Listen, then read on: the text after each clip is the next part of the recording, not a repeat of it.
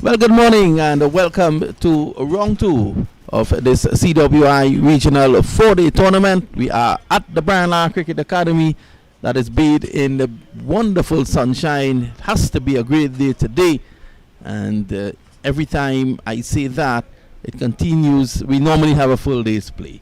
At the moment, we are here ready for the action. News from pit side is that the Windward Islands Volcanoes, they have won the toss. They have decided to bowl first. There is a green tinge out there. Probably they want to take advantage of that. And pretty soon we'll be giving you the lineup of both teams. Trinidad and Tobago Red Force. They are without Shannon Gabriel, who is injured, and Jed Gully has been replaced. So the full squad: Imran Khan, captain, playing his 100th match for Trinidad and Tobago, first class match that is. Congratulations to him.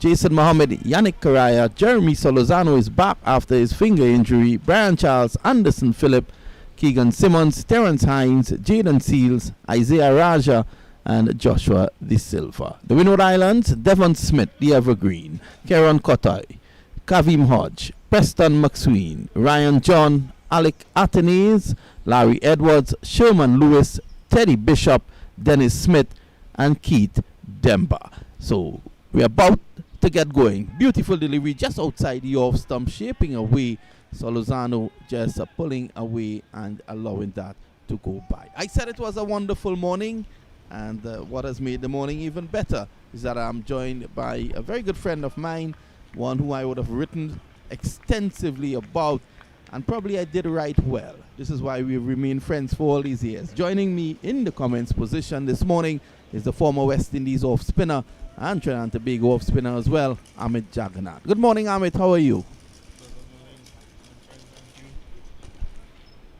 I appreciate the lovely introduction. This is a delivery again that's looking to shape away from the left-hander, but overpitched, and Solozano not looking to score at this point in time, just pushing it back along the track. So Amit would have played for Trinidad and Tobago on 63 occasions, taking 265 wickets, which is 265 more than me. Well, Amit, you must be happy this morning to see such lovely conditions for first-class cricket.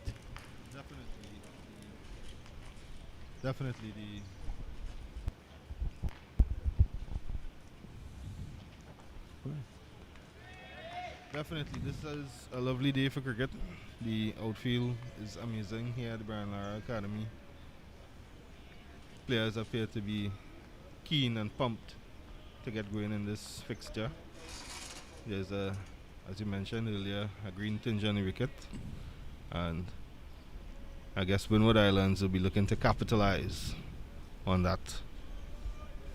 Yeah, winning the toss, deciding to bat first and to get whatever assistance there is. There's a very stiff wind that's blowing from the east, and you're seeing that's a lovely push drive through the covers. Runs here for Solozano, and again another delivery swinging away from the left-hander, but it was overpitched, and he was able to negate that swing and get two. So McSween just trying to find his range in this opening over, and he's looking to see if he can get the slipsmen into the business. All three of them. There's a gully, point, cover, mid-off, a very straight mid-on, and deep backward square on the boundary for the short ball. So just trying to find his way here, Amit. Yeah, McSween probably looking for early swing, went up, a bit overpitched, was punchy covers. In he comes again. A little bit closer, a little bit straighter. Solozano blocks or plays defensively, back to the bowler. So obviously Amit back in your time, winning the toss for Trinidad and Tobago, and Trinidad and Tobago fielding first. What would have been your captain's advice to this young man with the new ball? He has been a bit wide outside the off stump. You'll want him to have better use. What would have been his advice? What would have been Ganga's advice? He would have been your captain on many occasions. Yeah, definitely the advice would have been a little bit fuller, a little bit straighter with the ball moving away. Try to bring the fielders behind the stump into play, that the wicketkeeper, the slips, gully, entice him to drive through the vacant cover area. So I'm guessing McSween would be aiming to do same in order to achieve a positive result on their behalf. But he's getting the ball to swing away from the left-hander. We know that. He's also getting aid from the very stiff wind that's blowing from the east. And that will be the general idea. That first over, a bit up and down. But again, it's his very first over. He's trying to find his range. Batted very well in the last game. Remember, the Windward Islands coming into this game with a defeat against the Guyana Harpy Eagles. And I was given a lesson by you this morning on the Harpy Eagles. My very limited knowledge about the harpy eagle. It's a very large predatory bird that is predominantly found in the South American continent.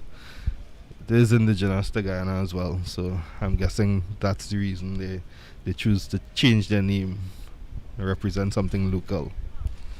And a predator, hoping that the results follows the name and they can eat up the opposition at this year's 4-day regional championship.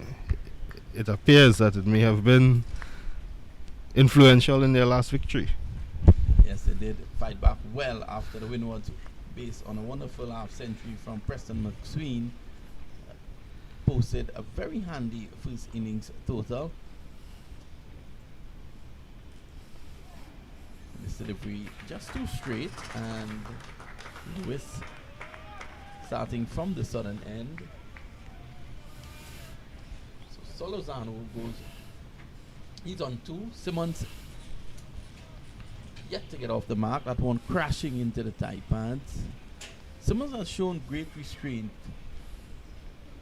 throughout the trials and in the first game as well. He got 38 out of the 81 that was required to win that first encounter.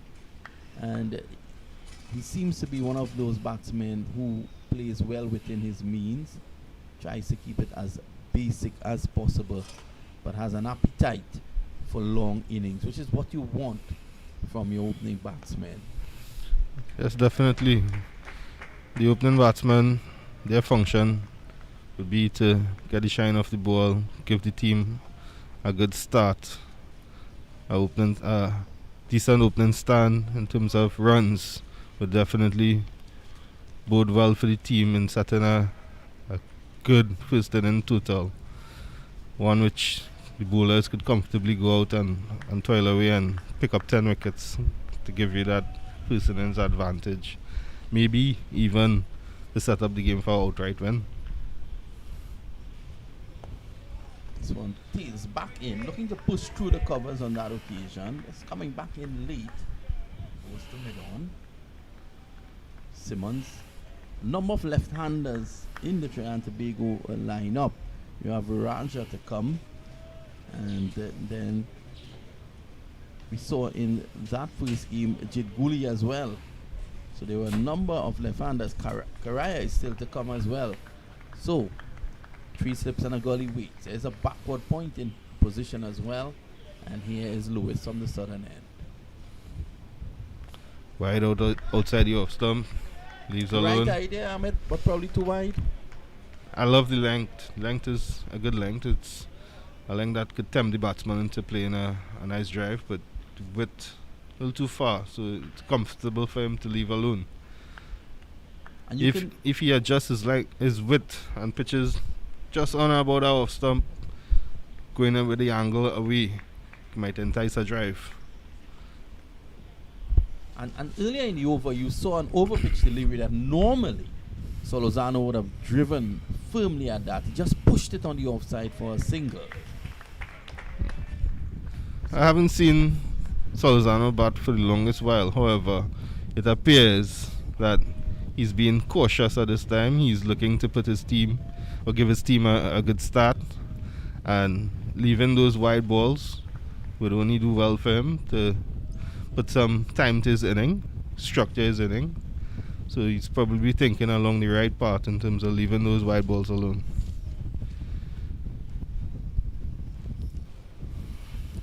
Here's Lewis. Showing good judgment on that occasion. There was Simmons.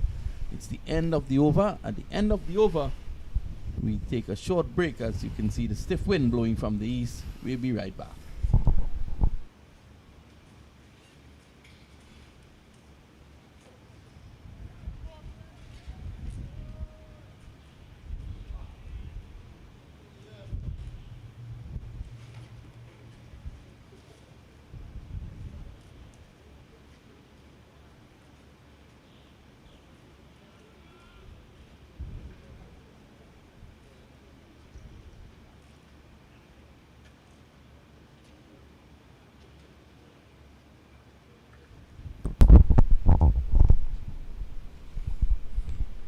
Close on that occasion there from Maxween, and Solozano showing good restraint, allowing that one to go by, but good bounce and carry on that occasion there.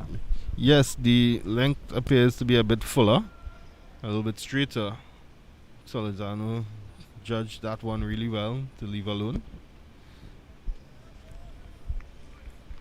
Again, it goes to him probably adopting the right mindset to get some runs under his belt, give Trinidad and Tobago a good start here today.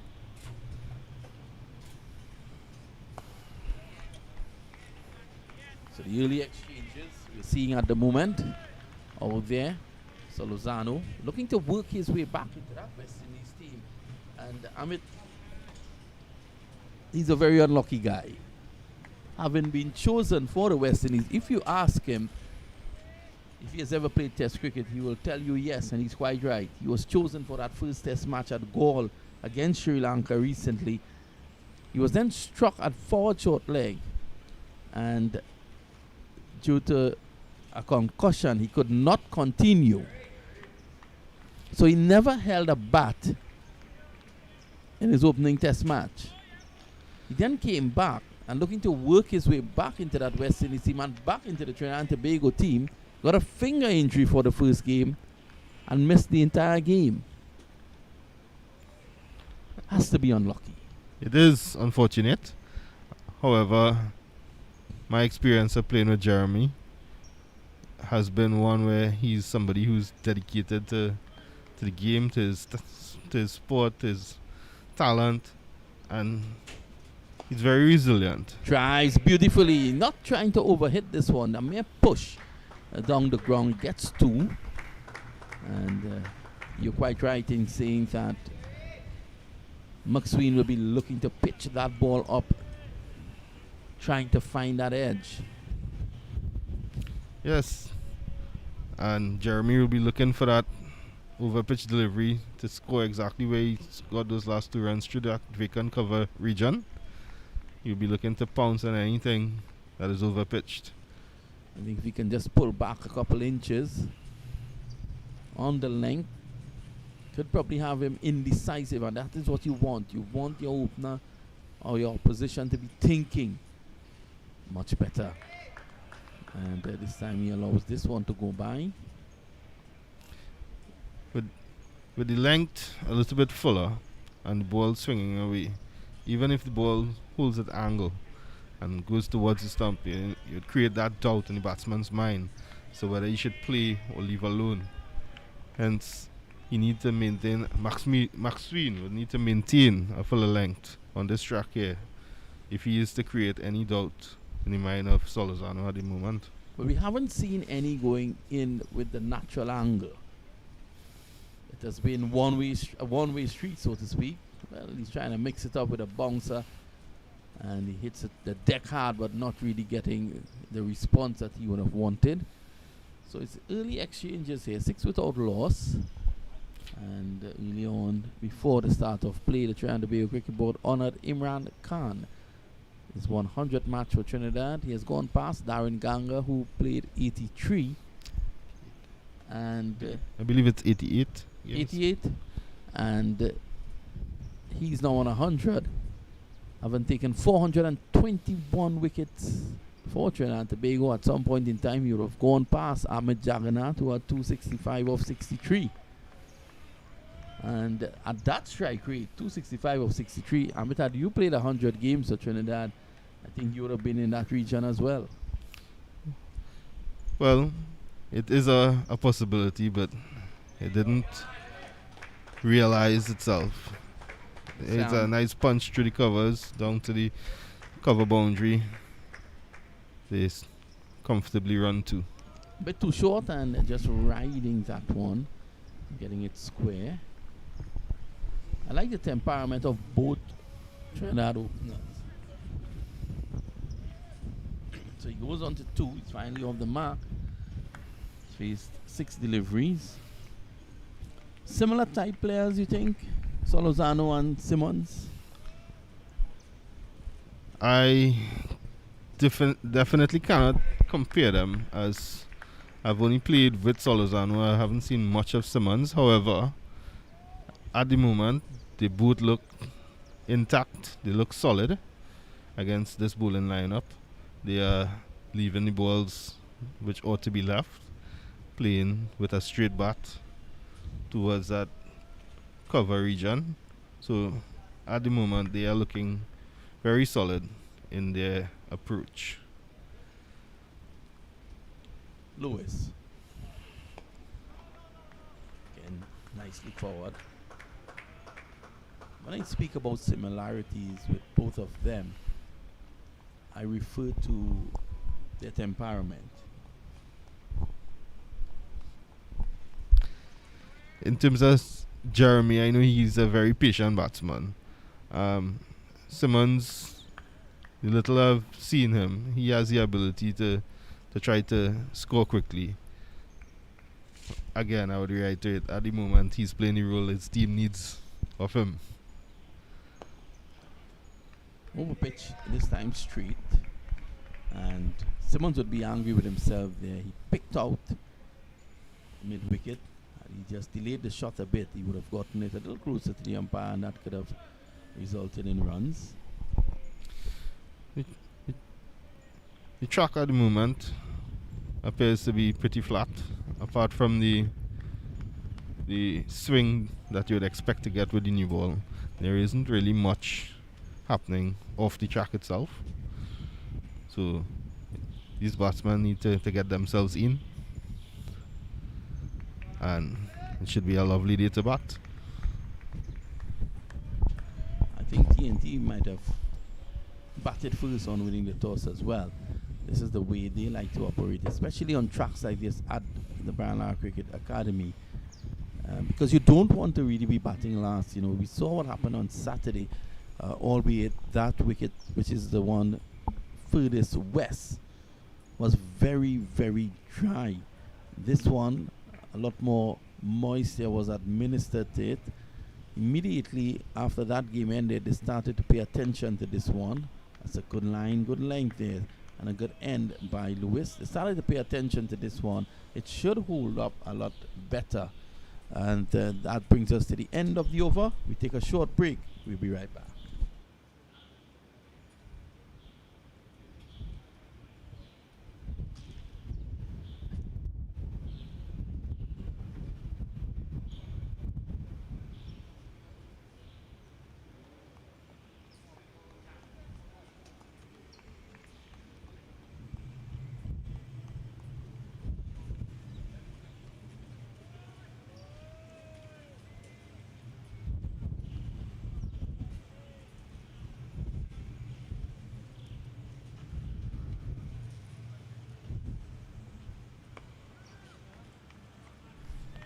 A short one outside the off stump. Solozano plays back solidly in defense. Ball pushes out the point. Very pleasant day for cricket. I thought I would have seen your dad, Rukam Jagannath here, former Alaskan Comets player, took a ton load of wicket in domestic cricket. I thought he should have played for Trinidad and Tobago. This time a bit too close, a bit too full. And Solozano is just right forward. It was a good length. There's the sort of areas, line that you would like to see the ball pitching. Move with that movement, little movement away. If the batsman is in his technique, could easily send a catch down to the slip cordon. So, again, well played by Solozano. Do you think, Ahmed, there's value in bowling one of the cross seam to get it angling in to the left-hander right now, as opposed to what he has been doing is feeding him a diet of deliveries, leaving him? That would be dependent on the individual bowler. It's if he's confident enough to deliver that ball, maybe afraid to overpitch or get too straight to the batsman. He's probably confident with his away swing, thinking that, you know, the probability of getting a wicket would be much easier. However, it is a very good option to have the batsman thinking that you're going to carry the ball away constantly, and the odd ball that slides on with the angle could hit him in front, create an opportunity for leg before wicket. So there are 3 slips and a gully, just waiting for anything outside that off stump. McSween continues. Of course, he's on the West Indies radar. Preston McSween did start well in the first game, and coming up shortly will be Vidya Ramphal. And Vidya would be able to tell us a little bit more about him, having seen him in operation in the first game against the Harpy Eagles at the Queen's Park Oval. So at the moment, just things quiet, and the opener's just trying to give Trinidad and Tobago a solid start while McSween and Lewis look to find their range. Yes, definitely.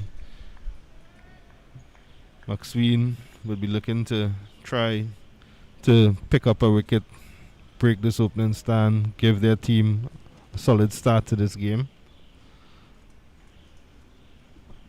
Over pitches again, outside off stump. However, Solozano just pushes out to cover solidly in defense. Not looking to score at the moment.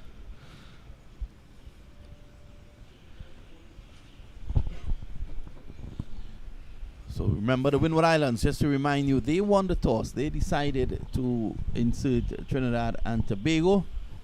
And I don't think it's a decision that would have left Trinidad and Tobago unhappy, because I think that they will always like the option of bowling last year on this track with the quality of Imran Khan, Brian Charles, and Yannick Correa to come into play later on.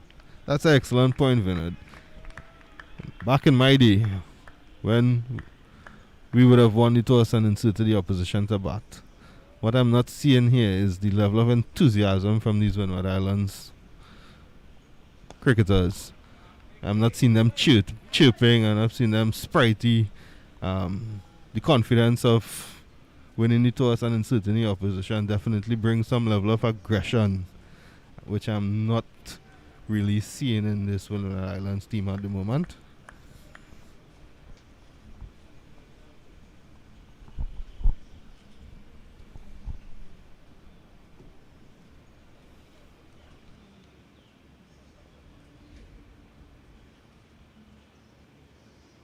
Yeah, well, I guess, I was having this discussion with Ronnie Bikram Das in the last game on commentary. That task falls squarely sometimes on the wicket keeper to keep the guys in the game. And we haven't seen that. You're quite right. We haven't seen that this morning. It's as if the Windward Islands players have gotten up too early. In the past, the responsibility generally falls with the wicket keeper, but in our day, we tend to choose a player to be the person, the live wire for the session or for hour, as the case may be. And it would be your responsibility to bring the energy, keep your teammates on top. Who was that person when you played for Trinidad? Everyone had the responsibility at various points during the course of the game, during the course of the play. Generally, you would find, well, in the early days, it used to be men like Dwayne Bravo, very energetic individual. Gibran Mohammed, as a wicketkeeper, he was a live wire behind the stump. Then, over time, the responsibility would have passed to a number of other players. So it was something that was shared around. And when you do that, you'd find you don't have to ask players to get involved. They find it upon themselves to play their part. This time, Simmons allowing this one to go by. The previous delivery, he played a naughty shot, one that held its line, and he was driving, and that would have gotten the Windwards a bit interested. They still seem to just be going through the motions very early on the opening morning of a match. Yes, as you mentioned, the ball earlier, prior to this last, he would have pushed at a ball, maybe in the channel where it's uncertain that you would score runs. So you're just trying to get a feel of the bat onto the ball, and that could have been dangerous. Sammy drives through the covers, runs here for him. He's going to come back for two. And that delivery over pitch. But again, you can see him not playing a full-blooded drive, being cautious. That is the manner in which an opening batsman should approach his innings. You need to be cautious instead of playing a full-fledged drive through the covers, which may cause a break or use of bad technique, for want of a better word, a mistake with your technique causing a wicket. The approach here is much better. I would listen to you, Amit, on that, because I know when you started your career, You are an opening batsman for Presentation College in Chaguanas. This time he is across and pushes it down to point. Yes, I remember you being an opening batsman for Presentation College in my early work with you as a journalist. After that point too, we will have a double change in the commentary position with Vidya Ramphal. He's going to come along with Anil Lakan. And Vidya might be able to tell us about those trees on the southwestern side. And my good friend Ronnie Bikram Das told me those are apple trees.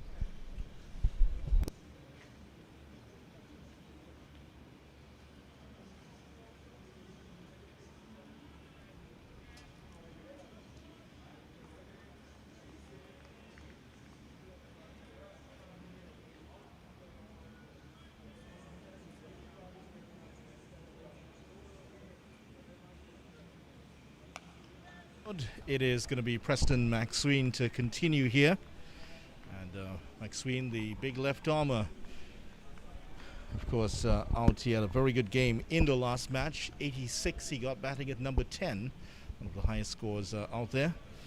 And very good play indeed for the Windward Islands. Very good morning also to Anil Lakan, who's joined me. How are you, Anil? I'm fine, thank you. Vidya?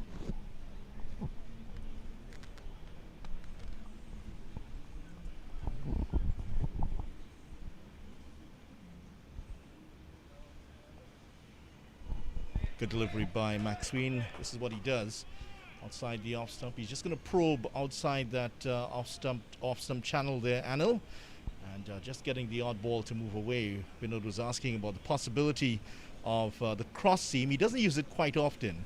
In fact, I don't think he used it very often at all for the variation at the Queen's Park Oval.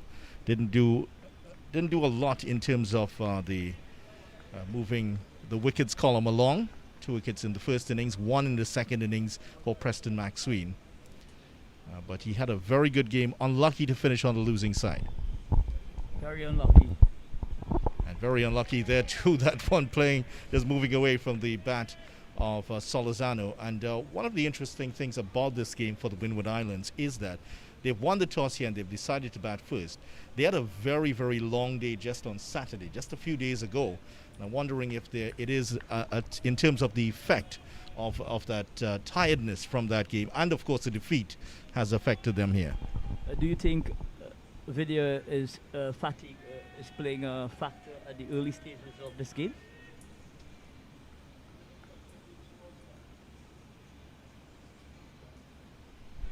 It's not fatigue, but it could be a bit of disappointment mixed in with that, as they narrowly went down by 1 wicket to the Guyana Harpy Eagles in that particular game.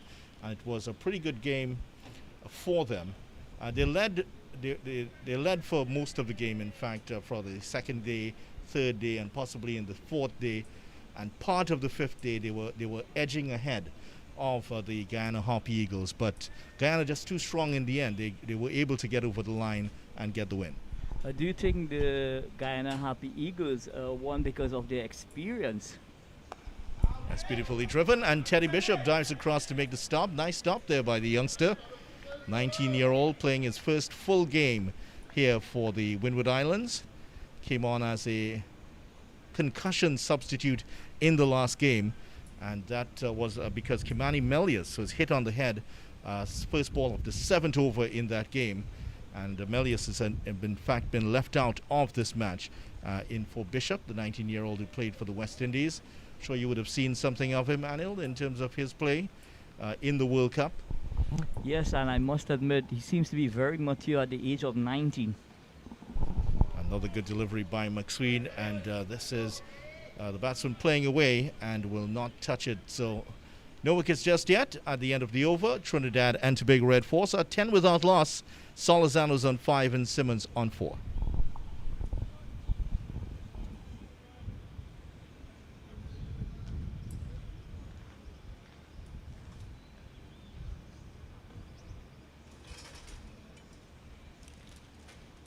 The game itself, Trinidad and Tobago just scraping by Anil in that last game, winning by 3 wickets. You would have seen that some of the play there. We were looking at it at the Queen's Park Oval while we were doing the Guyana game, and it was amazing to see what was going on. We were wondering what exactly you guys put in the water here for Trinidad and Tobago. Well, I must admit, the Trinidad and Tobago Red Force management team, I'm sure, they were really nervous, to say the least, and the batter seems to be going nowhere at one point in time. Yeah, the score was becalmed for a very long period of time. Of course, Trinidad and Tobago, with Captain Courageous Imran Khan, getting the team together at the end to cross the line. And it was a similar position at the Queen's Park Oval, where it was the experience of Virasamy Pumal that put Guyana Harpy Eagles across the line against this Windward Islands team. Now, this is going to be a difficult target. If TNT bat poorly against this Windward Islands team, they could be in serious trouble in this game.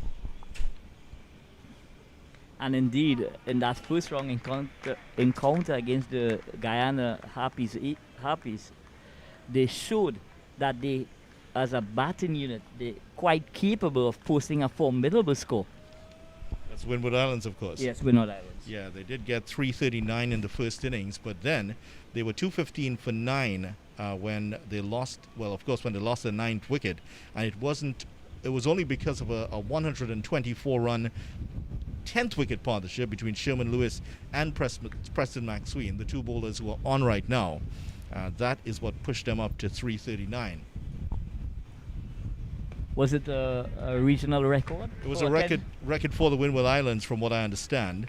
And they got 86 for McSween. Lewis was 31. So they couldn't quite repeat the dose in the second innings. But those two were brilliant for their team. They took wickets, they batted, they got runs. So it was a good performance from the Windward Islands lower order. And if Trinidad and Tobago would have learned anything, it's that this Windward Islands team has a lot of fight in it. They will fight all the way to the end. So they are not going to be easy pushovers for the TNT Red Force here.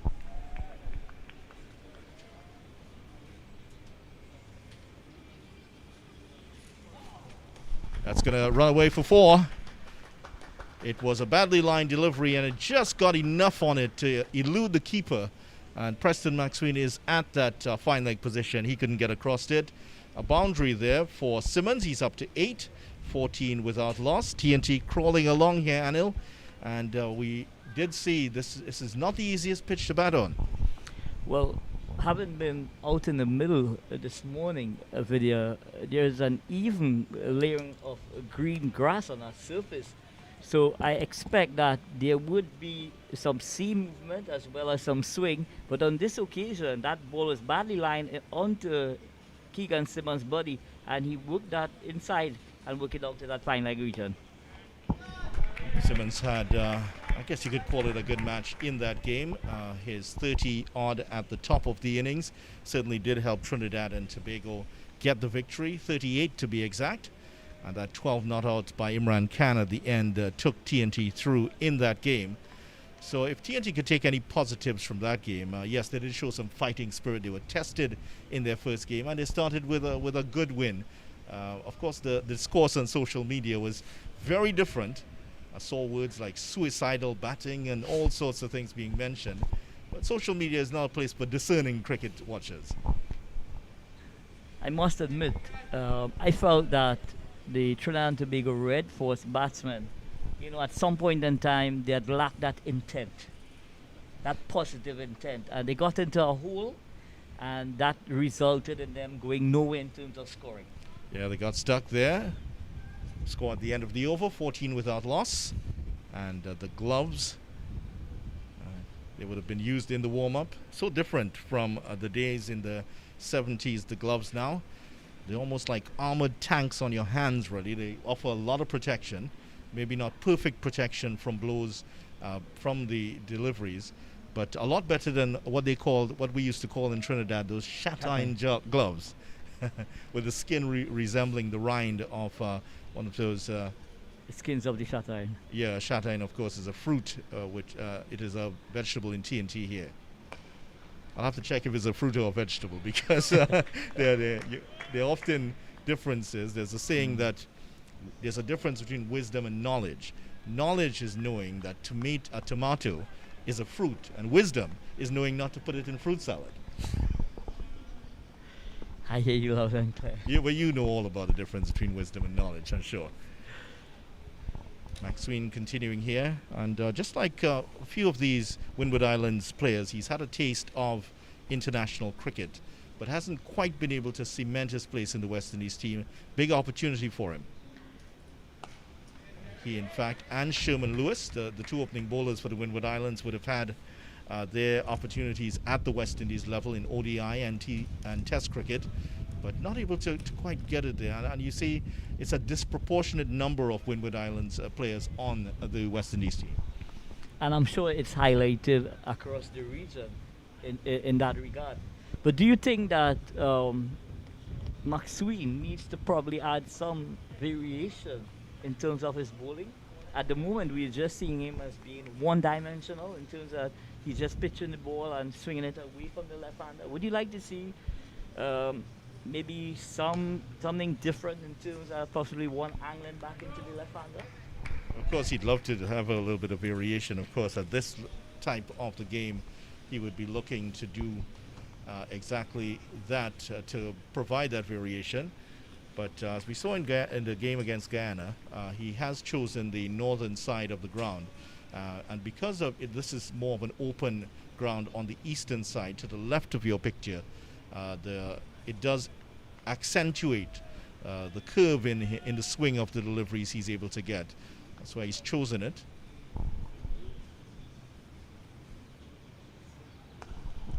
That's beautifully played, and that could run away for 4. Sweetly struck by Jeremy Solozano, and that runs over the ropes for 4. And a lovely shot indeed, got into position very well. Yeah, a textbook cover drive on this occasion from Jeremy Solozano, well executed. Didn't try to overhit it, just caressed it through that cover region. Solozano back in the Trinidad and Tobago team, of course, missing out in the last game because of a finger injury. Now back in here, looking pretty good. No signs of the finger giving any problems here.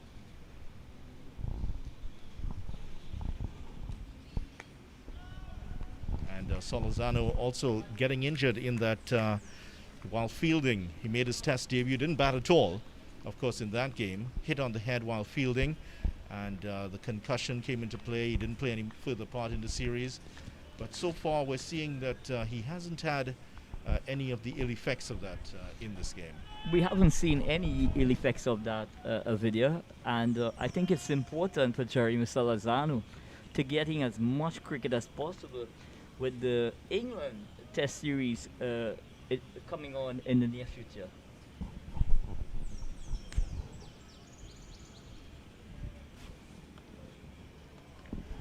Yeah, of course, that's a big part of what all of these cricketers here are thinking about as the over comes to an end. At the end of it, the Red Force, after being put into bat by the Windward Islands, are 18 without loss. In towards that West Indies-England series itself. West Indies-England, it is a series that everybody wants to play in. It is against the old enemy, as they call England, are called, not just by us, but all of the other cricket nations that have been former colonies of England. It's the one that everybody wants to play in. But do you feel that there are some places up for grabs in that West Indies team, in the sense that not too many players will be on that team sheet already, in a sense? Well, I'm sure based on recent performances of video, they're definitely, the selectors will be looking in a different direction. And it will be interesting, to say the least, you know, which of these youngsters really put their hands up and, you know, aggressively pursue wanting to get on that West Indies team. Slight hold up here as the bowler standing with his hands behind his back a little bit there. Any predictions of video? Batsman just getting ready. And of course, in this particular, in the West Indies series coming up, Solozano is one who was the incumbent, so to speak, in that last series. Got hit on the head, didn't play any further part. And I think he would have been wanting to play in the series. Unfortunately for him, that finger injury kept him out of the first game. And now in the second game, you feel that he has to get some runs here. I honestly believe that he will make every effort to ensure that he gets a big score and to remind selectors of his mental and technical fitness. Edged it and caught at second slip. Alec Castanets will not make that mistake, and the first wicket goes down for the TNT Red Force, and Simmons has been caught at second slip for 8, and that is the Windward Islands celebrating their first wicket. And Simmons, they're playing at one outside the off stump, shouldn't have played at it, but he's gonna head back to the pavilion, and that is a good delivery from Sherman Lewis, and he's taken the first wicket here. Yeah, on this occasion, Sherman Lewis pitching that ball all about that off stump, and Keegan Simmons was guilty of playing away from his body. Yeah, playing away from his body, and it goes into the safe hands of Athens at the second slip position. So first blood for the Windward Islands Volcanoes. Yes, it is, and there is the Windward Islands celebrating their first wicket. So within 40 minutes of play, they have prized out one of the TNT batsmen. And Simmons, we know if he gets in there and he can stay for a while, he scores very quickly. But just doing the bulwark, 25 deliveries he faced, and has to go now. So he'll have to rethink his strategy here. And Preston McSween and Sherman Lewis have done well here. It's Isaiah Raja is going to come in now, and Raja is one of those young players. A lot is thought about Raja. Everybody has a lot of time for him. The son of the former TNT player, Anil Raja, of course. And Anil just, Raja just is under about 24.58 is his average. And he still needs to do a bit more in terms of getting the runs to attract the selectors at the high level. Well, I'm sure he's aware of what needs to be done, Ovidia. And I must admit, he has been working tirelessly during the trial games, on and off the field. He has been really preparing himself.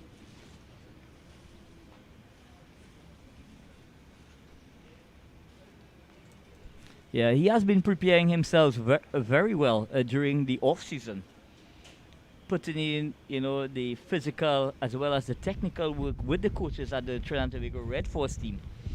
And much is expected of young Isaiah Raja.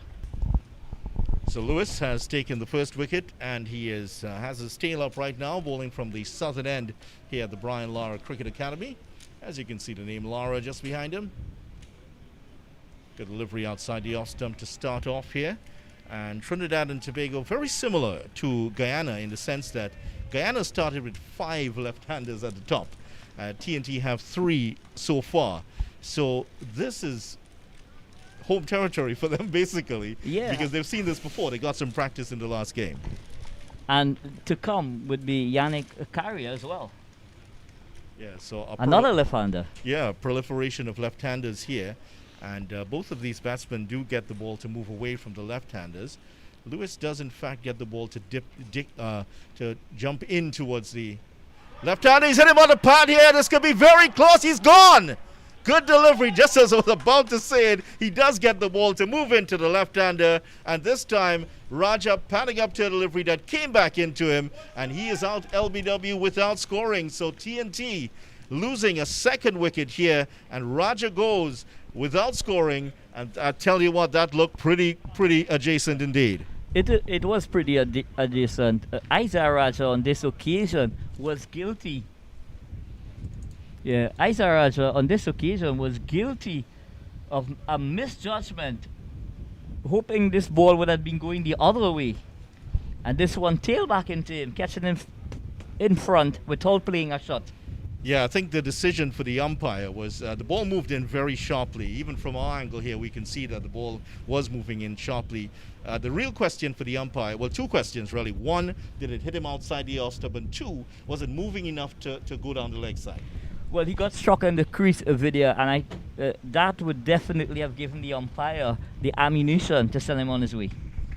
All right, so Jason Mohammed coming in and just getting a little word of advice there from Preston McSween, the old pro. Just say, welcome to the crease, son. You will be heading back soon, he probably will tell him. As the old Fred Truman used to, the former England fast bowler. In those days, I'm sure you would remember there would be a gate to allow the players to go in. Fred Truman was very fond of telling the man at the gate, "Leave it open. He's coming back soon." So Very hilarious.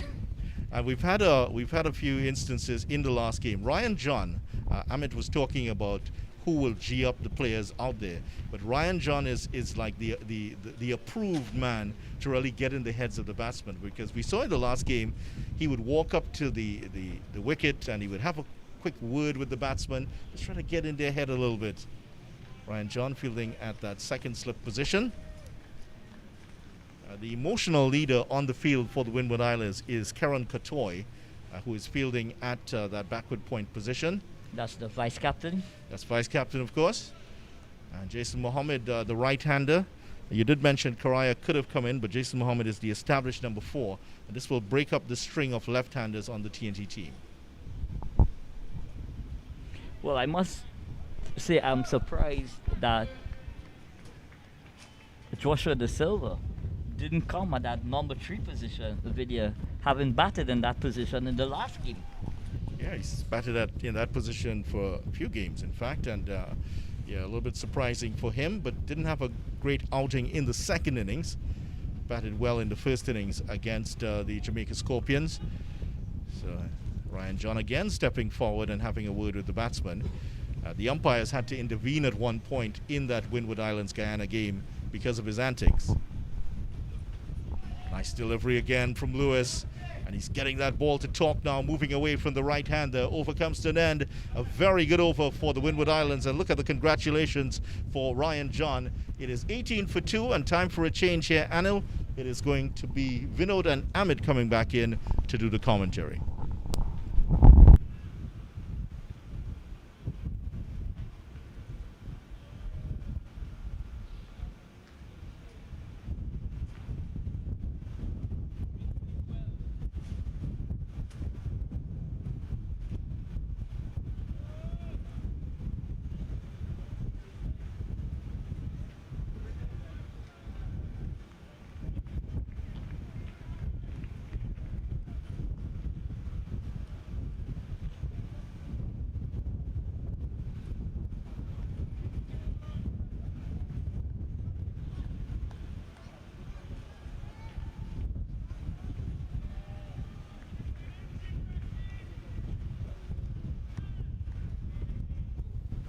Well, welcome back. I want to thank Vidya and Anil. They were very prolific with the ball, as TNT are now 18 for 2, but take nothing away from a young Lewis. He has been bowling well and reaping the rewards. As I welcome back the former West Indies off-spinner, Amit Jagannath.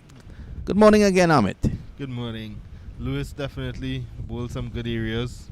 The last couple of overs, picking up 2 wickets. Raja not playing at a ball that he should have played.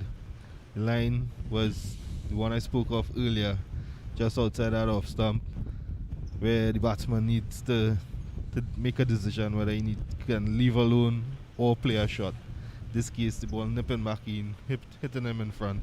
No shot offered. And unfortunately, he has to see the pavilion. But I think that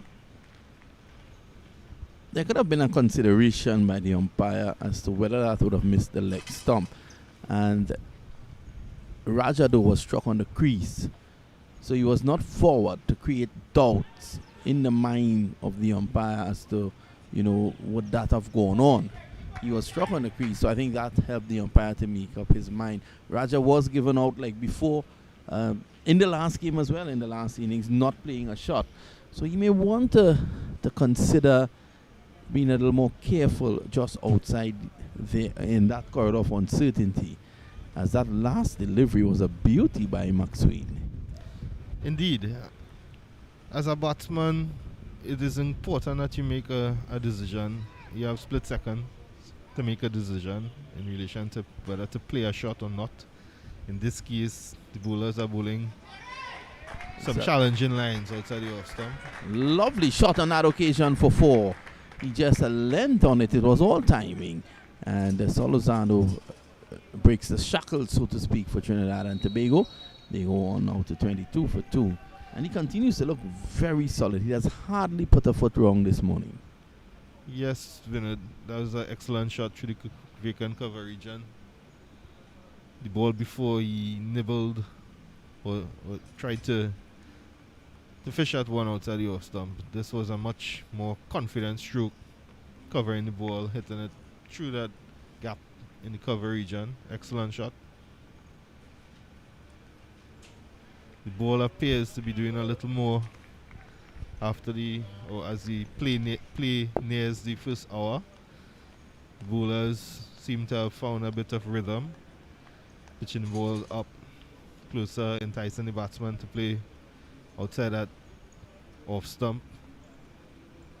The movement going towards that slip region away from the left-hander, creating a little bit of doubt or challenge for the batsman at this time.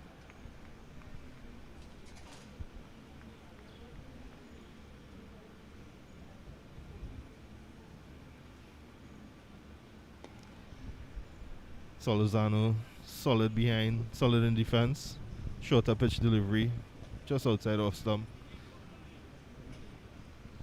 So Solozano has looked good. You know, he's looked as if he wasn't really away from the game. And at the moment, he has to play a big hand. TNT will want to produce a good first innings effort. I agree. He's definitely one of the players that you would depend on at the top of the order to give the team a solid start and set a platform where we could go on and score a huge total or large enough total to bowl at. He's solid in defense at the moment, and the more time he spends at the crease will augur well for him in terms of his scoring ability. Well, did Jason Mohammed pull out of that?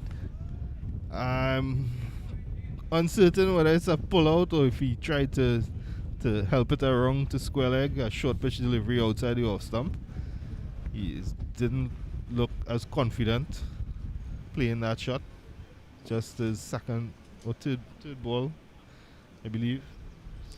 Second delivery. And not a shot I would like to see Jason playing at this time. Well, Jason has a big role here. He's an experienced man, and the Trinidad and Tobago will need him. He leans forward now, and his experiences at the end of the day, Jason Mohammed has served Trinidad and Tobago as well. One thing, you would have played with him. Yes. And one thing, he's a man for a crisis situation. He is. He definitely puts his hands up in some tough situations. I would like to see Jason spend a little time at the crease. So as long as he's there, the runs will come. He has that natural ability to score runs. Oh, that's a beautiful delivery. And he's out caught. He's out caught. Well. Umpire rammed the knee, has given him out caught behind, and Mohammed could not believe it. He's slowly walking away, and he has been given out caught behind. From his reaction, it does not appear that he would have made contact with that ball. We don't have the benefit of Snicko, but we have the benefit of a replay. Let's see what we can see from this. Well, the wicketkeeper was very, very confident. I cannot confidently say that I've seen the ball deviate away from that edge. If it was an edge, it was a very, very faint edge. Yes, unfortunately for Trinidad at this time. 22 for the loss of 3 wickets. Jason Mohammed makes his way to the pavilion after being caught behind. Well, the Trinidad and Tobago players, even from the last game, they were very unhappy with the umpiring, and it continues. So I don't think we'll be having dinner with the umpires tonight. Do you think, Abit? Umpire Rajkumar, I stand corrected. It was not umpire Ramdani, it was umpire Rajkumar. Yes, Amit. I definitely wouldn't have appetite for dinner if I was put out in that manner and having not touched the ball. But without the benefit of the technology, we cannot definitively see whether there was in fact a faint edge or not, and nonetheless, Trinidad at this time 22 for 3 within the first hour's play. But Not a position we'd like to be in at this time, Vinod. But you're a man of the law, so we can gather evidence, and we can probably, just put it out there. There was no deviation. Clearly, we would have seen that there was no deviation after the ball passed the bat. Agreed. There, with the naked eye, it's difficult to see any deviation whatsoever. However, if there was in fact contact, could it be that a wrong message is being sent? I would not like to think that that is the case. Well, I will ask our technical guru, Ronnie Bikram Das, if he can bring that back up for us. And let's analyze that a little more. Mohammed looked totally shocked, but the wicket keeper, from the moment he caught the ball, he was up in the air and he was celebrating. Even the bowler, I believe, was very enthusiastic after the ball passed the bat. He showed some interest. Lewis at this time is creating some discomfort for the Trinidad and Tobago batsman. Karaya with that first ball was not very confident in how he handled it. This one glanced down to the fine leg region for But one. Karaya off the mark. Karai is one of those players who would absorb the pressure. You would have played with him at Queen's Park. Tell us a bit about him mentally. I think Ronnie is ready for us. Let's have a closer look. Bat definitely seems to be close to the ball. Again, Well, the bowler did not show any sort of enthusiasm. He was honestly, in situations like that, barring the batsman, the bowler is in the best position because he's closest to the batsman to see what's happening. Quick single on the offside. And this is something that could help. Strike rotation, just to put a bit of pressure on the Yep. fielding team at this time. Break that confidence, rotating the strike is a critical way in dealing with this pressure. So it's the end of the over. At the end of it, we take a short break. We come back at the BLCA.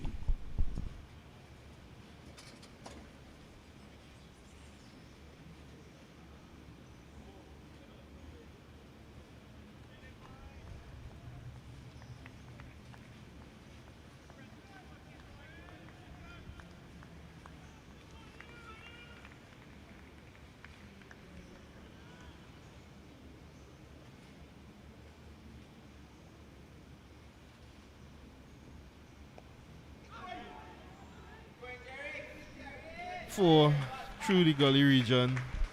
Loose shot from Karaya just over the head or through the hands of the fielder at gully. He earns himself a boundary,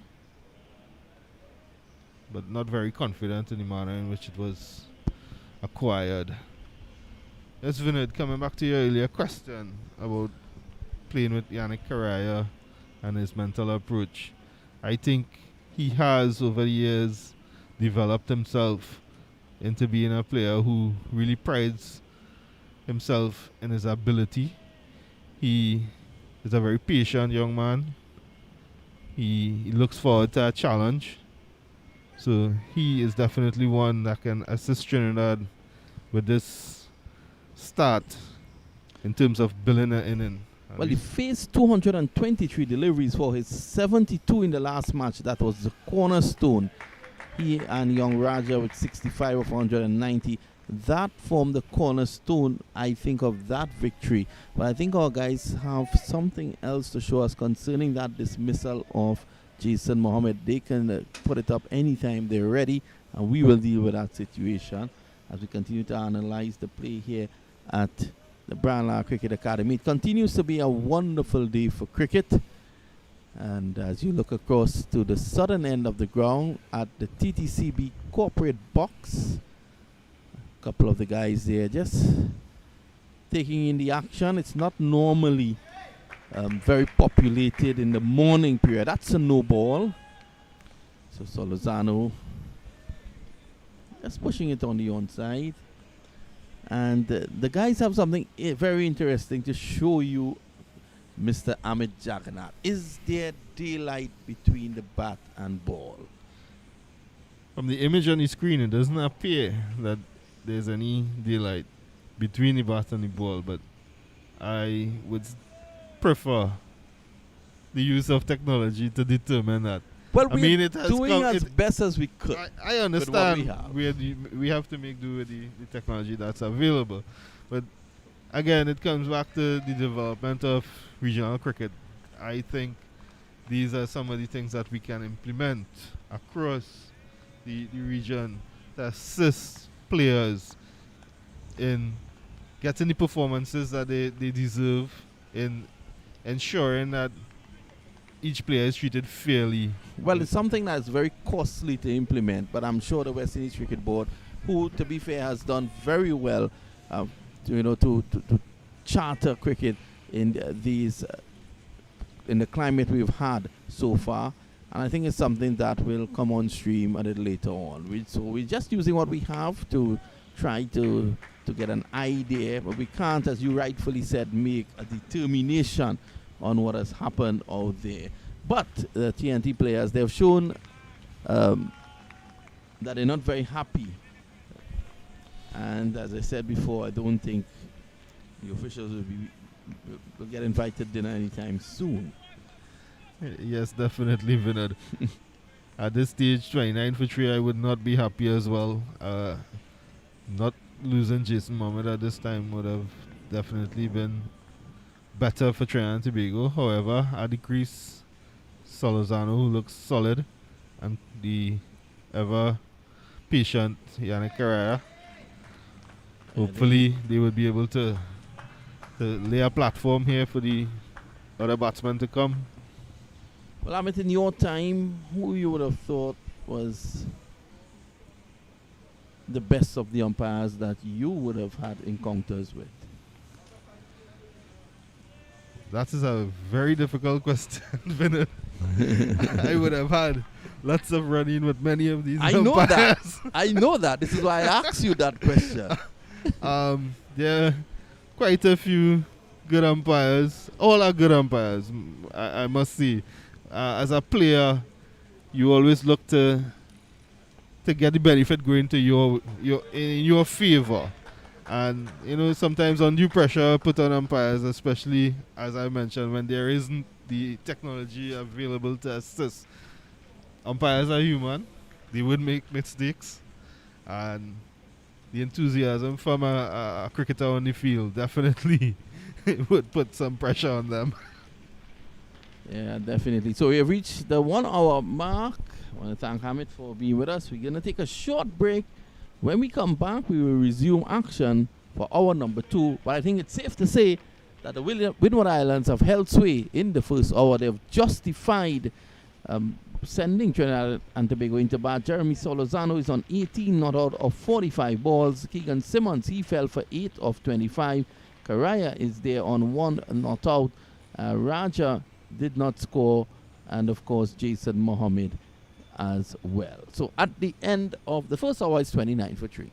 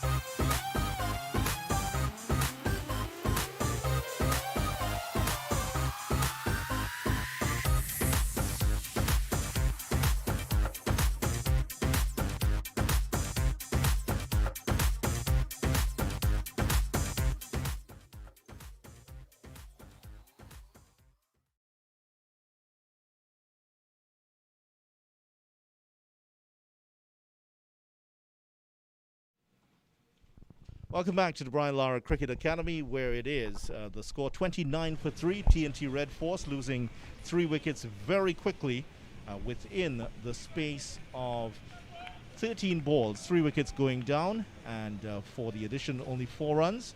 And there is the danger man. That's the man who has triggered the slide early here in this Trinidad and Tobago team.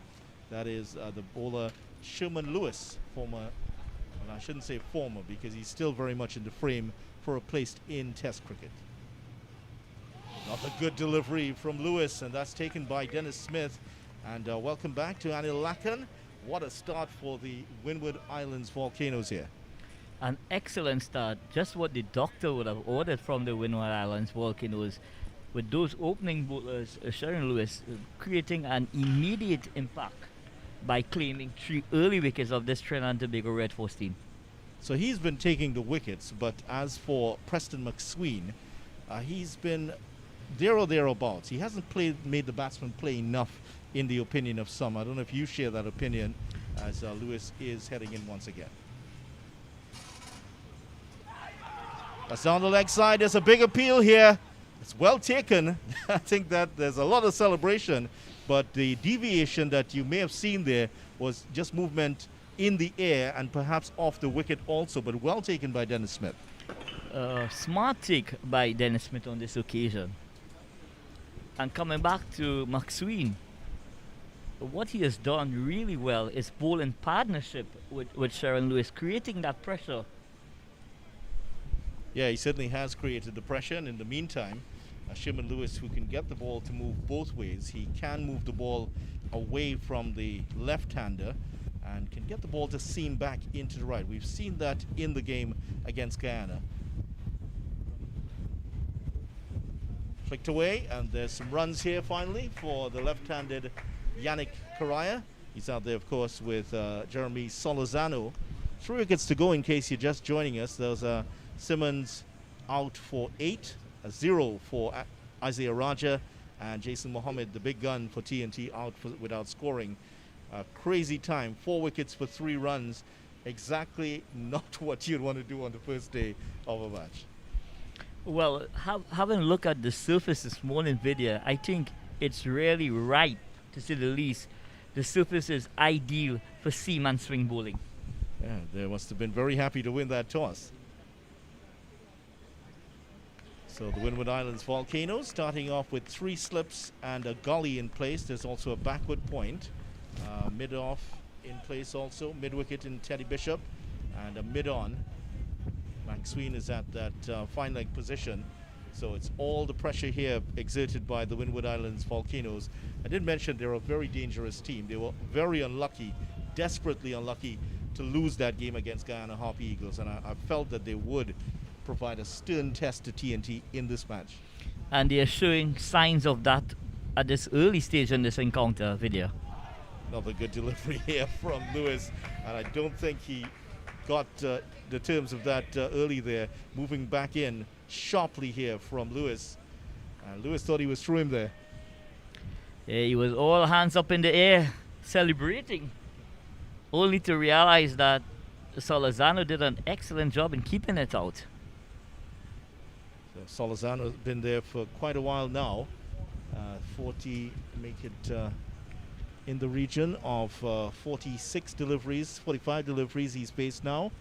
Jeremy Solozano lost his opening partner, Keegan Simmons already, Isaiah Raja gone, Jason Mohammed gone. And you would think that coming up next for TNT would be Joshua De Silva. Let's push down the order here. Wider from Lewis. And Lewis continues to threaten here. At the end of the over, it is 30 for 3.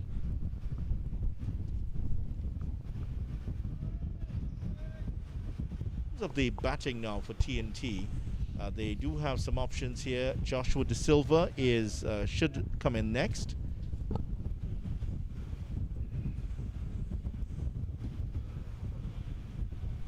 And this is what's happened so far. 8 for Simmons, 0 for Raja.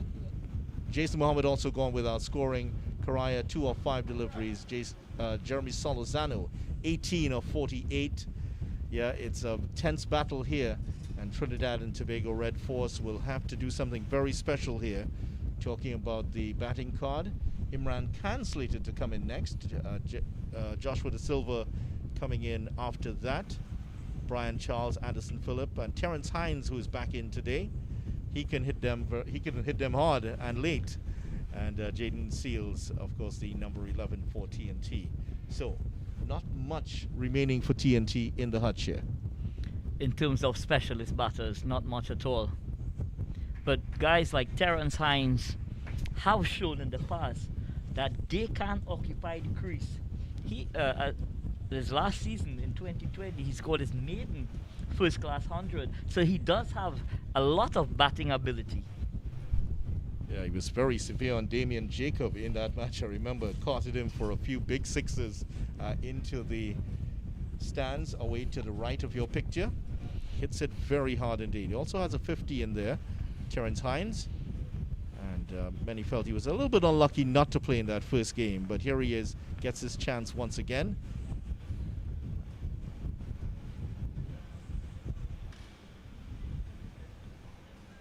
That's what McSween has been doing. If anything, he hasn't, as we mentioned, made the batsman play quite a lot. And unlike Lewis, who can get the ball to move in both directions, which has made him deadly, McSween has not. He's resisted the temptation to bowl that one cross seam and attack the stumps.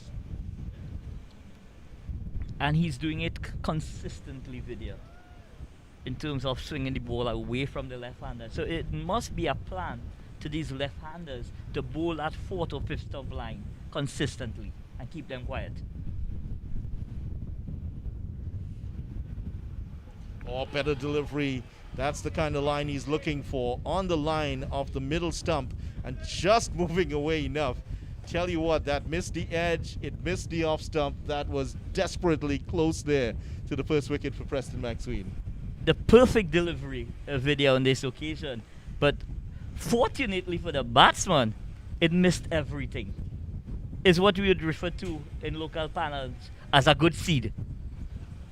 I think you'll have to explain that one for the international audience. Here's the delivery once again. Here's Preston McSween. Take a look at this, Anil. We may have to come back to this.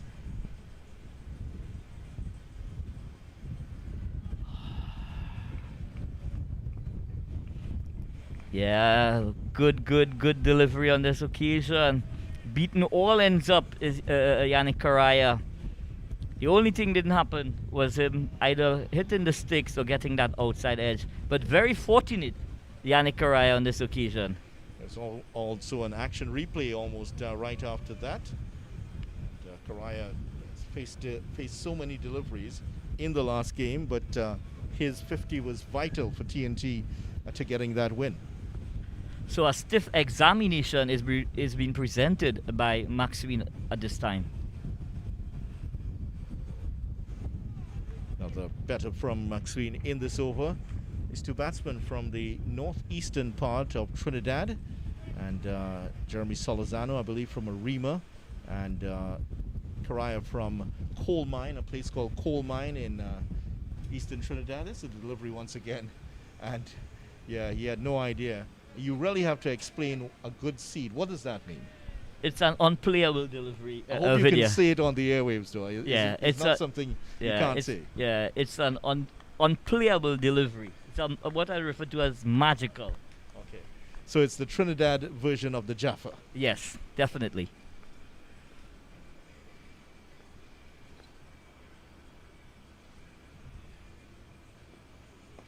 That's a good delivery here from McSween. He's found his line and length here, and pretty much in his 8th over. The over comes to an end. At the end of it, TNT Red Force are 30 for 3, and signs of consolidation happening here. Yeah, these. And the sign there, of course, the 400, that representing Brian Lara, as we, of course, at the Brian Lara Cricket Academy, that 400 representing the test score, highest test score for Brian Lara, highest score ever in the history of Test cricket, 400 not out, which he scored back in 2004 against England at in Antigua. I'm sure you would have seen that innings. Yes, I definitely would have seen that innings. amazing that Brian Lara was able to score those two record-breaking innings, same ground, 10 years apart. And certainly these batsmen would hope to emulate, these two left-handers would hope to emulate the ability of Lara to stay in such great nick over a 10-year period. Imagine that you're playing cricket at the highest level for 10 years and you scored 375 in 1994, return in 2004 and you scored 400 not out. Amazing. Amazing, because Brian Lara as a package is a genius. Yeah, he certainly is. And Brian Charles Lara, that's why his name is on the stadium. It's not named after anybody in this room, I can tell you that. So not yet, at least. Anil, a few more stints in the commentary team, and we may have an Anil Lakan stand here. I don't know. But I think that if anybody should get a stand here, it should be Amit Jagannath, who has some outstanding performances for TNT. Amit absolutely loved playing against the Windward Islands, didn't he? Took quite a lot of wickets against the Windward Islands, and it was one of some of his best performances.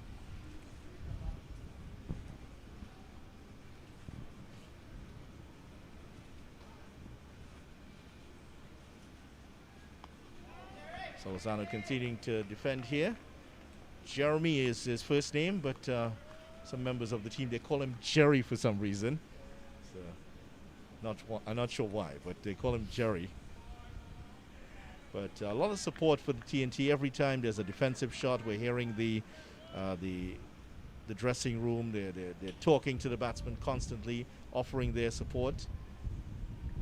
Vital part of the game. And I'm sure the Trinidad and Tobago Red Force dressing room is well aware this is a very tricky period in terms of this passage of play. It's forcing the batsman to play a lot more is Sherman Lewis. Now let's take a look at the options here for the Windward Islands Volcanoes, because these two batsmen are getting on in terms of their spells. Preston McSween finished 8. Lewis is now into his 7th over, and we are into the 2nd hour of play comfortably. As for in terms of the options for the Windward Islands, they have tended to go with Ryan John as their first change, so we might see him in a little while. Let's try that's Katoy, good fielding again, and he's a live wire for the Windward Islands, very much the emotional leader of the team. Good fielder. He did miss one chance that he really should have taken in the last game, dropped Vishal Singh early. Singh went on to make 93, and that proved to be an expensive miss for the Windward Islands in that game. But in terms of the options for Windward Islands, Katoy is one. He didn't bowl in the last game, so they might go for Ryan John, who is very early in his career. They also have Kenneth Demba, who took 9 wickets in the last game. He's another option, the off spinner, and they do have the slow left arm orthodox spinner in the squad. That's Edward, and he also took some wickets in the last game. End of the over, it is 30 for 3.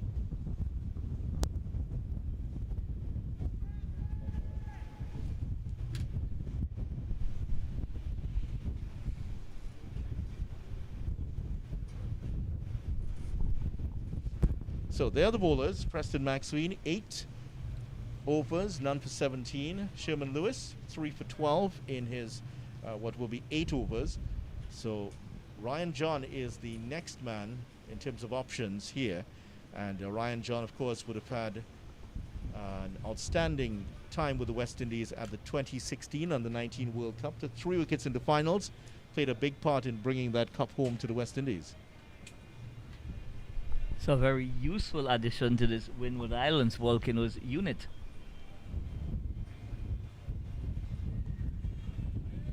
Some work there for Dennis Smith. Had a tidy game behind the stumps there, but McSween just very well. This should be his last over. He's starting to show signs of tiring now. Yeah, it's 8 on the trot now. It's expected that he will be tiring now, having given it his all during the spell in supporting Lewis from the other end. These two, McSween and Lewis, they are pretty close. They're pretty tight, as the young people like Amit Jagannath say these days. Yeah, I think that's what they say these days, don't they? Good friends. Well, I'm younger than everybody in the room here, so I have to ask what the young people. I can't ask this group what the young people say. But anyway, yeah, they're pretty tight in terms of their performances. Now, the Windward Islands have an interesting little award they give every day. It's called the Lava Man Award. So at the end of every game, they interview the player that gets the unofficial Lava Man Award. And after the first day, rather the second day, it was Preston McSween and Lewis who shared the Lava Man Award, because they put on that 124-run partnership and then took wickets after that. So interesting to see. Right now it seems that Lewis is in line to get the Lava Man Award. He's definitely the front runner. It's a little bit inconsistent in terms of his line here, Preston McSween. So we might see Ryan John coming in shortly. There could very well be a double change. Ryan John, right-hander, medium pacer in fact. And we might see Kenneth Dember, the off-spinner from St. Vincent. Now he bowled brilliantly against Guyana. Very simple in terms of his off-spin. Just his method he was explaining is just, I just try to find the right line and length and let the pitch do its work. He explained his method in the last game. 9 wickets, most of them taken over a day and a session. Driven beautifully past Bishop. That could run away for 4. We haven't seen too many boundaries for this match. And there is another one that's driven away sweetly. And for once he's overpitched here, and Solazano was able to cash in. He moves up to 22, 35 for 3. So excellent cover drive on this occasion. McSween on this occasion just guilty of pitching that one up to 2 for.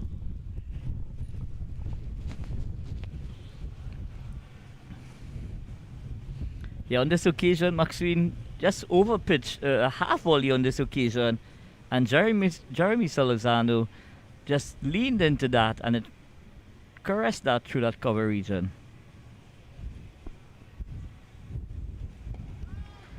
Better comeback delivery there from McSween, and more fielding to do here for Bishop. So the off spinner, and if you were the off spinner, where would you want to bowl here? I should really ask Amit Jagannath. I'm sure Jaggi, I'll ask Jaggi for a moment. You would want to bowl from the southern end, which you would have done at the Queen's Park Oval many times. Of course, there was a difference at the Queen's Park Oval before the stands were built and after. Yeah.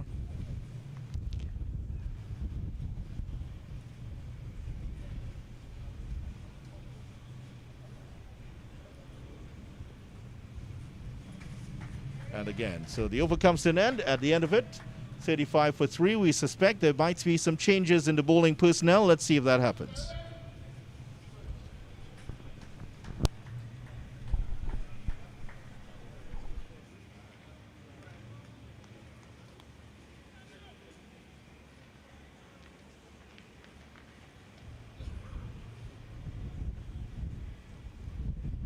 So 501, there's another one of the great scores by Brian Lara that came against Durham, 1994.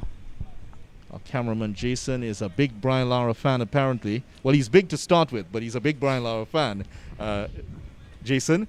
And that was also another special innings for Lara. Special indeed, Video. No one has been able to emulate that score thus far. That's an interesting story about the man whose record he took. Well, we're not going to see a change here. And who would want to drag the ball away from Sherman Lewis? I don't think 10 wild horses could drag that ball out of his hand right now, because he is well and truly all over the Trinidad and Tobago team at the moment.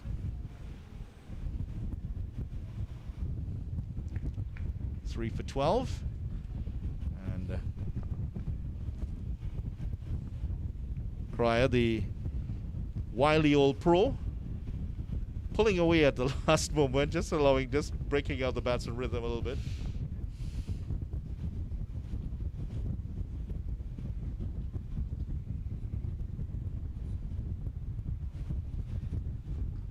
No ball. Stover stepping a little bit. And Lewis's figures, 8 overs, 3 for 12. Very well. And in terms of what he's done well, he's made the batsman play a lot. But then that late movement is really affecting, has really threatened the batsman. He's taken the wickets through it. Are we seeing a plan here, a video with that short fine leg coming into position? Just around the corner? Could very well happen.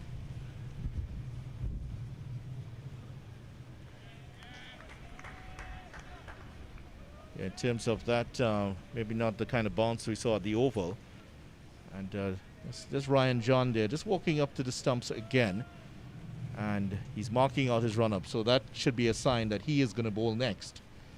But I think this should have been done earlier.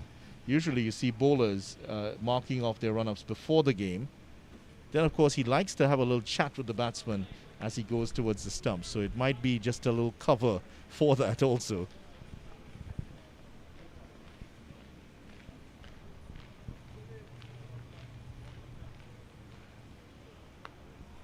Perhaps also checking the mark for the keeper. Lewis continues here, just 4 balls to go in what we suspect might be the end of his spell. Noticeably not quite as quick as he was earlier. And he, at this stage in his spell, Vidya, is obvious now fatigue and tiredness will be kicking in. To be, as a fast bowler, it takes a tremendous amount of energy, you know, to perform your job. Nicely played away on the leg side. Just 1 for Yannick Karaya. Score moves on by 1, of course, to 37 now for 3. Yeah, so they're crawling along TNT, but this is going to be a very important partnership. These two have to build a partnership here. But in terms of the interaction, both of them aren't exactly going to score very quickly. So it could be very slow. It's going to be attritional in this terms of this partnership here. Well, both players basically, you know, play in the same way, if I may say so, in terms that they build an innings. So they're not going to be ultra aggressive by any stretch of the imagination. They will wait until these bowlers tend to bowl to their strengths and then try and execute with their scoring opportunities. Yeah, they build their innings block by block, if you put it that way. Thought about the single, but Katoy is very quick. And he showed that he just got there very quickly. Even though he has some speed, but he has a little bit of that Paminos Ballantyne in him as countryman. Runs all the way throughout the day. So very interesting looking calisthenics being done by Ryan John. Now he does that before every spell, and he does the same things. He does what looks like a yoga stretch, and then this one that, should we call that the downward dog in yoga? I think there's a position that they do also. Yeah, he does this very often. We saw that at the Oval also. Nicely driven away, and another no ball here. So that's 2 more runs to the total for the batsman. And so 2 no balls in the over. So perhaps a sign here that he is starting to tire a bit, Sherman Lewis. Yeah, a little bit of indiscipline, if I may say so, is starting to creep into his bowling. Yeah, so Lewis now just maybe feeling the effects. He did bowl a lot in that last game. Didn't bowl terribly a lot in the game against Guyana on the final day on Saturday. Bowled a spell which picked up a few wickets in the early part of the piece. But then after lunch, it was Kenneth Demba that took the 5 wickets to almost take the Windward Islands to victory.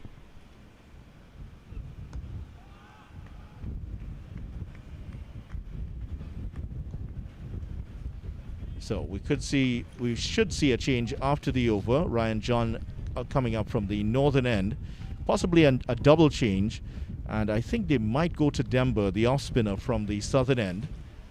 And in terms of the off spinner, Demba doesn't turn it a huge lot, but he is very consistent. And I'm sure when he comes in, Amit Jagannath, who will be in after the over with Vinod Mamchan, they will be able to analyze what happens with him in this next over.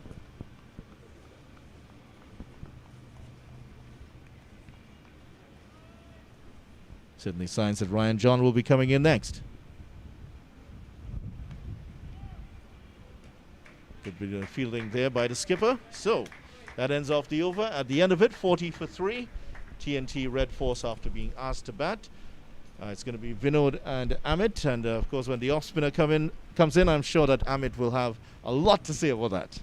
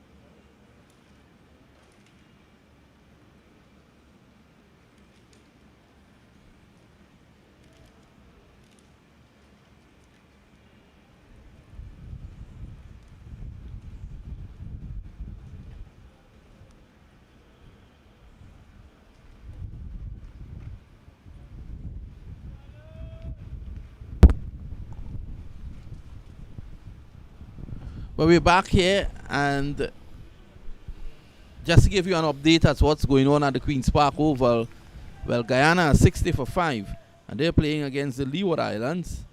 And just to run through the scorecard for that game, Shimon Hetmaya got out first ball obstructing the field. Have you ever obstructed the field, Amit? No, I haven't. I cannot say that I've ever seen such a dismissal throughout my career. Yeah, so Tejan Chandapal, he got 5. Chandrapal Hemraj 9. Shimon Hetmaya obstructing the field, very first ball.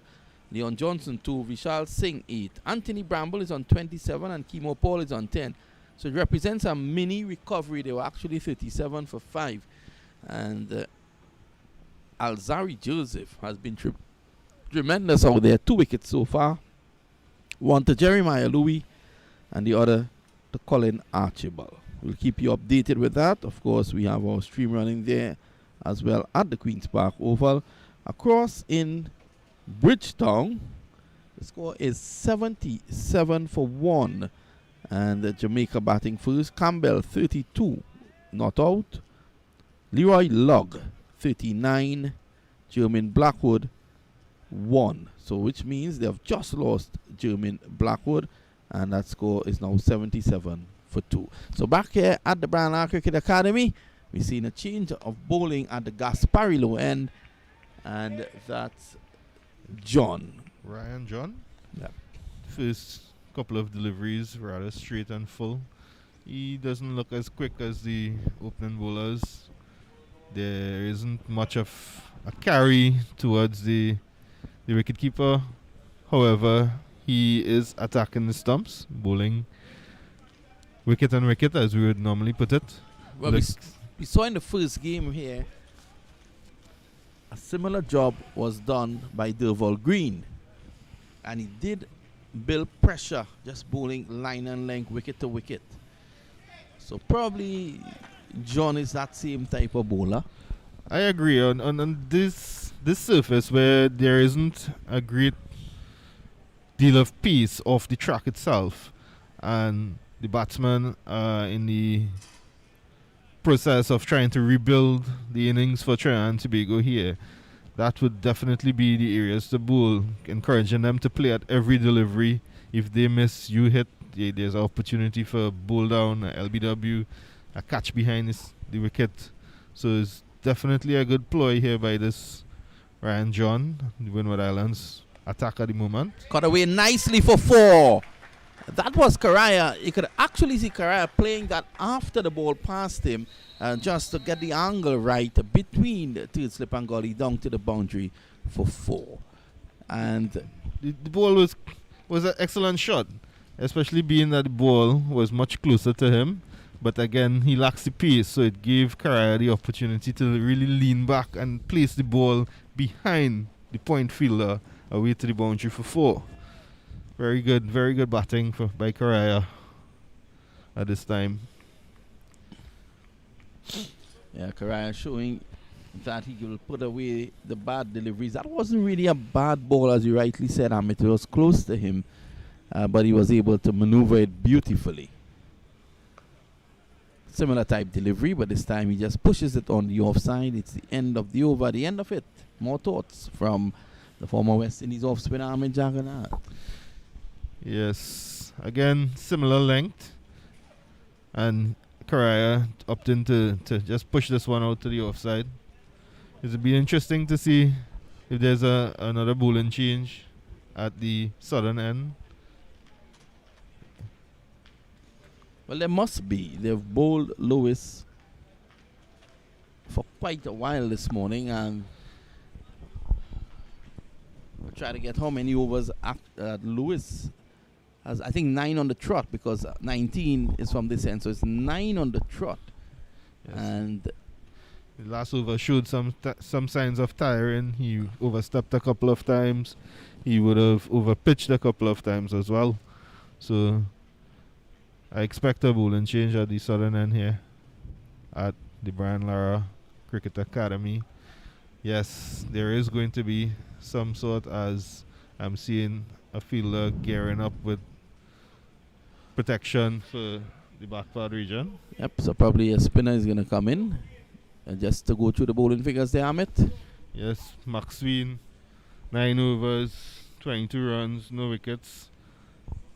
Lewis, 9 overs, 17 runs, 3 wickets. Excellent bowling effort.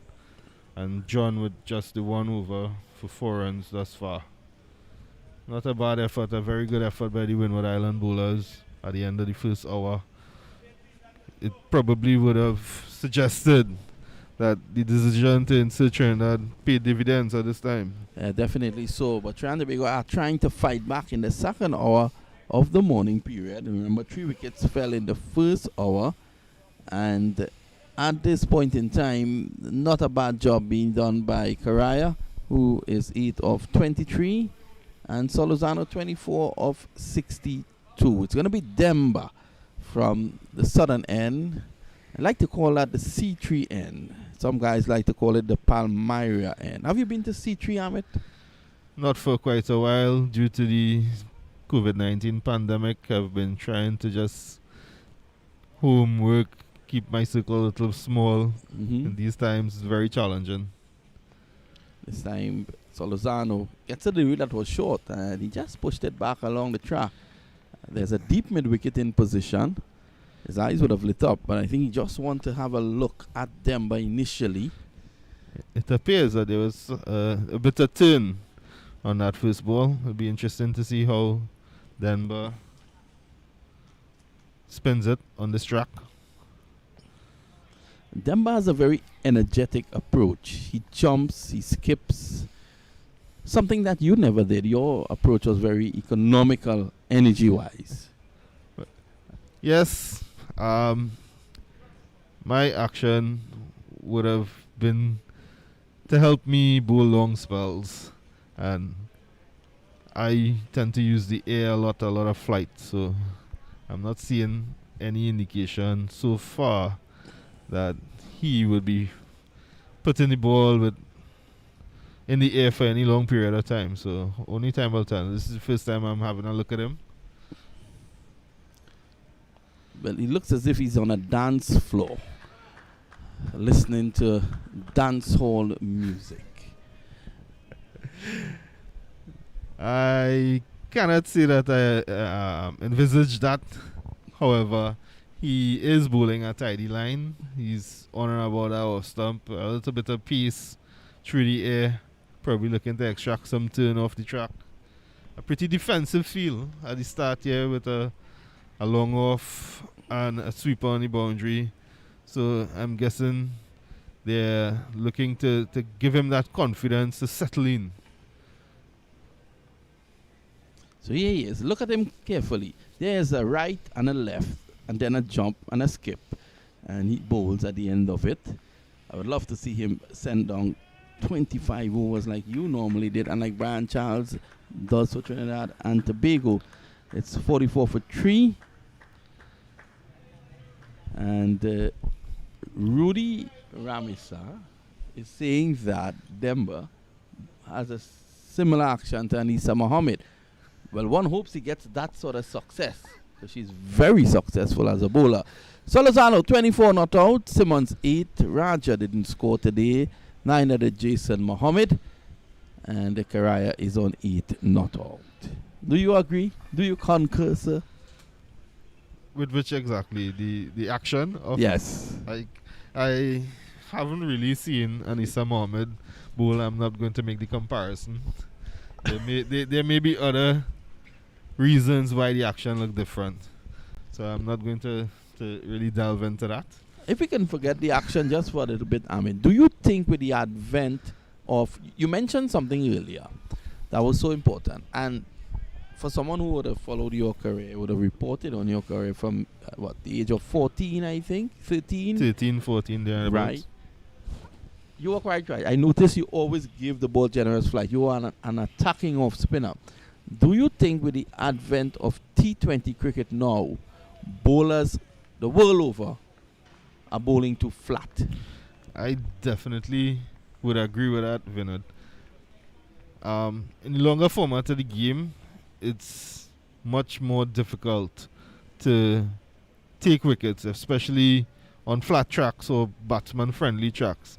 In order to have the ability to prize batsmen out on those type of wickets, you would need to improve your arsenal.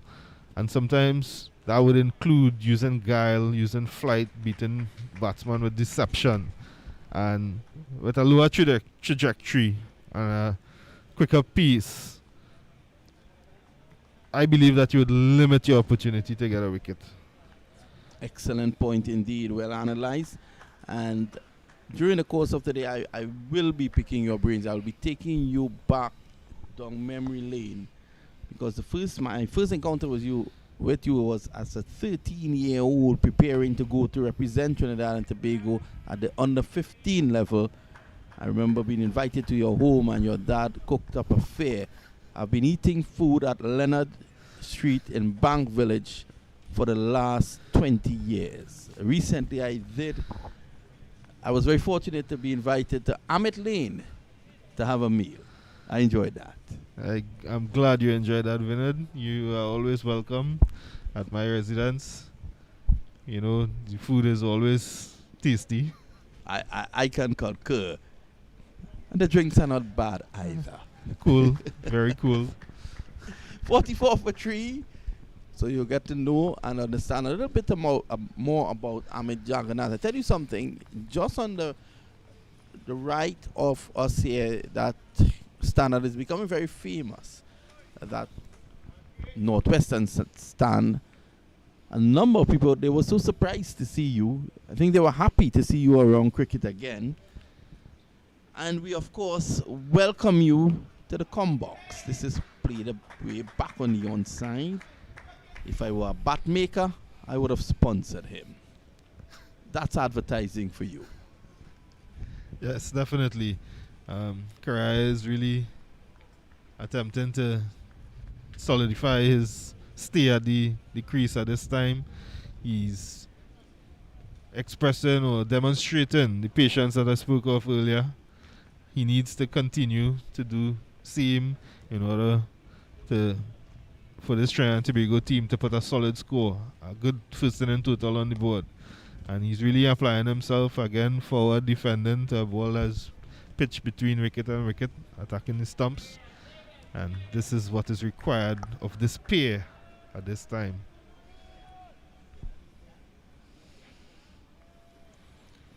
So Karaya is the right man for the action. 28 balls. He has scored 8 of 28 balls. Solozano 24 of 68. John in his second over. And these two will want to continue to occupy the crease. Look to take the game. The longer they stay out there, the easier batting will be, because the sun is going to bake that track nicely. It's going to get harder. and as they push on towards the afternoon session. Normally history shows that this track is better for batting on the day 2. Well, we're going to have a change in the commentary position now. After more thoughts from Amit Jagannath, we have a double change with Vidya Ramphal and his cousin Anil Lakan. Yes, Vinod, thank you very much. It definitely, Trinidad and Tobago needs this partnership, and it's important that these two batsmen get themselves in, occupy the crease for some time, and lay a proper foundation to go on and get some runs here. Thanks very much to Amit and to Vinod. And as Anil settles in beside me, Kenneth Demba, the off spinner, continuing here from the southern end at the Brian Lara Cricket Academy.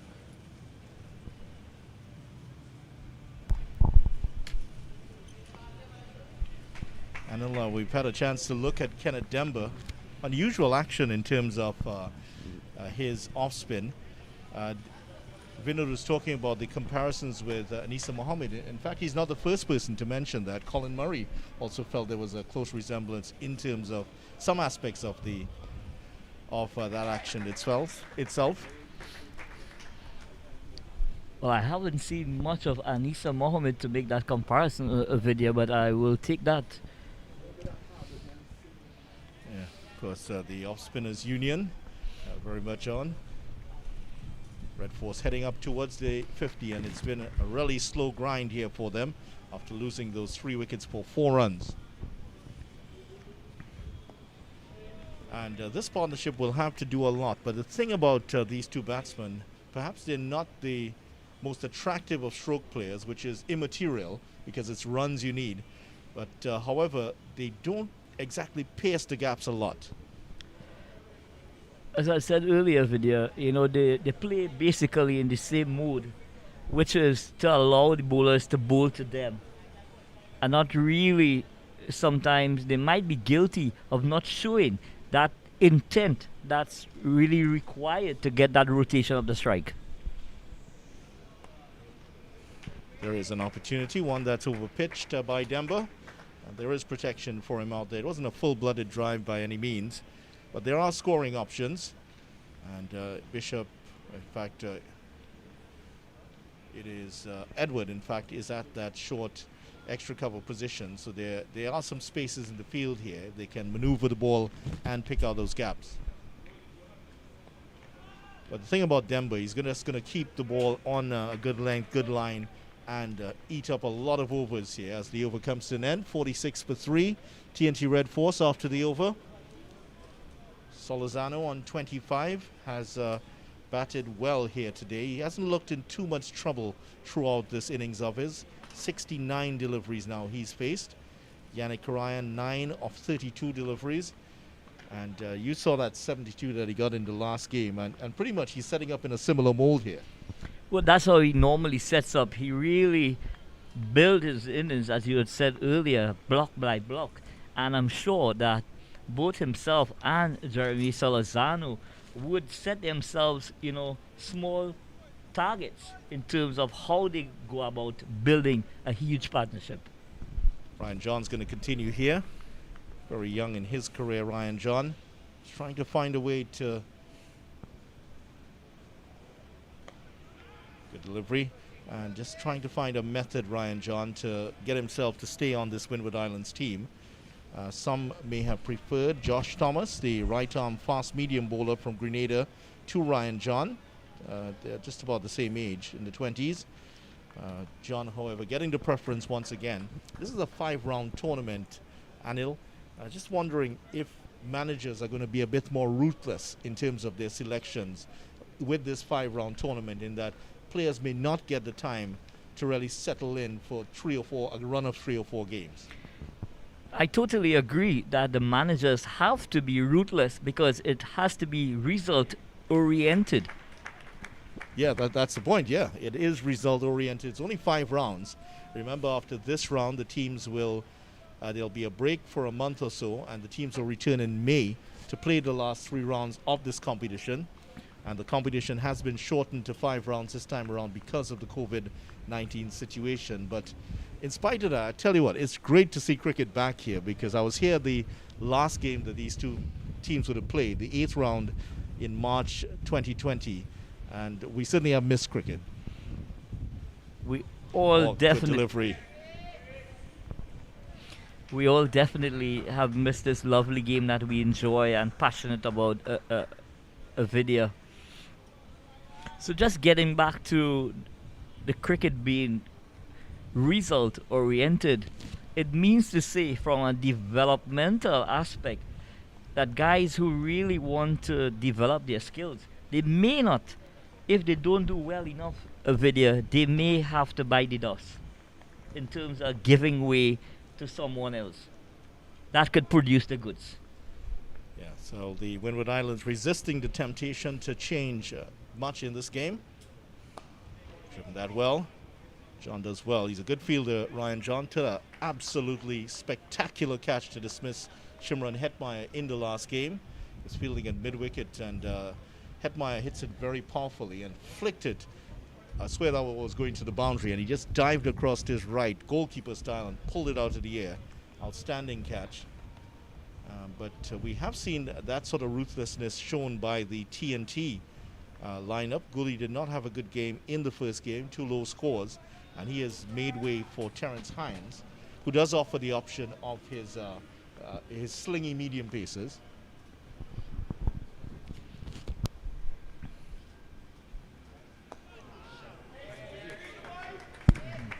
Just a correction there, he's in for Shannon Gabriel. So that is the change that was in fact made. Shannon didn't bowl a lot, maybe just about 12 overs, I believe, in the game itself. And Ryan John continues here. But yeah, that change has been made. We also saw the Windward Islands making a change. Well, Bishop in for Kimani Melius, so they have resisted the change. So good to see that they are sticking with the team in spite of the loss. They have kept with the personnel. And that shows a great amount of confidence that the management of the team has in the ability of these players.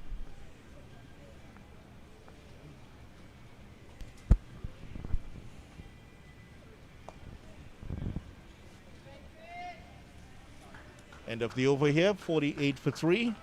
And Trinidad and Tobago continue to crawl along here. We're just before the luncheon period, maybe about 2 overs outside of lunch here with the off spinner on. And it's been a very, very slow going here for the TNT Red Force. But for the Windward Islands, it's been a very good morning. And certainly they have justified their decision to bowl first here. And when you look at the surface, it's possible that any team that had won the toss would definitely be inviting the opposition to bat, because there was enough live grass on the pitch to assist the seamers in making that decision to bowl first.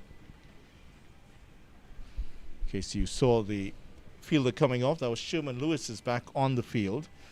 On for him for a moment was Cyrus, the young Grenadian leg spinner, who did not make hasn't made his debut yet. And they're tightening things up here a bit more for the likes of Solozano. Short extra cover in place. Just outside of your picture, there's an extra cover in place. And there is fielder just in front in a catching position. So they're inviting Solozano. If you want to get runs, you're going to have to go aerial here. There's a man out at the deep extra cover position. There is a long off in place also. On the leg side, however, Solozano tries to get a little clever. There are some spaces there, but he's going to have to go against the turn to do that. And that's why the man's there. They know that he will, that's one of the shots that he favors. Yeah, Solozano is very well known for being a good driver of the ball, and hence now they've put that attacking fielder right in front of him. That's fielder just on the left of your picture there, and so he's give him something to think about if he's going for his favorite drive. He hits it slightly uppishly. The captain himself of the Windward Islands, that's Kabeem Hodges there waiting, the young man out of Dominica.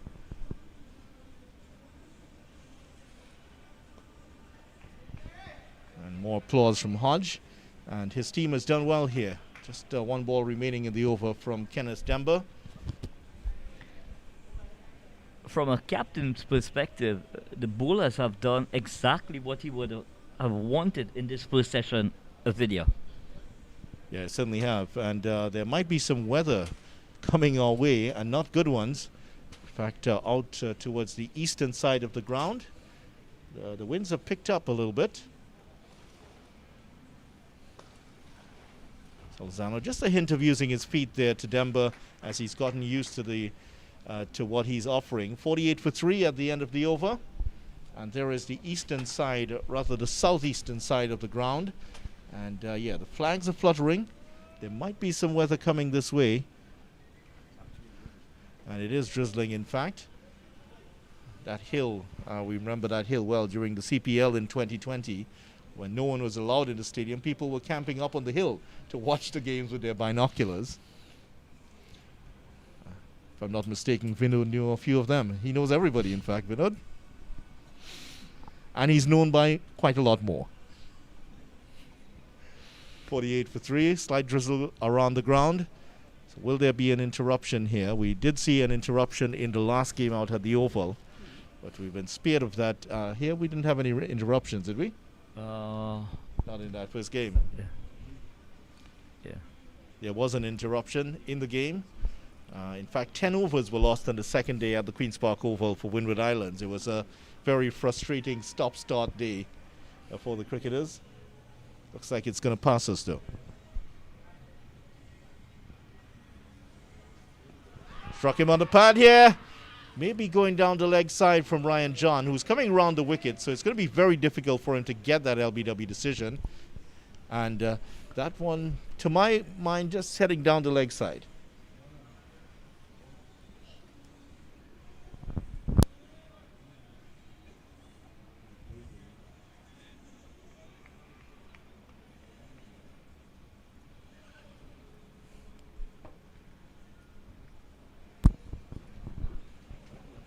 Yeah, so down the leg side a bit there. There's a look at it. Yeah, definitely going on with the angle from wide of the stumps. Height may have been a problem too. Yeah, height would have been one of the elements that the umpire would have taken into consideration in saying not out.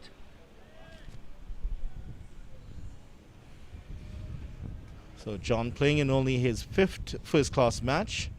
Still very young in his career. His bowling average is close to 48. So he'll want to get that down as his career progresses. But just 9 wickets for Ryan John. Didn't pick up any in that last game. So he will certainly, if he is to keep his place on the team, he'll have to pick up some wickets here. He also didn't get too many runs there. But he's a promising young cricketer for the Windward Islands Volcanoes.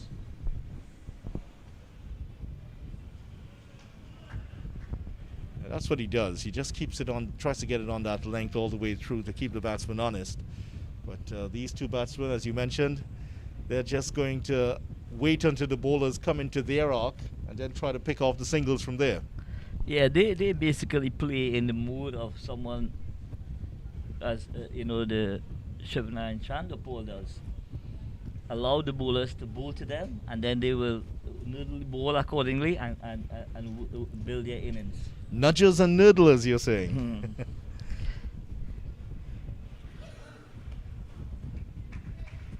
One for Karaya, bringing Solozano back.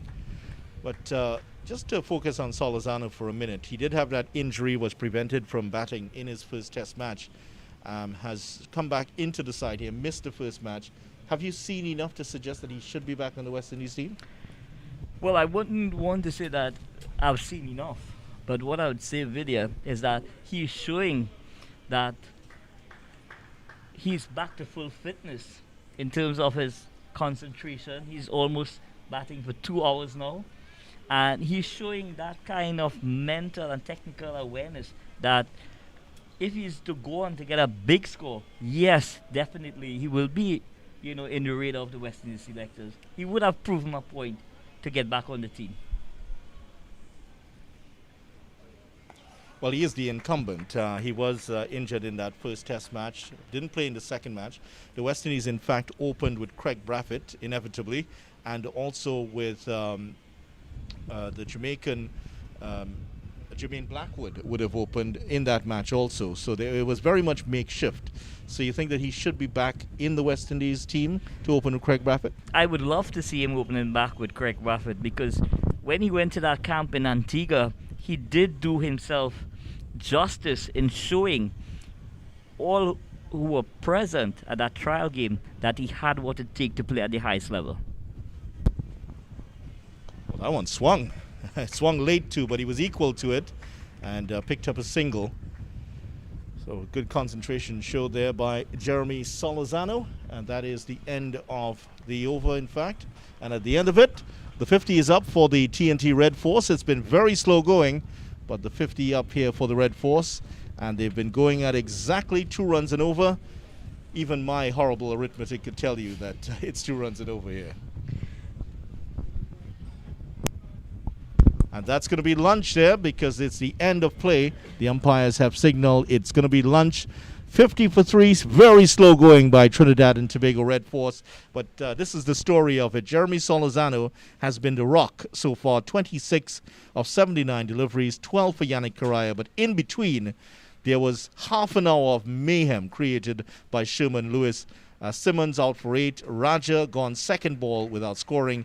And Jason Mohammed, some might say a bit controversially, given out caught behind by keeper Smith off Lewis without scoring. But a good morning for the Windward Islands Volcanoes.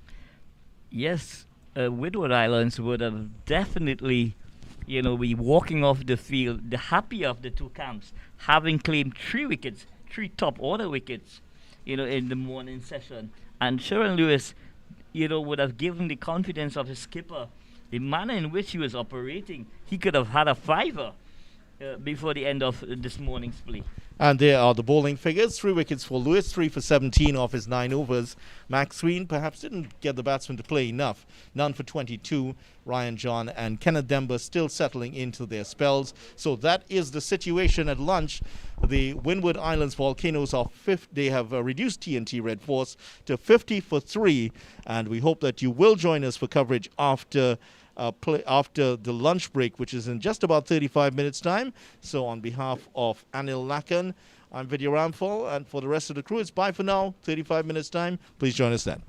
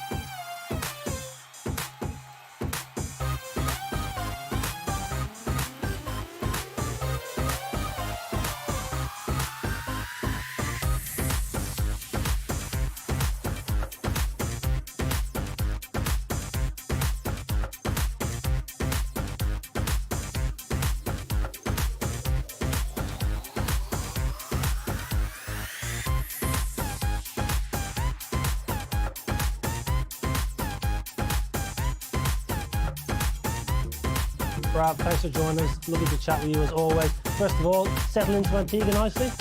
Yeah, finally I'm here. It's been a while since I come to Antigua. It's always good to come here. Every island actually, but Antigua is always nice. You're here mentoring some of the young players from all the regions. Are you looking forward to that? Yeah, I'm looking forward to it. Thanks to CWI for giving me the opportunity to be involved in West Indies cricket again. West Indies cricket is very close to my heart. It's important for seniors like myself, for us to give back our knowledge and pass on our experience to the younger players. The more we can do that, the better. But yeah, it's good to be around and being able to talk to different teams in the different islands. Take you back to 2002, 2003 when you started your List A career. Would you have thought you would have got to the heights you soared to, World Cup winner, etc., etc.? No, I never envisioned it. Obviously, I keep saying if someone said that to me 20 years ago, this is what your career going to look like, I would say no chance. Brian Lara is my hero, and I remember saying to my parents that I wanted to be the next Lara. I never thought that would have been possible because, one, I'm a right-hander. But yeah, cricket is every kid's dream in the Caribbean. It's the only team that unify us as a people, as a Caribbean people. So to represent the West Indies team is when you feel like, yeah, you really make it as a professional cricketer. And then I'm happy with my achievements. Obviously, there can be times where I think that I could have achieved more. And then it could have been on the flip side where it could have been worse. So I'm happy. What about playing for TNT? We see the guys on the beach here. They seem like the best bunch of friends. Is there a real unity within TNT cricket going back to when you were playing?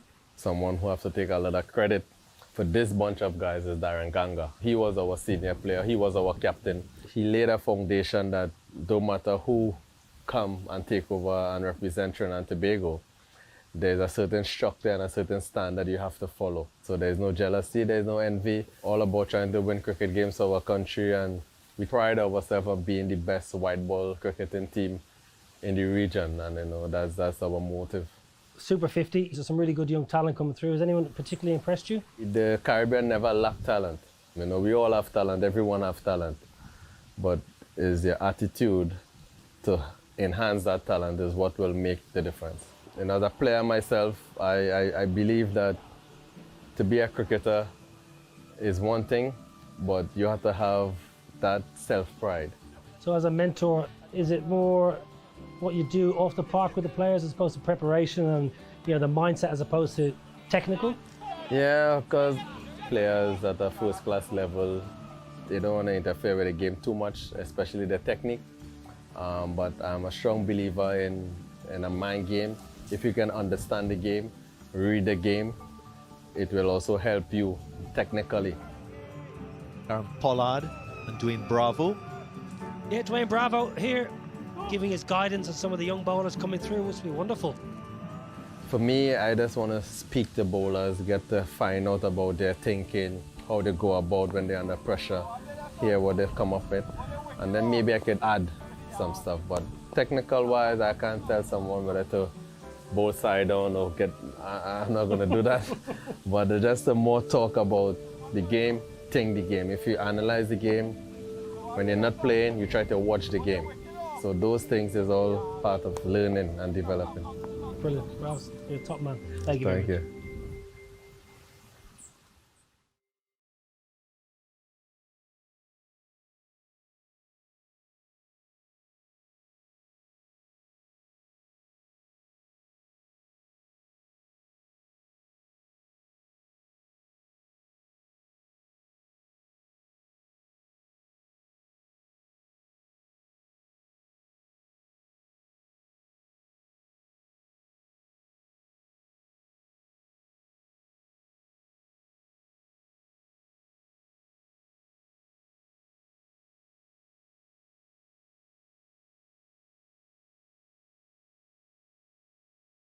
In Trinidad 2014, where the West Indies under-19 participated in the regional Super 50.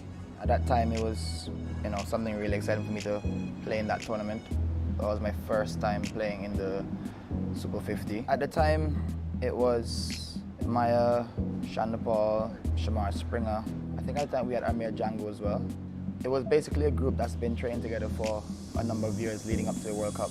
Unfortunately, in a training session after the first game, I had a slight side strain that didn't really allow me to play the rest matches, but through rain, there wasn't really much matches being played after that. Australia came to Antigua for a training camp before the series against West Indies, and I got a chance to bowl to quite a few guys that are really special players, but he's one of them that I always looked up to as a player. So it was really, a good opportunity for me to get a chance to bowl at him and see where I was at as a player at that time.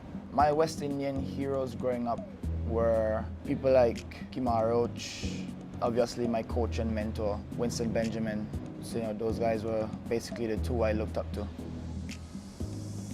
This was 2016 when we were heading to the World Cup. We had a series before the World Cup, leading up to the World Cup. We played against Bangladesh in 3 ODIs. Slightly different haircut, a lot more hair at the time. Again, a lot of excitement just being able to go to Bangladesh and represent the West Indies. At the time, we didn't really see it as a job or a career. It was just about having fun and representing the West Indies. This was a long time ago.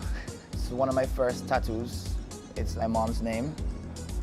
I got that just after finishing high school. It's just been there for a while. It's something really significant to me. Clean him up. That's the response from Alzari Joseph. That's the reason he's been given the new ball. She was always encouraging. She always wanted me to go out and do my best and most importantly, enjoy it. She always told me that, at the end of the day, it's what makes me happy. So she wanted me to go out and have fun. Something she always tried to instill in us was discipline and respect, Make sure you're disciplined, always on time, always dress well, and also respect everyone around you. This is the big man now, not so little anymore. That's my son, Jezari. His mother at the time told me she was pregnant. It was really an exciting moment for me. And then to see him come and have the kind of personality he has now, it's so much different from when he was a baby. Looking down on him and seeing myself and just being able to watch him grow as a young man, still a young man, well, still kind of a baby. Has to be a big brother now, but still want to be the baby. Alzari Joseph is not impressed. Brilliant bowling, top-class execution. Last night I had a conversation with him and he let me know he saw me on TV and he was trying to call me, but he couldn't get me because I didn't have my phone. But it's really proud, being a parent. It gets tough, being away from them for such a long period of time, but it's, what we have to do as parents. This was, just during the pandemic where there was no cricket being played, and then we got the chance to go to the UK to play England in some test matches. Obviously excited to be back out playing cricket again after such a long break. I saw it as another opportunity to, go back out and show my skill and put up my best foot forward. First experience in a bubble, a lot different. You have to stay inside, you have to eat inside, you can't go out to get dinner. You can't go out just, to get a different, change of scenery. All in all, it's what needed to be done in the time. For me, I'd like to become one of the best fast bowlers in world cricket, not just the Caribbean, but world cricket on a whole. So for me, it's just about improving game by game, month by month, year by year, to becoming, like I said, the best fast bowler in the world. I got the opportunity to go to the UK and represent Worcester in some 4-day games. It was really good fun. Met some really great guys that we still have connections to this day. So for me, I think that was another important step in my career as a cricketer. Going into those conditions, it was pretty cold. It even got down to like 4 degrees at one point. So it's challenging, but I really had a good time. Being in those conditions for the first time, I wouldn't say alone, but being the only West Indian there amongst English players, getting the chance to go and, show what I can do in the county level. I got some really good advice and good work done with Alan Richardson and Alex Gidman at New Road. Those guys played a really big part in my development as a player, as a bowler, as a batter. When I got there, I was just basically a seam-up bowler, but Alex and Alan introduced me to, I think they call it like the wobble seam delivery, where you just tilt it a little bit and release it normally, and it'll do a little bit off the seam rather than through the air. So I think that's something that I have developed, greatly, and I'm still working on it, but it's addition to my game. Aggression shown, good short ball, good direction. When I got back from the UK, there was a South Africa series, and there was a camp leading up to that, and for me, it was just about what I learned in the UK. It was, flatter wickets, so I had to be able to bowl that just a bit fuller length to get what I wanted out of it. So coming back here, I realized that it's something that could be used here in the Caribbean as well. Yeah, this is a very special picture. We just had my daughter a couple of months ago, so it was our first Christmas really together as a family. So it's something really special, to be at home with your family, especially after being away for so long. It's a bit of a struggle now, because if you give the little one too much attention now, the older one decides, no, it's my turn now. But it's really good to, be at home with the full family. She's really supportive. I don't think I could ask for anything better. She does basically most of the work with the kids. She's like Superwoman. She's basically the backbone of our family. So, she plays a really big role in keeping us together. The good thing about that is she doesn't really know much about cricket, so there's not much cricket talk going on. Yeah, I think that's, it's really important that I have her around.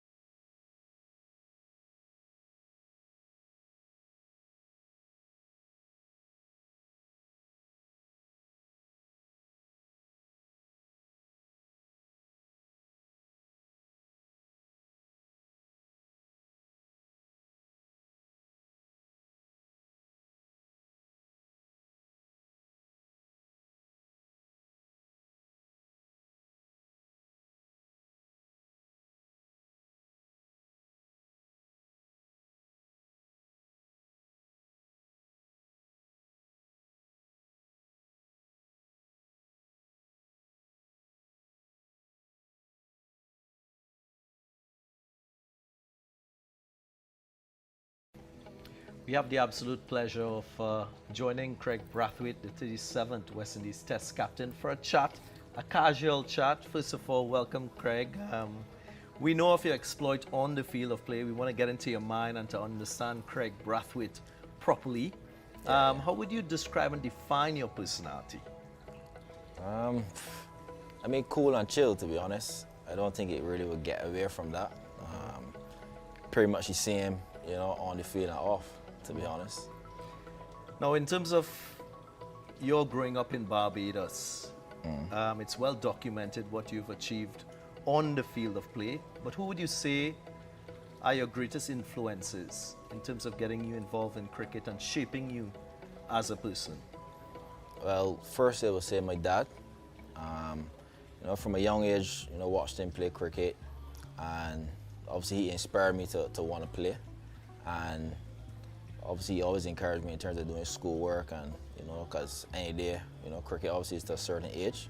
So for sure he was, one of the main, influential people. And my grandparents, they were always there for me. And to be honest, like my aunts and uncles, they support me a lot cricket-wise.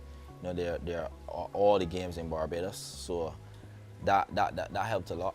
From primary school coming up, having that support, was pretty good. You've taken on the role as captain for the West Indies in Test match cricket. Yeah. When you were offered that role, were you scared? What are your emotions like? I won't say I was scared. I think I played, over 60, Test matches and a lot of first-class games, and went through a lot of different experiences, saw a lot of different stuff. So I think, I was pretty much looking forward to it. I know it wouldn't be an easy role, but I just think the different, experiences I went through, seeing situations of games, I learned a lot from them, And I think I'm in a very good, I won't say the perfect position, but I think I'm in a very good position, you know, to do well, you know, as a leader. Well, you look quite relaxed. I mean, you've taken on the role as captain. You're in very good form as a batsman. Apart from the environment around cricket, what do you do for relaxation? How do you relax? Well, you know, I love horses, thoroughbred race horses. So pretty much when I'm home, I'll be at the garrison, you know, watching them exercise on mornings. And then I have some mirrors, you know, by my house that, you know, just go there and relax. I'm pretty much, obviously friends, you know, obviously would chill a lot with friends. But, you know, I love horses, so that would take my mind away. Tell us, I mean, why horses? What got you into that love and admiration for horses? Well, my father, again, because he used to go horse racing, so he used to take me. And I actually wanted to be a jockey, you know, to be honest. I have a friend who used to, you know, we used to run boat every Saturday, Kyle Carter. You know, he's currently a jockey now. But then obviously cricket took over when I was like 10 years old, playing on Saturdays, so I couldn't go to races anymore. And then, you know, cricket took over. But my father used to take me every Saturday, and I mean, just seeing a horse run and hearing the paw and stuff is amazing. So it's pretty much from my father taking me is where I would have got, you know, the love for the sport. Right. So we're now getting into Craig Brathwaite. You mentioned earlier that a lot about captaincy has to do with off the field and things that you do off the field. Well, I heard from good sources that there was an instance in England that you bought a remote control mouse and you scared all your teammates. Yeah. Are you a bit of a prankster? Well, yeah. I mean, up to yesterday, I was in my room, so I had some like pops, like when you throw it on my ground. So I was jumping a lot, guys. They didn't know who was throwing it. You know, so yeah. I mean, I like a lot of foolishness. I have a mask here that I bought from England that I pretty much looked. What type of mask it is? Tell me, is it Dracula or? Yeah, it's something down that line. Like he has one eye though, but so we're gonna use that on some of the guys probably at night time sometime. Right. But yeah, I mean, I like a lot of foolishness to be honest. Oh God, it's a different side of Craig Brathwaite. Yeah, for sure, no doubts. So, let's get a little bit into your preparation for international cricket. Morning of a test match, what's Craig Brathwaite actively doing? Maybe when you get this close, you know, for me it's not about like, you know, the work and the amount. For me, just to get my mind in the right place. So I do a lot of visualization. So like day before especially, and then like during the match, like every morning I will pretty much, you know, go on the pitch and visualize things that I would like to do, you know, as a plan, you know, for different bowlers. So, you know, when I go there and obviously visualize different stuff, pretty much want to take that into the game. Because, I mean, test cricket, especially opening, is just mental, you know, toughness, you know, feeling for long periods and bat, facing new ball, you know. So 5 overs at the end of a day's play. It's just mentally tough. So, yeah, just for me, just visualize, you know, different stuff I want to do, you know, in different situations and times of the game. Final question. You eyeing up a long home series. You have South Africa before you, then Pakistan will come here for test matches. A pulse as to where the West Indies team is at for those challenges? I think we're in a good place. I think preparation was good once again, you know, for this series. And, you know, for me, it's all about just like attitude. You know, test cricket, whether for bowler or batsman, you know, it's never easy. I think, you know, once you prepare well, you put yourself in a very good position, you know, to do well. And I think as a team, you know, we're taking it serious. Not that we weren't taking it serious before, but I think the guys prepared very well. You see some guys in the nets, you know, doing different stuff, which is good, you know. So I think once we continue to do things like that, you know, and preparing well and having the right attitude at practice, you know, not that in the game you will have your attitude, but I think it starts at practice, you know, and you take that into the game, you know, whether you're imagine you're facing whoever you're going to come up against, or a spinner or whatever it may be. And I think the guys doing a really good job with that. And it's just to continue that. You know, I think once we continue having the right attitude at practice, I think that will go into the game. You know, not saying, you know, you will win every session of a game and stuff, but I think that puts you in a very good position as a team, you know, to do well with a, you know, good mindset at practice. Well, Craig, I mean, we've come to the end, and you know, thanks very much for sharing your time and for opening up and giving us a little more about Craig Brathwaite. No problem, man. West Indies 37 Test captain, the man himself, Craig Brathwaite.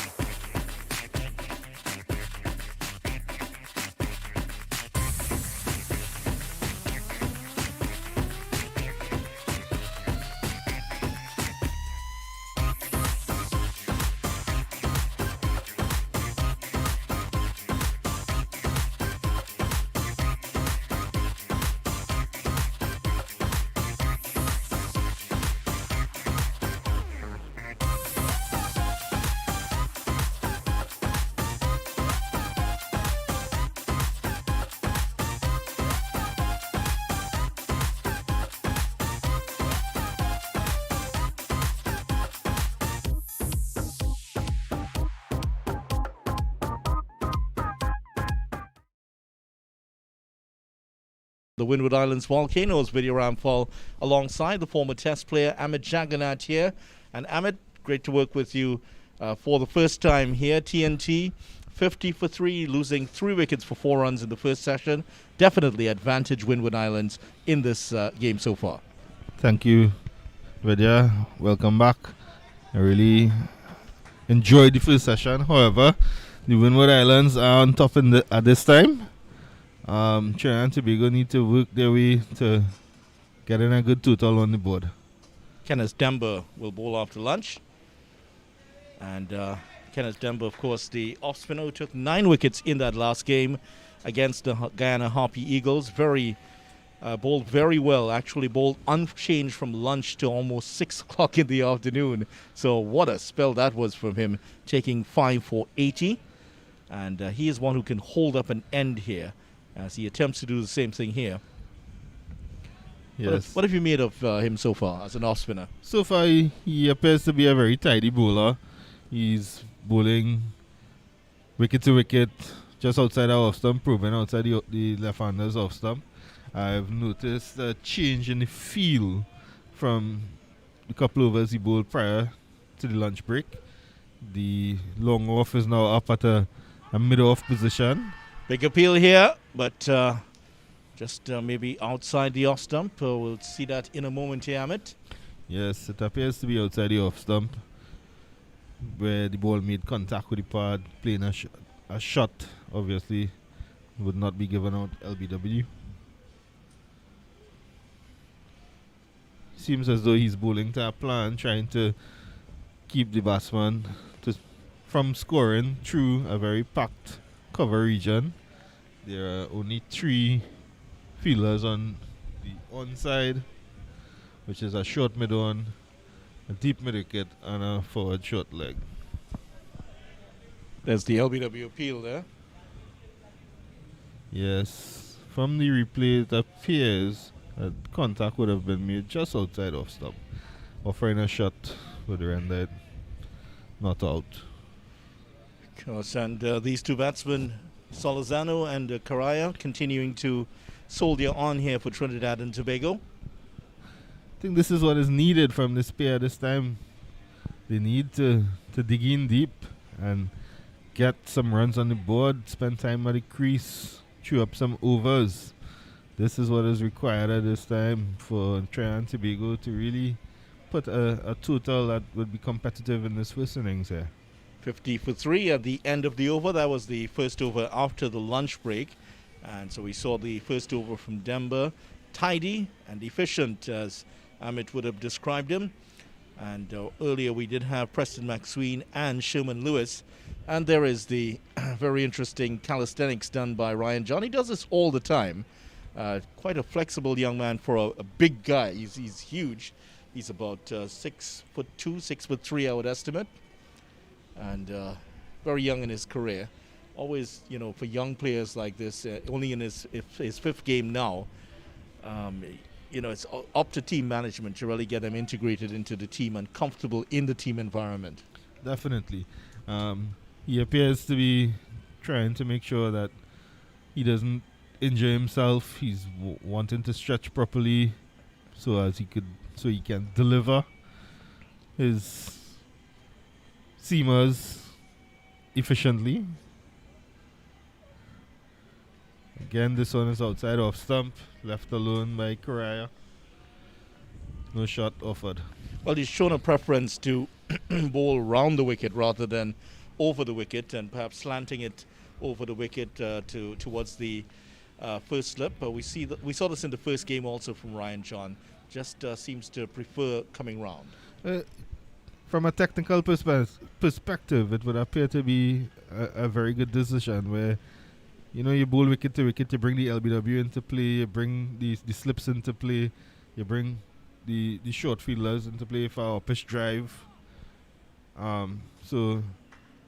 As opposed to bowling from over the wicket, there's always the possibility that the ball may be pitching just outside the leg stump, ruling that LBW out of play. So, and the pace that he's bowling, any slight movement from around the wicket could give him an advantage. Well, he's not one that he doesn't really extract a lot of movement from what we've seen of him so far in this competition. He's just one of those containing bowlers in this Windward Islands team. Josh Thomas is a little bit sharper, but John has been preferred to him for this game again. In terms of the movement, when the ball is swinging profusely or spinning profusely, sometimes it just tends to go past the edge, as opposed to just enough movement where you could beat the bat. So the batsman playing along one line, just enough movement past the edge or past the blade of the bat, hit you on the pad, bring the LBW or take a edge and take it to the keeper. So sometimes that just enough movement is what is required. It's like the difference between a Glenn McGrath and a Jason Gillespie. Gillespie would have moved the ball a lot more than McGrath. McGrath just enough to clip the edge and entertain the keeper in slips. Yes, definitely. So John continues to probe away outside the off stump. And because he doesn't have that big weapon in terms of his deliveries, he doesn't always take a lot of wickets. But he did at under 19 level. But at this level, you really have to find something extra if you are to get out good batsmen. Well, from a technical perspective, again, sometimes we bowl in pairs. You would find that one bowler, one end, keeping things tight, restricting scoring opportunities, would create that pressure, and the bowler on the other end would be the one a little more attacking, that the batsman may think that he can score off and create that opportunity to pick up wickets. So maybe it's a ploy on behalf of the Windwards, with the spinner operating on one end and him building pressure on this end. Exactly. That's he's the workhorse of the team. Not exactly. It's kind of like in cycling what they call the domestique, the person who brings up all the stuff from the back of the peloton and to the guys in front. Yeah, he's the guy that's going to do all the bulwark for the Windward Islands team, and he's accepted his role very graciously here, Ryan John. And that's played beautifully, and that could run away to the boundary for 4. Yeah, that was nicely hit there by Solozano, up on his toes, and played it beautifully through the cover region for 4. End of the over also, 55 for 3. Yes, excellent shot there by Solozano. Bowler just missing his length, and he was able to punch that through that cover region. So Demba is going to continue. He can bowl the long spell, so I think he's in for another one here. They also do have the option of bringing in the slow left armer, Edward, but with the 2 left-handers on, difficult to see that happening. Here's the shot once again. Looked pretty good. Excellent shot by Solozano there. Just shows his class as an opener. After being patient, waiting to pick off the bad balls. That was definitely a short, wide ball that he executed beautifully through the covers off the back foot. And Karaya now will face up, and he has moved up to 13, Yannick Karaya.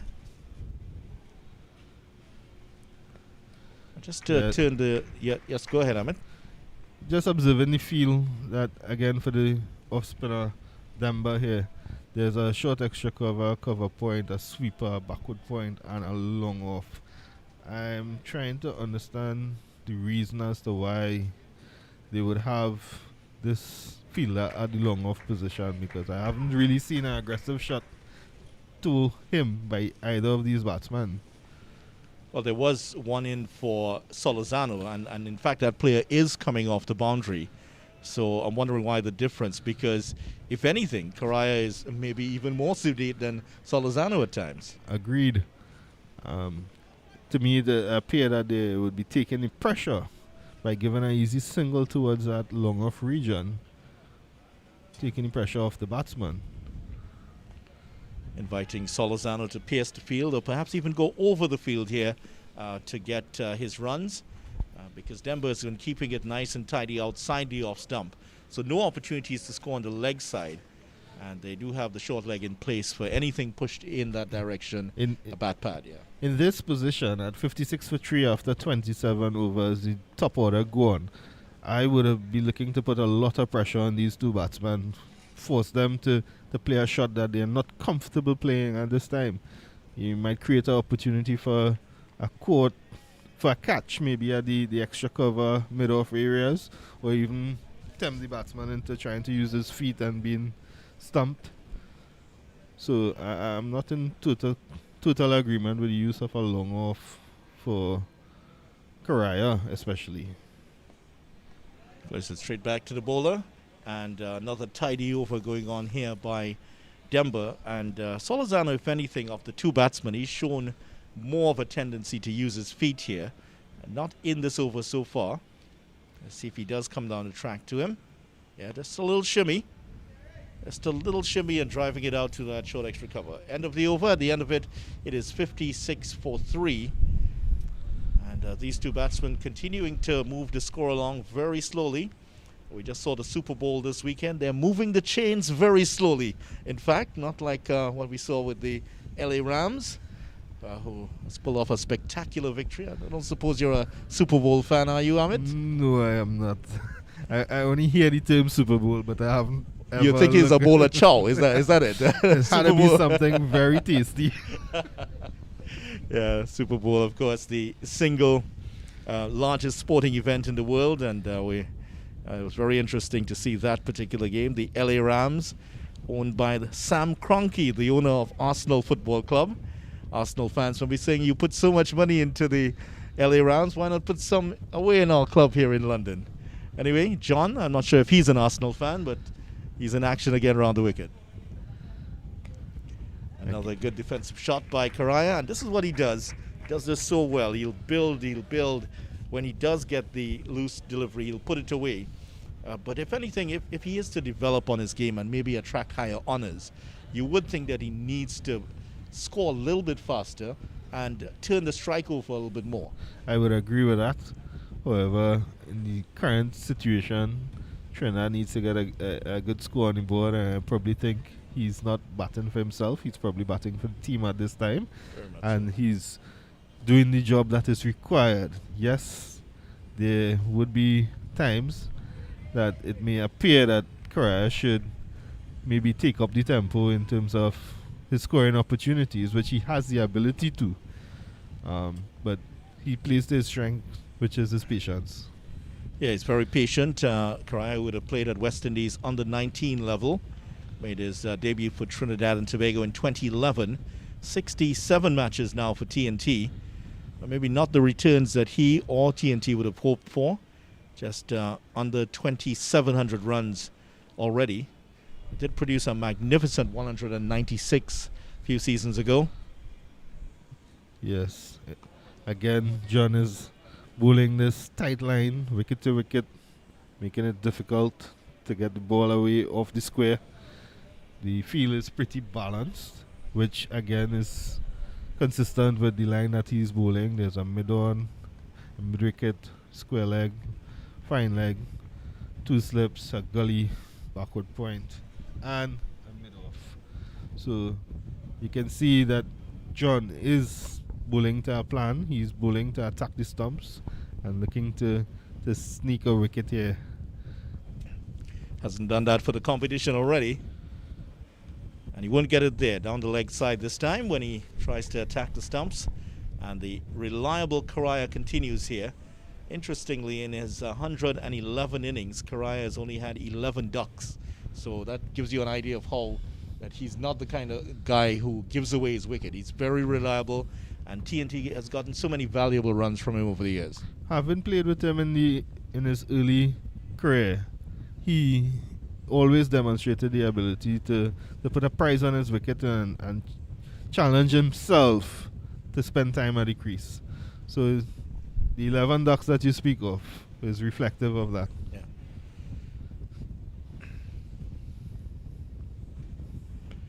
And don't forget that Karaya also led the West Indies emerging players to victory in the 50-over competition back on 1st of December 2019. That seems like 1,000 years ago. It was before COVID-19. In fact, COVID-19, the first case I remember reading was just about Boxing Day on 2019 across in China. So it was a totally different world, it seems, back then. Seems a long time ago. Certainly the world have changed. Ways which people operate and do things really affected the lives of many. Certainly has, but cricket is back, which is good news. Nice looking shot again here from Solozano. That might go to the boundary. Bishop's after it, and there's well, he stops it. Will it stay in? It does. In the meantime, the batsmen have crossed for 3, and young Teddy Bishop chasing it down well. Excellent shot by Solozano. Again, playing to his strength, waiting for any loose delivery outside the off stump. This one overpitched and punched beautifully through the covers. Probably not timed perfectly as he would have liked, but this still got 3 runs for his efforts. Wind starting to gust here around the Brian Lara Cricket Stadium in Tarouba, and this stadium open on the eastern side, which is to the left of the picture as you're seeing here. And for the off spinner, that certainly does help in terms of drift if you can get it. That is if, but we haven't seen too much of that from Demba. I don't think he spins it quite as much as some of the off spinners we've seen. Well, from my experience, the breeze definitely, or the wind blowing across the ground, will definitely help with getting some drift. But however, he's not really allowing the ball to hang freely in the air or to use the wind to angle into the left-handed batsman. Some bowlers tend to get the drift by their action. However, with how he's approaching the stumps, he would need to let this ball hang a little bit in the air to capitalize on some drift. Maybe changing that line, creating some doubt in the batsman as to where that front foot is pushed out to. Of course, you would have played your last match for TNT around 2014 or so. The cricket world has changed quite a lot since then, and off-spin, in terms of the approach of off-spinners, has changed slightly, especially because of the increase in the number of T20 tournaments here. Have you noticed that? Yes, spinners generally would tend to, with the advent of the T20 cricket, a lot of spinners would be bowling quicker through the air, trying to be as economical, and making it more difficult for batsmen to get under the ball to hit them out the park. So there is a difference. However, in the longer format of the game, as such as these regional games, I would like to see spinners using the air and using a bit more guile to get batsmen, get wickets. Cut away, and that's going to go for 4 here. And that's a little bit, well, it's saved, in fact. Just a good bit of work there with the man coming through. Larry Edward, the left armer, who we might see later on, did very well to pull that one in. Of course, I was a little bit fooled by the boundary ropes, which, because of the Under-19 World Cup, the boundaries were in slightly. And there it is. It looks like the rope is still there in terms of the markings. Yes, so definitely. I could understand how you were tricked there by the markings. Looked like it was running over, yeah, wouldn't it? Yes, one loose delivery there from Demba, a little bit short, giving a little room outside the off stump, and was cut away for 3. Drives that well. That's a good stop. And John is the man diving across there and makes the stop. That could have gone close to the boundary. Sherman Lewis is out on the deep cover boundary, but that is prevented from going all the way, and the over comes to an end here. The TNT innings has lasted 30 overs already, 64 for 3, and this represents a partnership in the region of 42 runs. So it's a good start here for these two.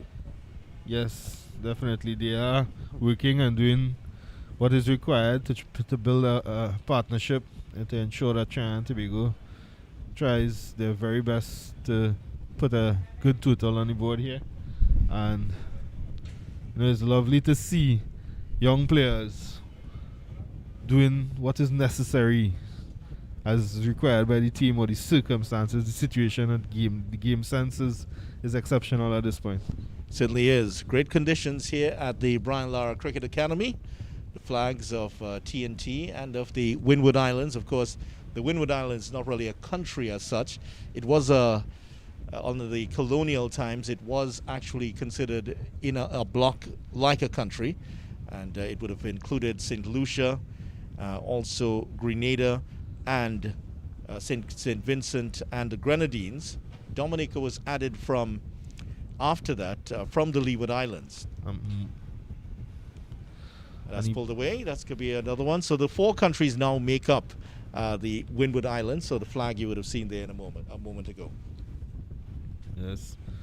Playing a nice pull shot from the odd short ball delivered by John, who has been working a fuller line. So it's a different tactic, maybe to force a error on behalf of Karaya. Yeah, so that's John continuing to soldier along here. And Windward Islands, the four countries making up the Windward Islands. Always difficult to pick teams without offending one group or another. Well, that's swinging again, and he's appealing for it. That looked like it was heading down the leg side, maybe just doing a bit too much there. I think the replay might reveal that, but every now and again, Ryan John is getting this ball to duck in. Leg binds, by the way, as you saw. He's getting that ball to duck in viciously from outside the off stump. This is exactly what I was speaking of a little bit earlier. The fullish length, wicket to wicket, this ball just in swinging to the left-hander, maybe doing just a bit too much. Might be missing the leg stump.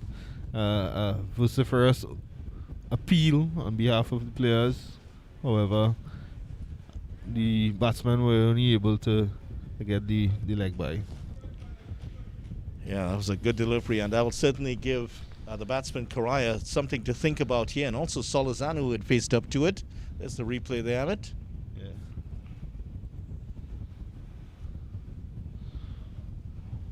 Looks close. It certainly did. He's again looking for that swing, but they'll pick up a single here. That's good work by Bishop. They're moving across to his right. He looked a little bit lethargic in the field at times against Guyana, but he's looked very good today. He took a very good catch against Guyana also. Yeah, that just going back to the dismissal. Yeah, it looked the possible dismissal, perhaps going down the leg side. Yes, excellent running between the wickets by this pair. They've been calling well, taking the quick runs, quick singles, just slightly to the right of the fielder mid-off, and they were off quickly to complete a single, which is very good.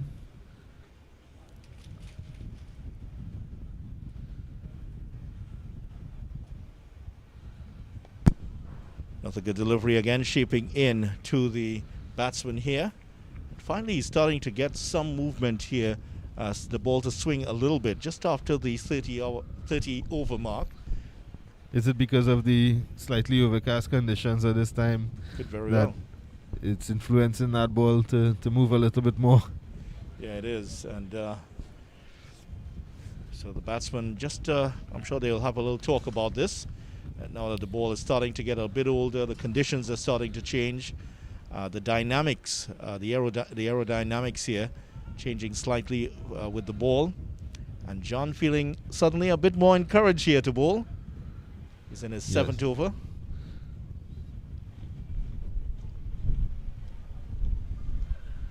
Again some inward movement there.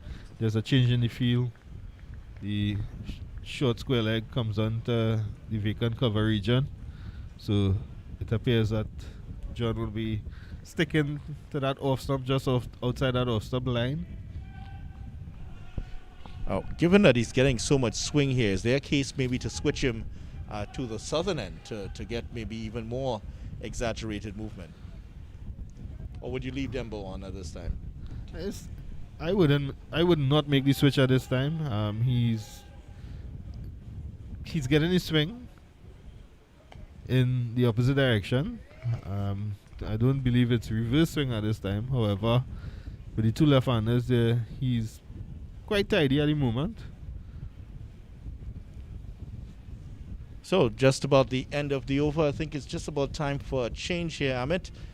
67 for 3, and Amit's going to take a little bit of a break here. Anil's going to come in a moment here. Amit, always great to work with you. Thank you. I've seen so many of your exploits over the years. Thank you. On the field of play. Really appreciate it. And the Windward Islands Volcanoes, they have been pegged back slightly here. 67 for 3, Solizano on 36, Karaya on 18.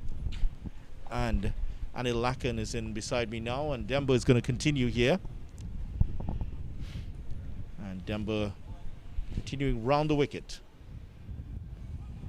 Taking maybe just controlling it better there, Karaya, down to that backward point. Hello, Anil. What have you made of the proceedings after lunch? Well, it's been a sedate start after lunch, but I must admit, I am really impressed by the way both these batters has gone about their innings. Yeah, they have put on a partnership now of 45. So the partnership slow, but they're building momentum here.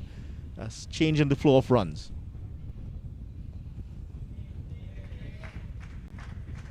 Just going to get one this time as Kotoy comes across.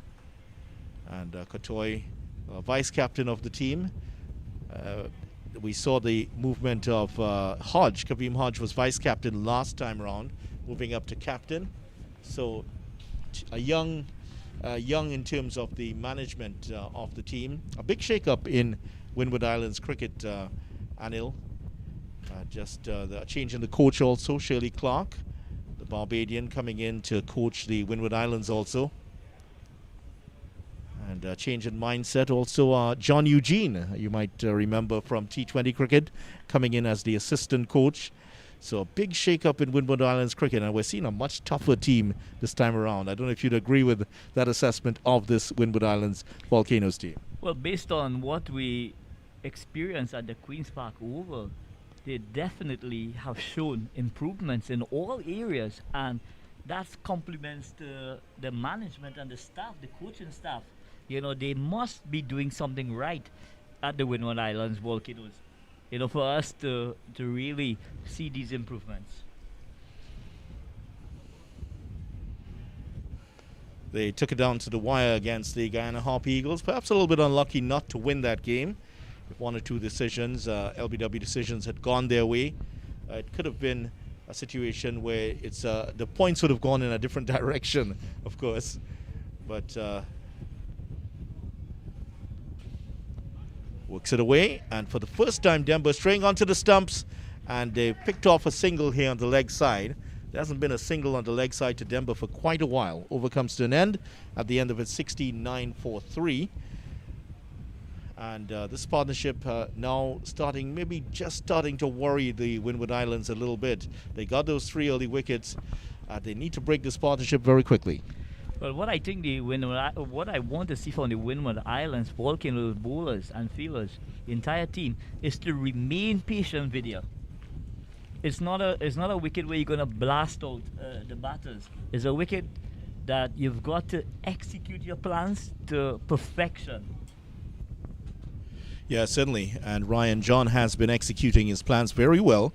Kept the ball outside the off stump, just forcing the batsman to play. But in the last over especially, we saw about 4 of the deliveries move through the air and duck into the left-handers, and one causing some serious problem for Solozano. There was a big appeal that John felt should have gone his way, but turned down by the umpire, Danish Ramdani, who's on the northern side of the ground here. And so John now into his, I make it his 8th over, first ball of the 8th over here. Possibly a change coming up, or maybe too soon after the lunch break. I would think that Captain Hunt will be tempted to possibly go carry on with him a bit. And what we have seen on the pitch after this lunch and interval, there seems to be a bit more pace and carry from the surface. Video. Well, perhaps it was baked so hard earlier, it was like putting it in a microwave. Everything got toughened up in the morning session. It's definitely a lot more comfortable for the players. The UV factor has gone down. The players would have been happy with the breeze coming across the ground, first of all. It's very cooling out there. And even some of the people who I won't name in the booth here are feeling very chilled at the moment, especially because of their lunch. They enjoyed the lunch. Certainly, I think you enjoyed your lunch a lot there, Anil. Yeah, very sumptuous lunch was provided for all of us in the combox. Yeah, it certainly was great here. Of course, Ryan John, I'm sure, would have had the same thing we would have had.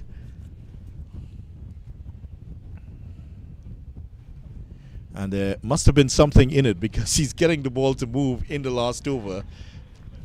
This time around, just maybe a little cross-seam delivery, just allowing it to go straight in.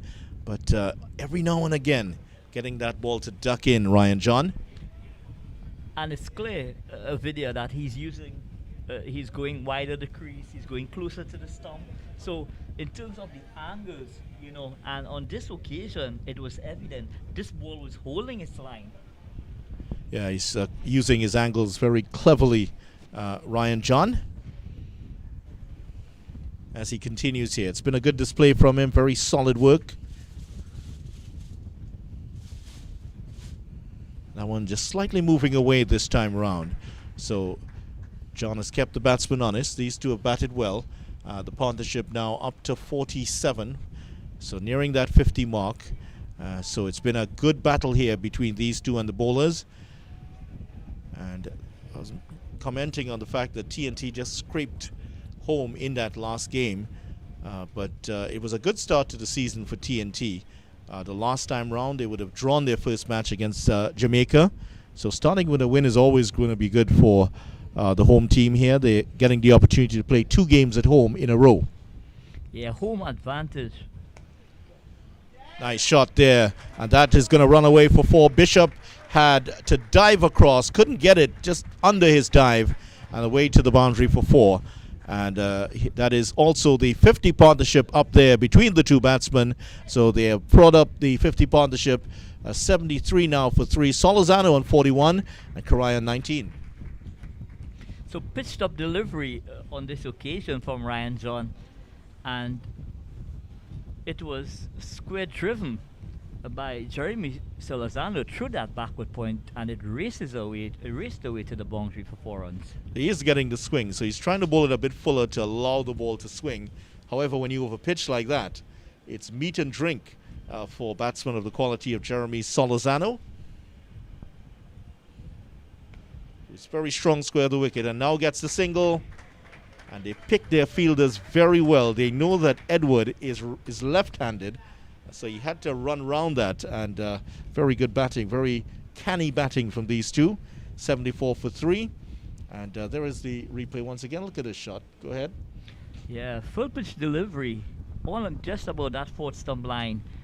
And Solozano just caressed that through that backward point region. It races across the green outfield at the Barnla Cricket Academy. 4 runs. Well, I know it's going to be a good friend Vinod Mamchan to join you now. And Vinod has been having lunch in the executive box, something that we're not going to get a chance to.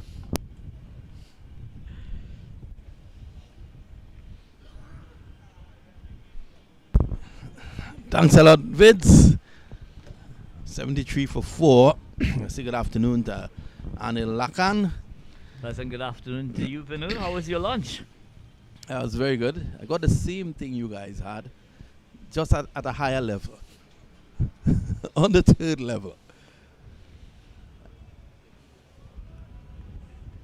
And the partnership 52 again critical, and Karaya being featured once again. 116 run partnership in the first match. At the time, I remember saying, Anil, that will form the cornerstone of TNT's victory, and it did. Here's a situation, he's placed in a similar position, and he has found a good ally in Solozano, who's on 42. Definitely he's found a good ally in Solozano. Now, the Trinidad and Tobago Red Force management team will want these guys to replicate that partnership that we saw in the last game against the Jamaica Scorpions. Yeah, they'll want them to do that more often than not. Solozano right forward with an impending tour of England to the Caribbean for 3 test matches. I want to say hats off to CWI for that and where they are locating those 3 matches. Kensington Oval, Antigua, and of course Grenada, which those 3 countries highly dependent on tourism, and we know the English fans love to follow their team. This is tickled away around the corner, and it's just going to pull up 7 inches close to the boundary, and they go back for 3. So, a lovely shot on this occasion from Salazano, just working that way, working that one just to that fine leg region, and it results in 3 runs. So again, we're seeing Denver just stringing a bit in line, and Salazano was eager to take the opportunity and take advantage of it. The funny thing is that Demba started very defensive, but now you're seeing him attacking, and once you're attacking, you're more prone to some errors. And he's giving the ball generous flight now. He started very flat early on. Correa, who has been described as a batting creature, is holding things together for Trinidad and Tobago yet again. So yet another vigil from Yannick Correa. Yet another vigil from Yannick Correa, and he just seems to enjoy these challenges when asked to perform these roles.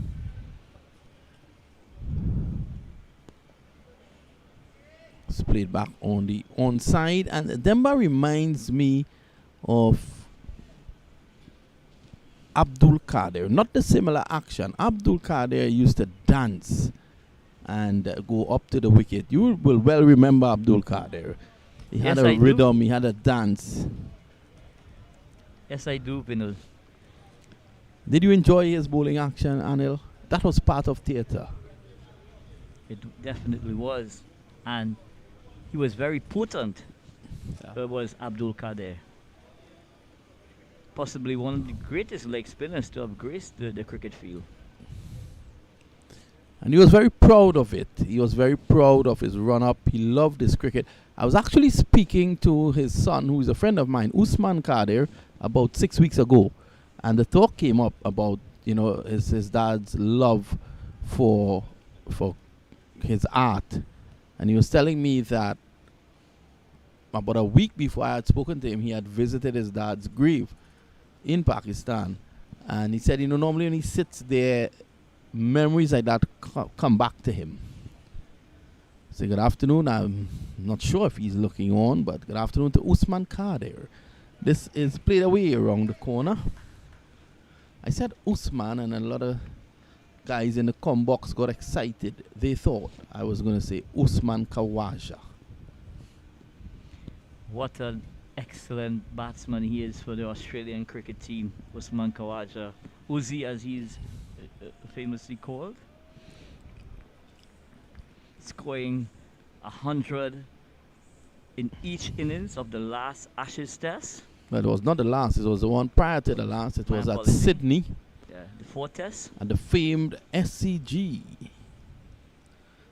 The last match was played at the Adelaide Oval.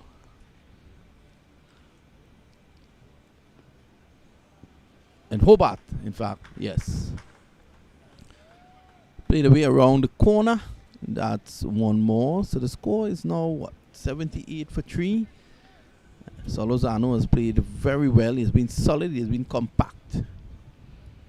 And it's great news for cricket lovers around the Caribbean to see that Jeremy Salazano, having been unlucky in Sri Lanka and even in the first round game, is really showing all of us that from a health perspective, you know, he's really up to the challenge. Yeah, but he's a well-organized player. And with England coming to the Caribbean, he'll want to just remind the selectors.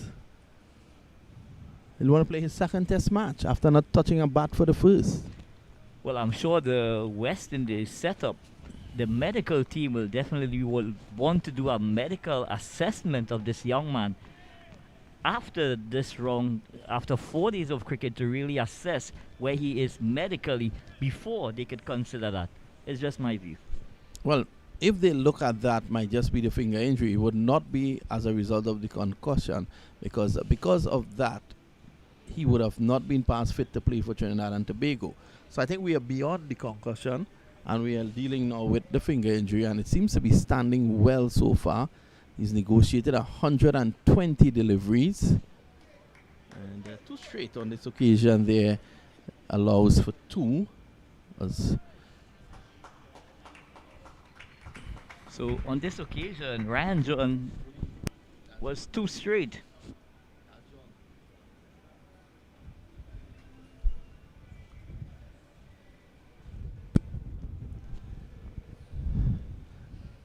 82 for 3. Karaya 21. So on that occasion there, a bit too straight. It was easy pickings.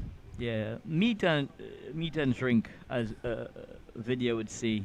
Too straight, and he was able to work that into acres of space onto the leg side.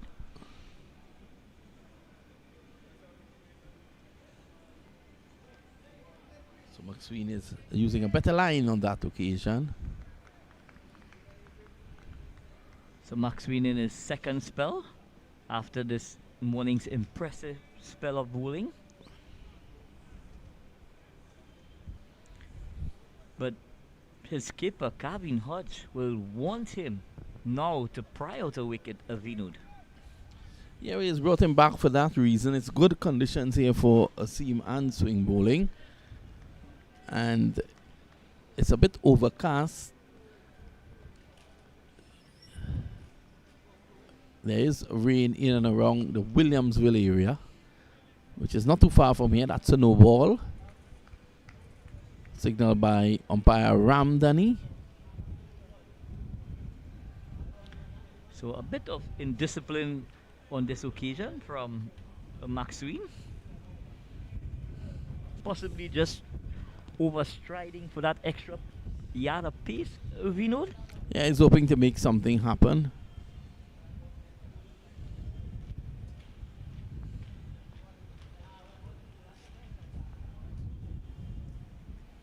Here's McSween.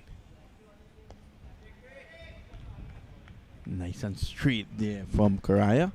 He is on 21. Solozano 47.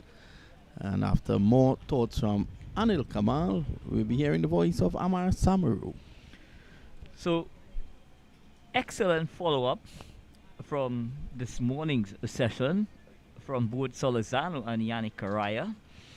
And it just seems to be moving from strength to strength, building block by block, in ensuring that they get this Trinidad and Tobago Red Force unit into a really good position in terms of a score. Well, you would have just seen there the ground staff at the ready. And hopefully they're not active very soon. And I was speaking about the Trinidad and Tobago cricket board box. I got a lot of talk. Amar Samaru was there just now. I got a lot of talk about the apple trees when I went up there. And I was inviting them to, they can probably pick some of those apples. They enjoyed that though. Good afternoon, Amar.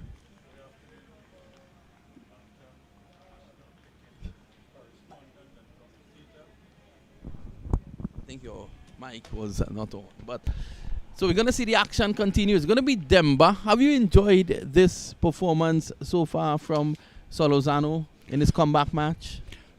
A very good inning so far.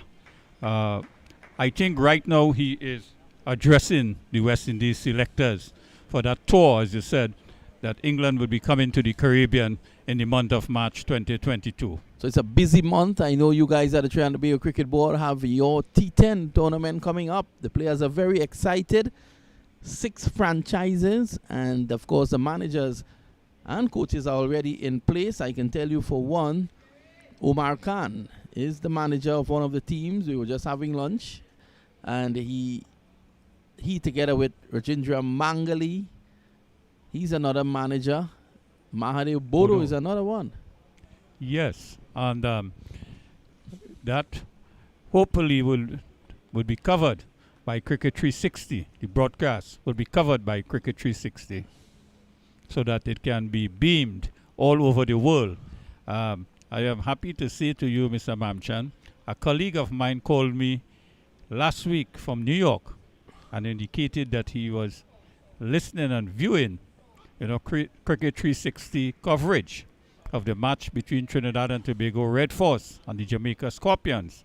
And he paid tribute in very glowing terms of the quality of the broadcast. Yeah, I want to thank the guys for that. From Richard Berridge coming right down as 360 doing this production for Cricket West Indies. Of course, we have all the good guys here. Big Mike, Big Kailash. Of course, the man at the helm there, Mr. Bikram Das. Next to him, Mr. Rudy Ramisa. And of course, the host of commentators, Anil Lakan, Visham Lalman, of course, Vidya Ramphal, Colin Murray across there in the Oval. John Ramsing is there as well. And yourself, Amar Samaru. Amit Jagannath today, and within the next few days, we will be joined by Navin Stewart. It's the end of the over, the end of it, 83 for 3. We take a short break. We'll be right back.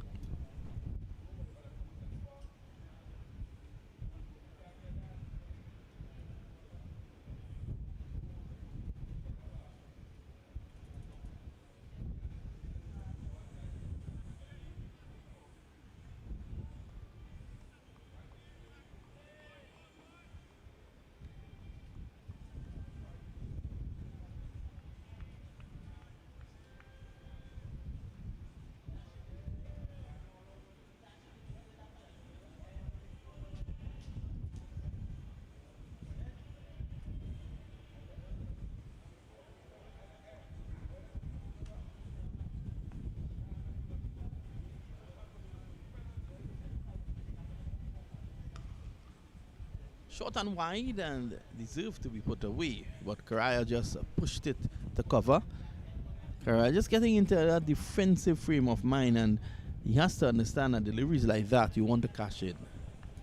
Yes, that should have been put away. But Vinod, I think TNT Red Force is trying to consolidate, having lost 3 wickets early in the innings. Well, this represents a good fight back.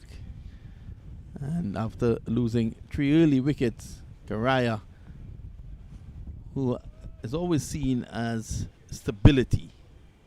Yes, he had a very good match in the last game. And there goes the commentator's curse. Delivery outside the off stump, it drew the bat to it. That ball drew the bat to it. And luckily for him, he's still there. Yes. Karaya is right now on 21 from 64 balls, and Solozano is on 47 from 126 balls. So, good defensive innings by both batters at this point in time.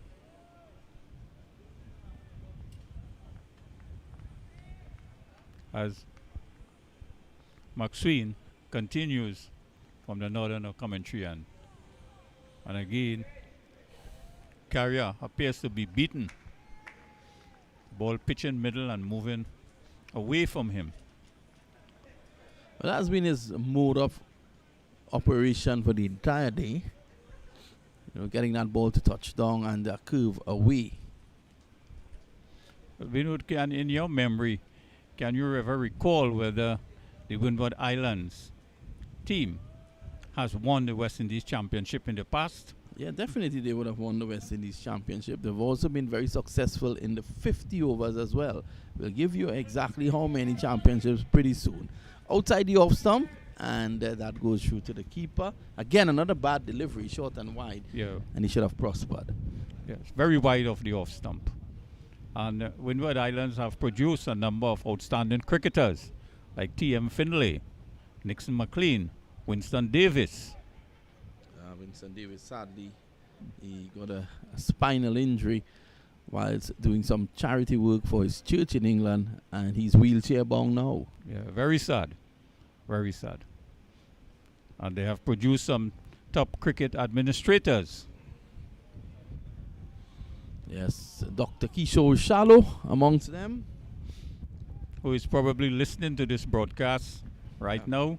He's a young man and has a very bright future ahead of him. Greetings to you, sir, Dr. Shallow, Vice President of Cricket West Indies, and a good friend of Mr. Vinod Mamchan. Yeah, once again, good afternoon to him.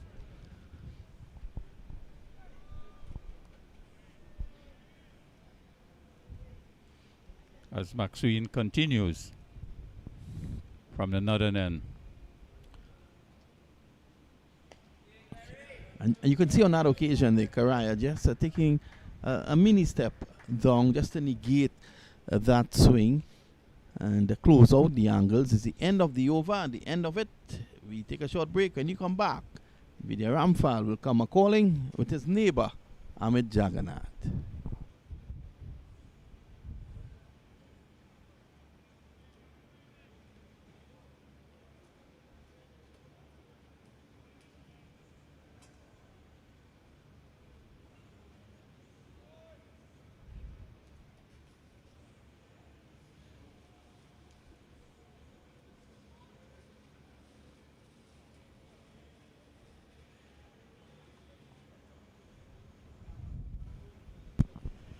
Thank you very much, Vinod. So the 83 for 3 is the score at the moment. And the partnership already up to 61. And so these two have done a great job here rebuilding the Trinidad and Tobago innings from those helter-skelter days when they lost 3 wickets for 4 runs. Ahmed Jagannath saw all of that. And was there anything those batsmen could have done differently at that point? It was just very good bowling there from Sherman Lewis. Was an excellent spell by Lewis at that time. He was really hitting the right areas. The mood of which he picked up those wickets would tell. One was caught behind, just a moment caught behind, and then Anil, Isaiah Raja, LBW. So Lewis was definitely attacking his stumps at that time. Of course, the first man to go in that particular sequence was Simmons, caught at second slip by Athenaeus for 8. So Wickets Fall again, 18, 18, and 22. 83 now for 3, and these two have done very well. Absorbed a lot of pressure. They've been a bit more expansive in their play in the last hour or so. Yes. Should I say half an hour? Definitely, this pair has been putting in new hard work. They are spending time at the crease. They are chewing up the deliveries, doing the job that is required by the team. It's very refreshing to see the effort being made by these two young men. The Windward Islands have been very disciplined in their bowling approach. Yeah, they certainly have. It's a hallmark of what we've seen from them in the first game and the 5 days of play. We've seen them here in Trinidad, very disciplined. Different team culture in terms of the change in management of the team itself. Management structure has changed. Also a new captain in place in Hodge and vice captain in Katoy. And good signs for Windward Islands cricket here. 83 for 3 at the end of the over. Shirley Clark, of course, the Barbadian coach, has come in to take over the Windward Islands setup. And he has been able to, in a very short time, engender a new culture in this Windward Islands team. And you've played against the Windward Islands a lot, and we saw some alarming collapses from them in the past. This team looks like it has a bit more steel in them, though. Yes, definitely. The approach, in my day, the bowlers would have probably attempted different means to break this partnership. They would not have been as patient as they are now. So definitely there is some change that is evident. And Shirley Clark, of course, would have led Carlton, the Carlton Club to victory in the Barbados domestic tournament. Oh, some more movement here. That's a good delivery. Testing one there from Preston McSween.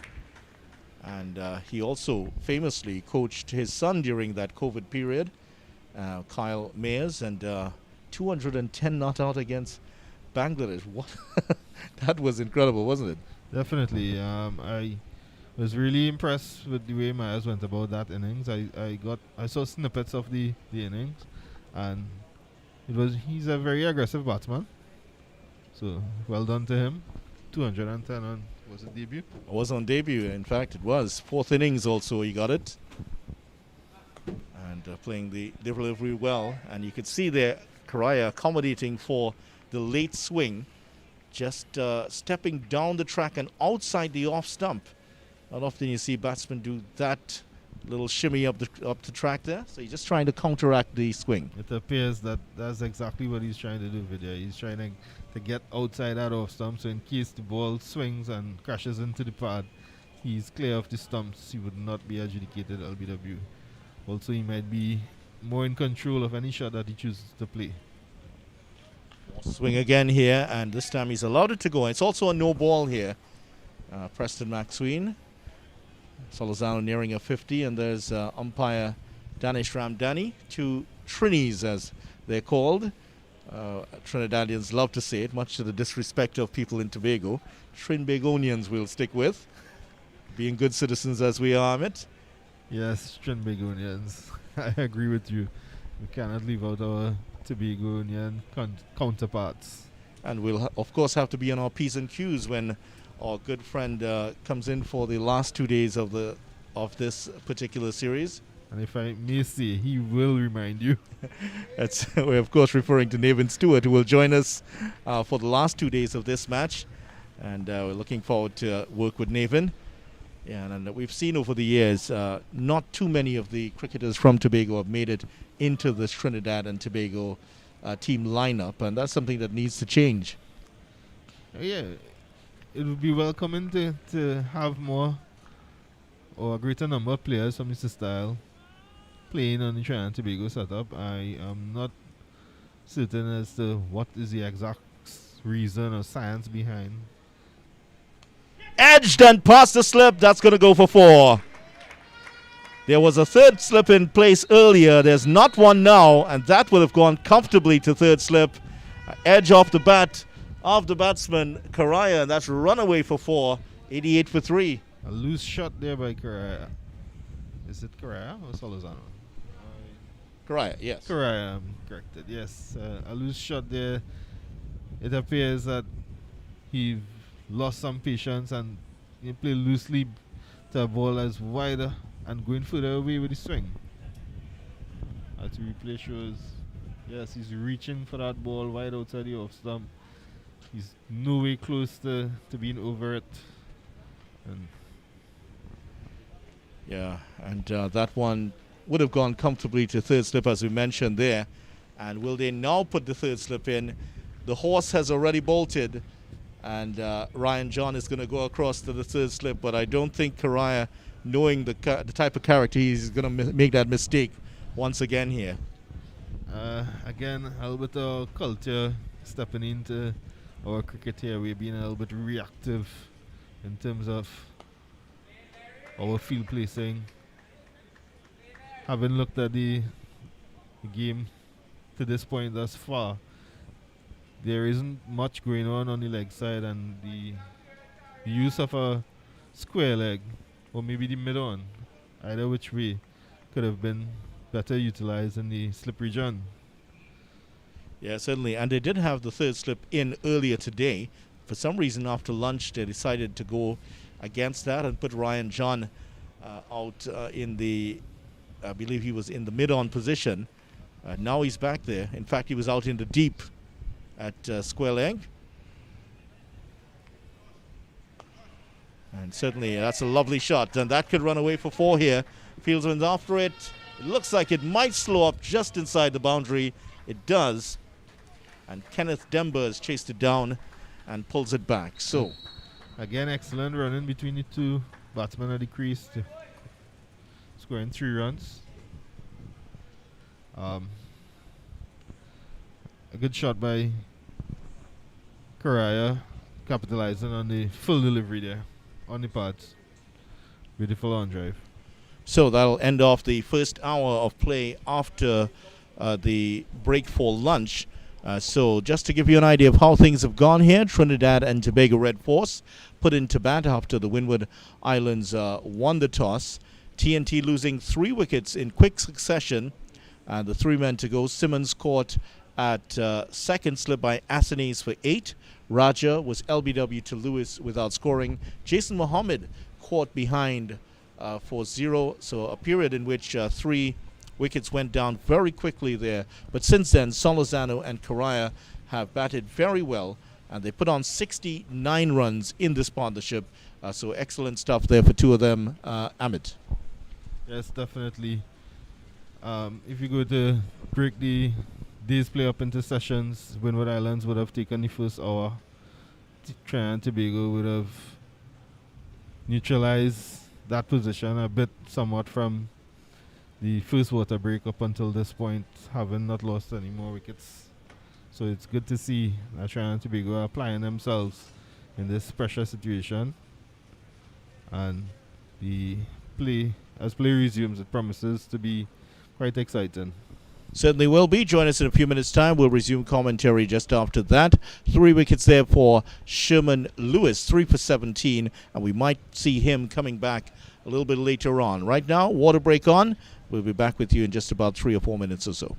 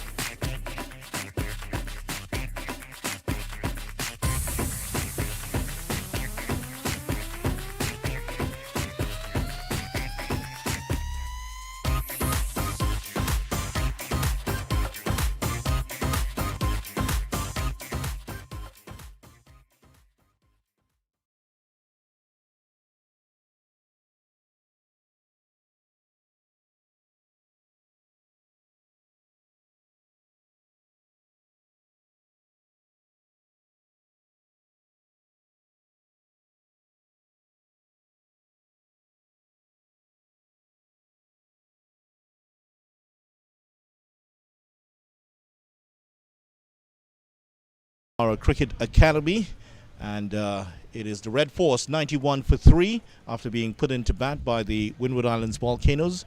Kenneth Demba is going to continue here. Jeremy Solozano is on the cusp of what will be his 7th first-class 50. 6 before this, 200s also. 91 for 3. Karaya is the man on strike. 28 of 75 deliveries, as you can see there. And we'll pick up a single immediately. Demba hasn't strayed down the leg side too much. There's just the man at that mid-wicket position. There's also a forward short leg, and there's a deep square leg in place for him. But obviously with the field that he has here, Amit, it's all about keeping it on the offside. Amit Jagannath, the former West Indies and Trinidad and Tobago off spinner, with us here. I think from the angle from which he's bowling, that ball was over pitched. That's why it is easily played out to the vacant mid-wicket region. He needs to pull back his length just a bit to bowl. That will be consistent with his field. Comes on the track, and that's well fielded. The fieldsman in close there, just stuck out a hand and made the stop. I believe that would be Hodge. The captain is in that position. Usually the captains tend to put the younger players in that position. I'm sure you, as when you came into the TNT team, you would be sent to field close in at some point. Unfortunately, or fortunately for me, rather, I didn't have that experience. I was used in the slip cordon. I had a safe pair of hands, I'd like to think. Well, I think some would agree. I haven't heard anyone disagree in the booth here. Even Mr. I Mamchan had has some good decided to stay memories. quiet. I have some good memories of taking some catches in my time. And then, of course, I mean, it's usually the younger players get stuck in that position close in. Usually young batsmen. Young batsmen, Junior that's batsmen, right. young openers. Well, you have better things to do with your hands, obviously, with your off-spinning they days. would have tried to save the fingers back then. That's ensure right. that, there are no broken fingers. And Solozano, as he has done throughout the day, using his feet slightly to Demba and playing it very well down the track there. And they haven't been able to quite break the shackles yet. The run flow has been of marginally more in terms of intensity from these two batsmen. But still, you can't say that they are entirely on top here in terms of the Windward Islands. But they continue to battle. It's 92 for 3 here. And the TNT innings has now filled up 40 overs so far. I have noticed that, yes, the Windward Islands bowlers are very disciplined. They are bowling to their field, hence the slow run rate. Trinidad batsmen not appearing to score freely. However, I would like, being in the situation 92 for 3, if I was the captain of the fielding team or the Windward Islands at this point, I would like to make some inroads into the Trinidad batting lineup. And I would probably employ more tactics in terms of aggressive field placing, a different approach in relation to how I use the bowlers, to break our partnership and get some wickets. In particular, what would you, what would you whisper in the ear of Mr. Hodge right now? I would, especially for the use of the off spinner after this delivery. For Denver, I would probably encourage that drive outside the off stump. I know there is a cover and extra cover.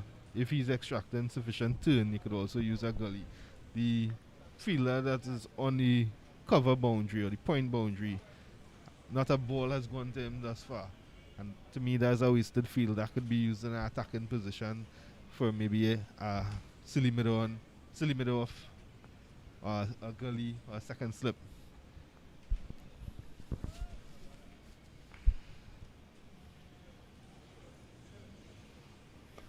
And for Maxween, as we see another shimmy down the track here from Karaya, using this tactic to deal with the swinging, delivery swinging away from him.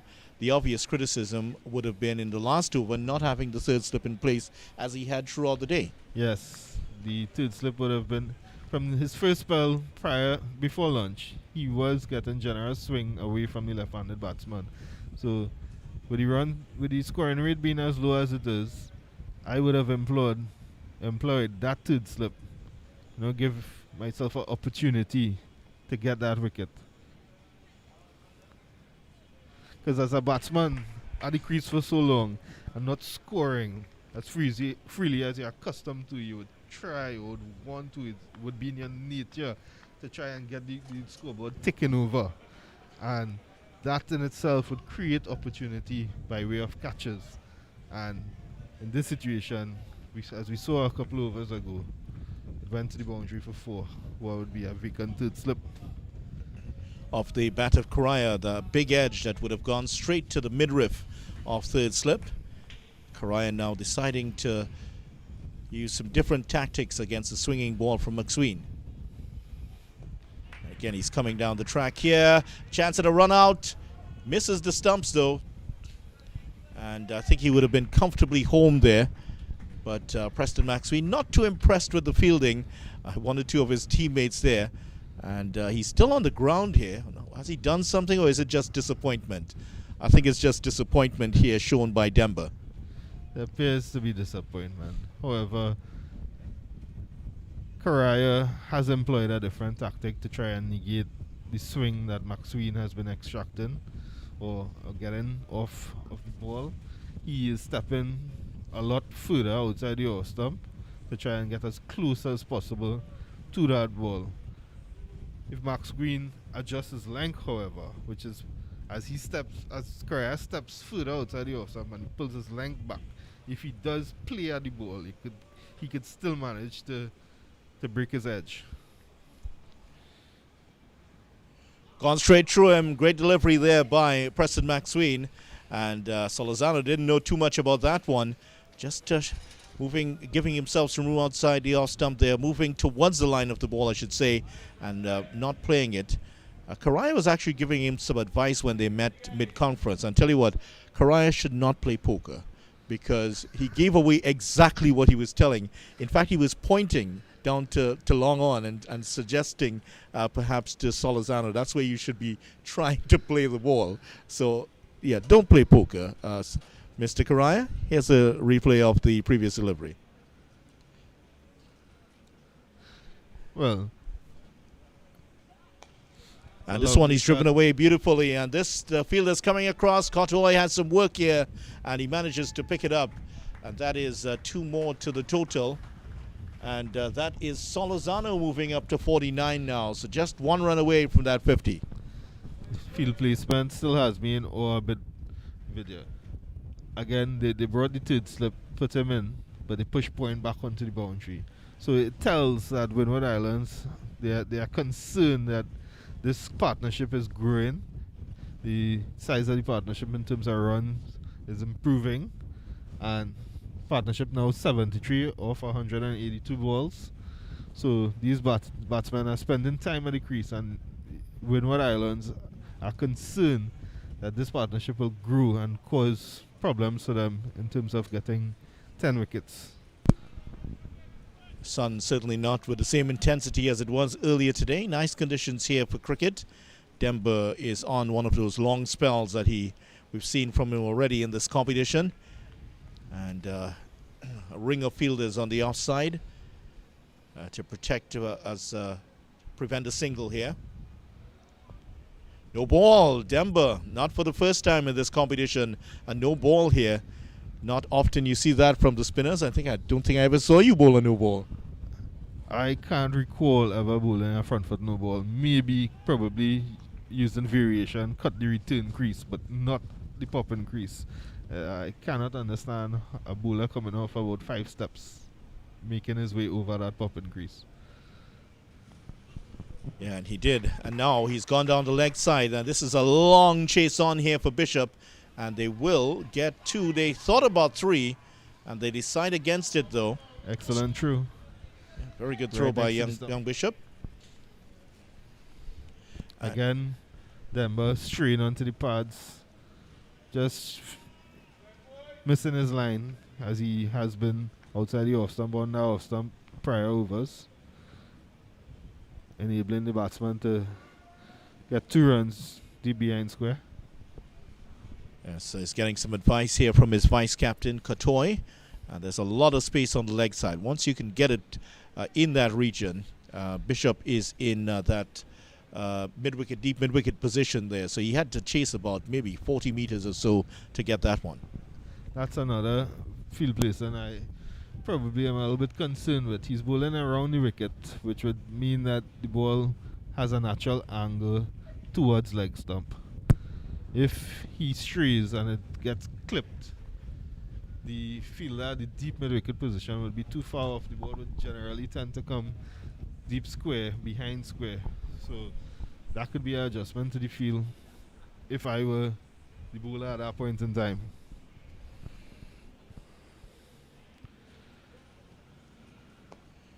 The field does reflect in many ways the mental state of the captain. So you can tell that there is, while they would want to get wickets, they want to be aggressive here. There's a bit of uncertainty about this burgeoning partnership here between these 2 batsmen, which is up to 76 now. Yes. And they know that they can go big, both of them. In fact, Karaya, we pointed out, had 196 earlier in his career. So these 2 can go big here for TNT. Yes, definitely. So although I would be concerned, I would still try to get wickets, and by using fielders in positions that are not wasted. Denver hasn't bowled a short ball that has been cut behind point or hit to the point boundary, the cover boundary. And to me, maybe using a short mid-wicket might negate the single on the leg side. He's got one. And force the batsman now to play a shot to square the wicket from off the stumps. So if I remove the cover point or the sweeper and put them to the mid-wicket region, the batsman now may say, all right, I can score behind point, but I would have to take that ball off the stumps and you create an opportunity. Almost what he tried to do there. 98 for 3 at the end of the over. And in fact, in the last game against Vishal Singh, one of the 5 left-handers for Guyana Harpy Eagles, they did have the mid-wicket in place, and they had Katoy in place. Singh came down the track, tried to lift it over mid-wicket. It went straight to Vishal Singh, to Katoy, and he dropped it. So that's what they would have done in that last game. They haven't followed that exactly this time around. It was highly effective in keeping or containing the Guyana left-handers when Demba was on. And that is played behind square. That's going to be 4. And that is going to be 50 for Jeremy Solazano. It hits the ropes now. And that is another 50 for Solazano, his 7th in his first-class career. And Solazano, who is looking to regain his place on the West Indies side, what a great argument he has presented here with 53 not out in TNT's 102 for 3. A very solid knock so far from this young man. 53 runs off 140 balls. He's really displayed the patience that is required. He has really occupied that crease and did the job so far to put Trinidad into a better position from the start, which they had.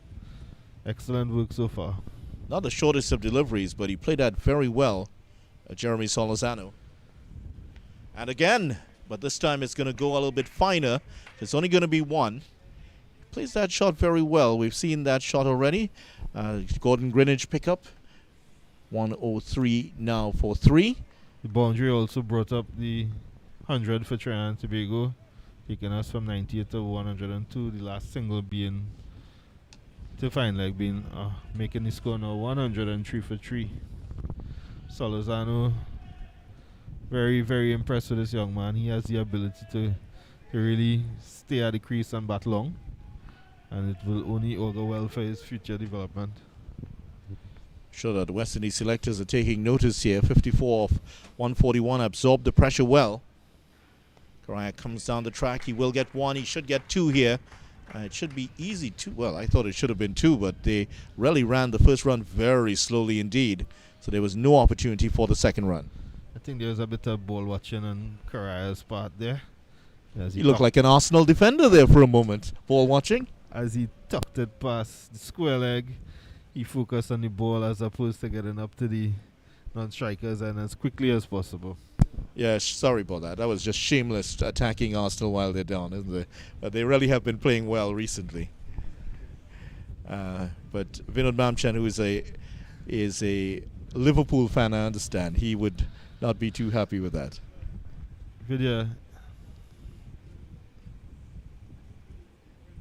as you would notice, they not too long ago took out the square leg and put in a third slip. And the batsman now both decided to step outside the off stump and work the ball onto the onside. Now that the square leg is back in position. So the bowler hasn't really bowled to the feel that the captain wanted when he put that third slip in place. He needed to be a little bit fuller. His length was too short. Hence the reason the batsmen were able to get that ball onto the onside and create some scoring opportunities. Batsmen thinking on their feet. They're not just being passive out there. They're being very proactive in their batting. Not exactly taking on the bowler, but they are. That one just swinging late again here. Yeah, but good batting by these two, Jeremy Solazano and Yannick Correa, both from the northeast part of TNT. As introduced by Vinod earlier, they are probably neighbors. I'm sure. Yeah, they're not exactly close there. One is from Arima and one from Grandi, Sangre Grandi, which is maybe about 20 kilometers or so further east. I wonder if it's the proverbial South Trinidad that we use for the east as well. Anything past a certain point. Or it might simply be that Vinod Mamchand's sense of geography is maybe a bit skewed.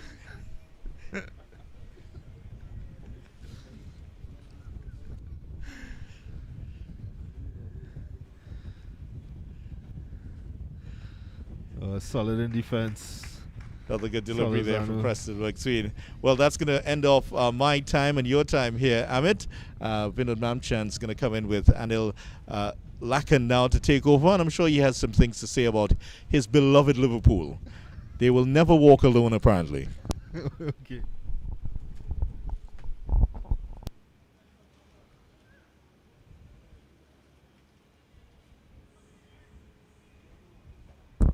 Is there another football club, Vidya?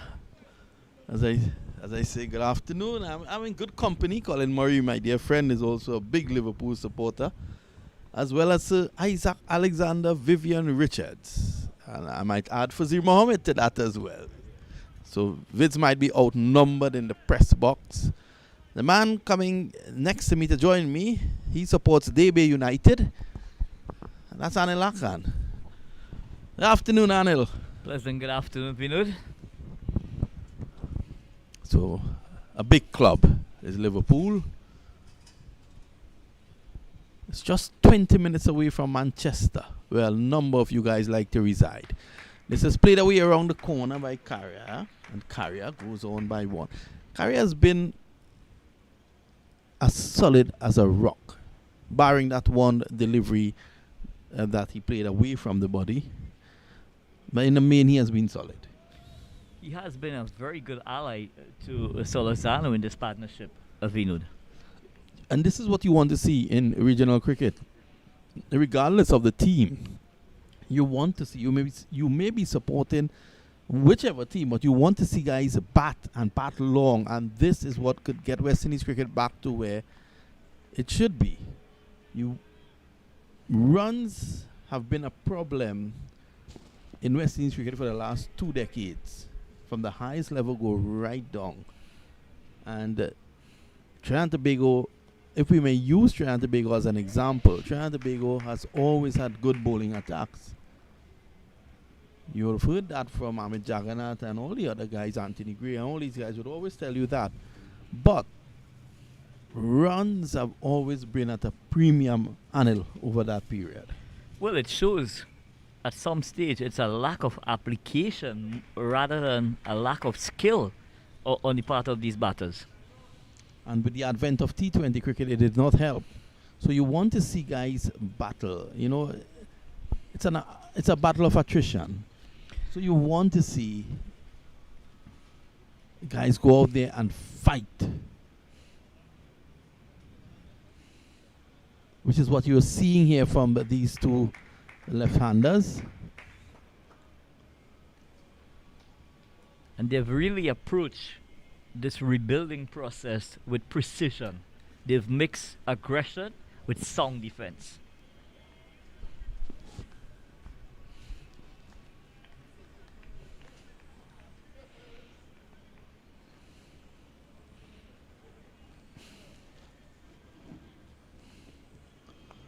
Has been around for quite a while, so you want to see him adopt this role of being Mr. Dependable in that middle order. You want to see him own that slot, and you also want to see that level of maturity where he starts to score consistently at this level. He started the season well with that 72. He's on 34 now. So Lozano has been excellent in his first knockback. And when you can see 106 for 3 or 44 overs, it shows graft. It shows application and dedication by those out there, these two who are fighting. And it does show a lot of grit as well.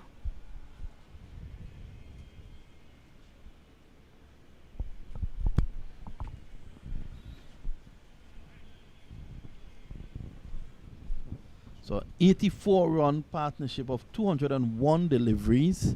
It tells a story. And it tells a story that both these players are prepared to grind it out. during the difficult passages of play. You don't want to give it up. You know, you have your wicket there. You want to fight. You want to put a price on it. You don't want to give it up too easily. As Lewis is back into the attack from the northern end. Just a loose now. Solozano missing out. And you will know better than many, Anil. You don't want to give it up too easily. No, you don't want to. There's a lot at stake, Vinod.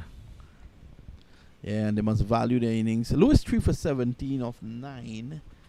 Let's see how he operates now from the northern or Gasparilo end. He came up from the Palmaria end early on.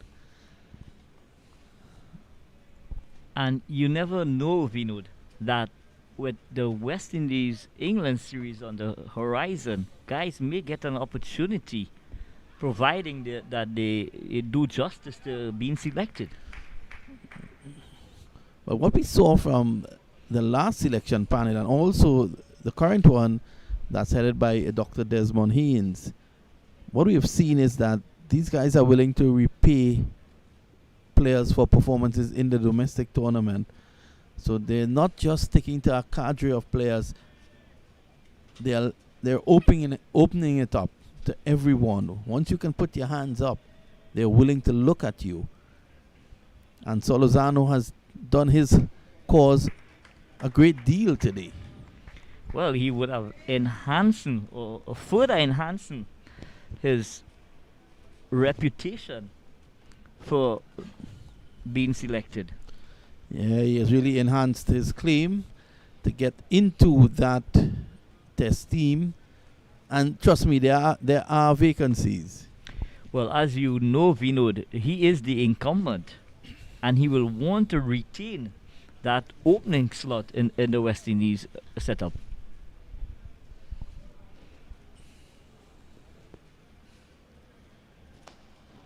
Nice full-blooded drive. Pleasant to look at. Always pleasing on the eyes, that drive to that middle of a extra cover region. You know, they say the on drive is the hardest shot to play in cricket. Granted. But I think the most pleasing shot is a cover drive on bended knees. Any day of the week, Vinod. I played many of those in my time. I wouldn't want to go there, Vinod. But I don't know why the ball ended up always in the keeper's gloves. Pushed away to short cover, there is no run.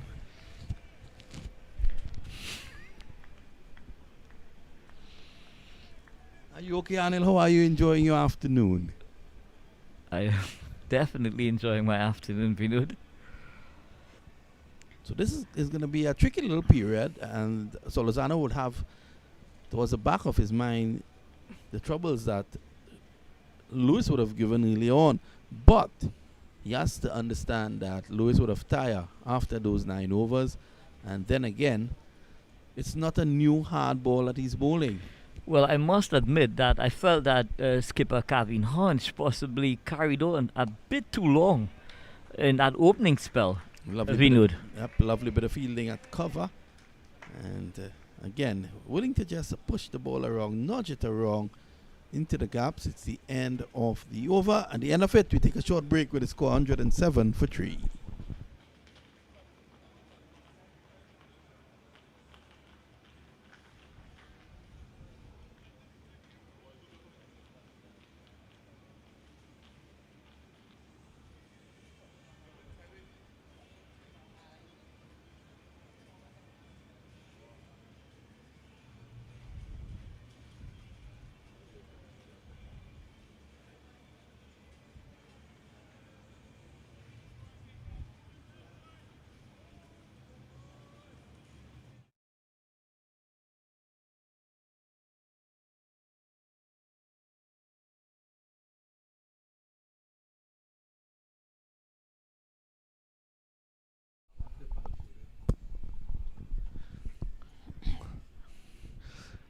So it's going to be the man with the hop, skip, and the jump.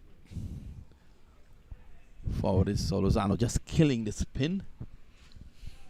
Demba has been, without being spectacular, he has been solid.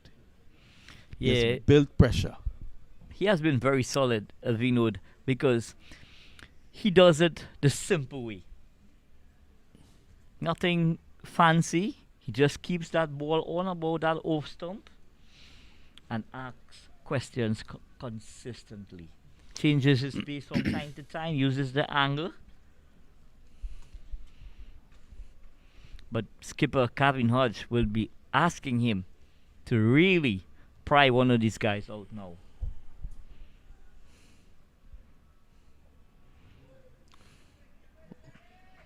Well, Solozano was going down the track and then he missed that but was still well anchored. It tells me he's batting very deep in its crease because he didn't make an initial movement down the track and he was yet still anchored.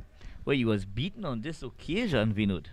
And if he wasn't deep in his crease, definitely it would have created a stomping opportunity.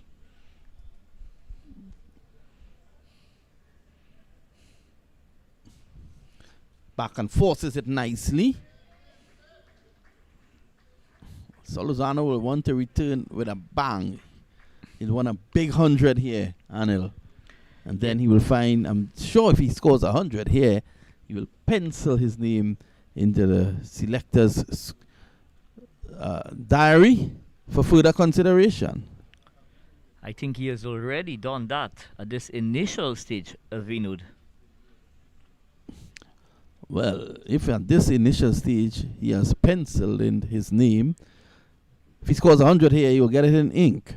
Well, I would like to see it being etched. Yeah, well, that's 200. If he scores 200, it will be etched. 108 for 3.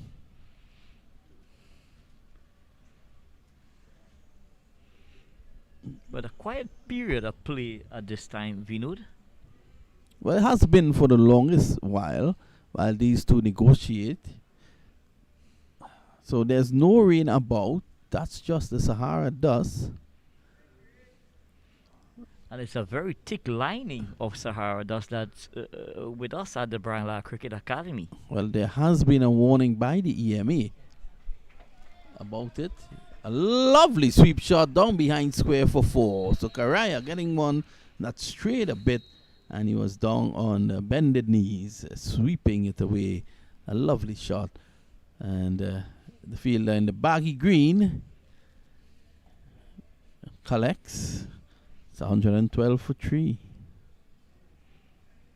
So badly lined delivery on this occasion, just outside the line of the leg stump, and Karaya expertly.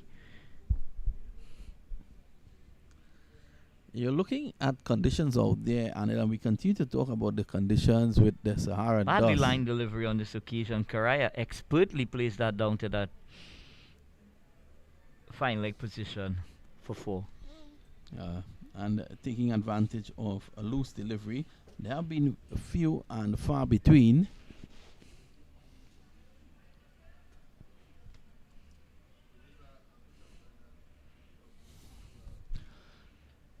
So here is Lewis now from the northern end. You will find plying his trade a little more difficult in the afternoon. It's like a taxi driver. When you have to get your passengers in the morning, you will get out on High Street, on the top of High Street in a nice, cool, breezy morning. Try doing that just after lunch. Yeah, it's normally very humid after lunch. And there isn't a lot of passengers during the afternoon, Vinod. Well, he carried 3 passengers with him this morning, and he's looking for more.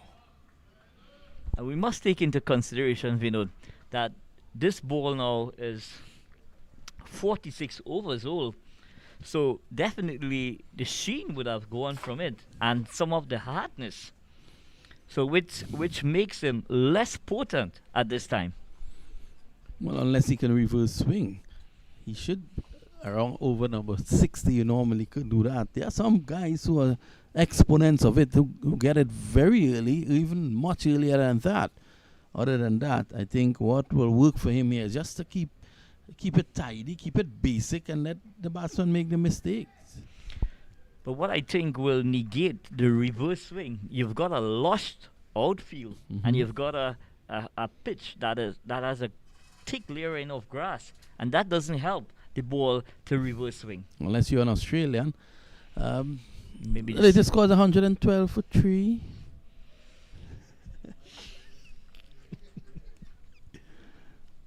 My good friends to my right, they're looking in my direction.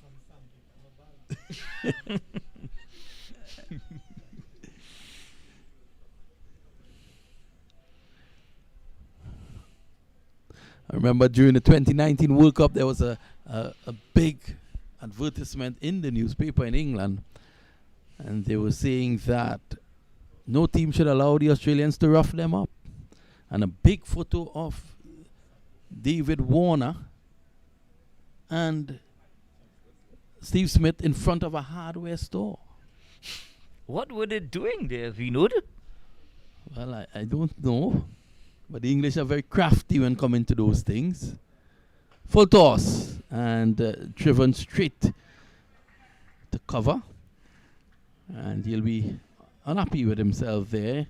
Probably was thinking he should have threaded that nicely through the covers for 4.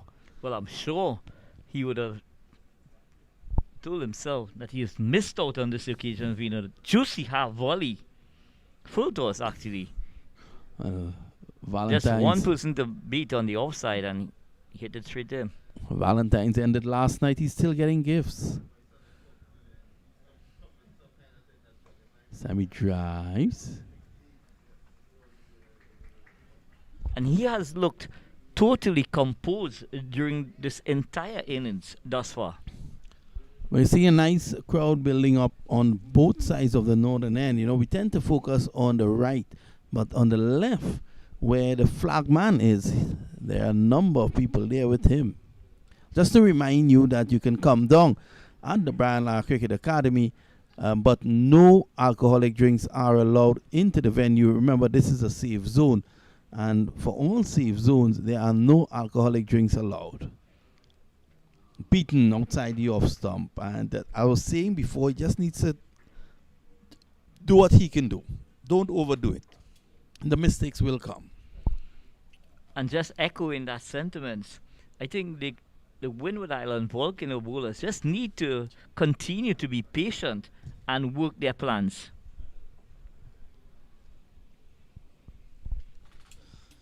So we take a short break. We'll be right back.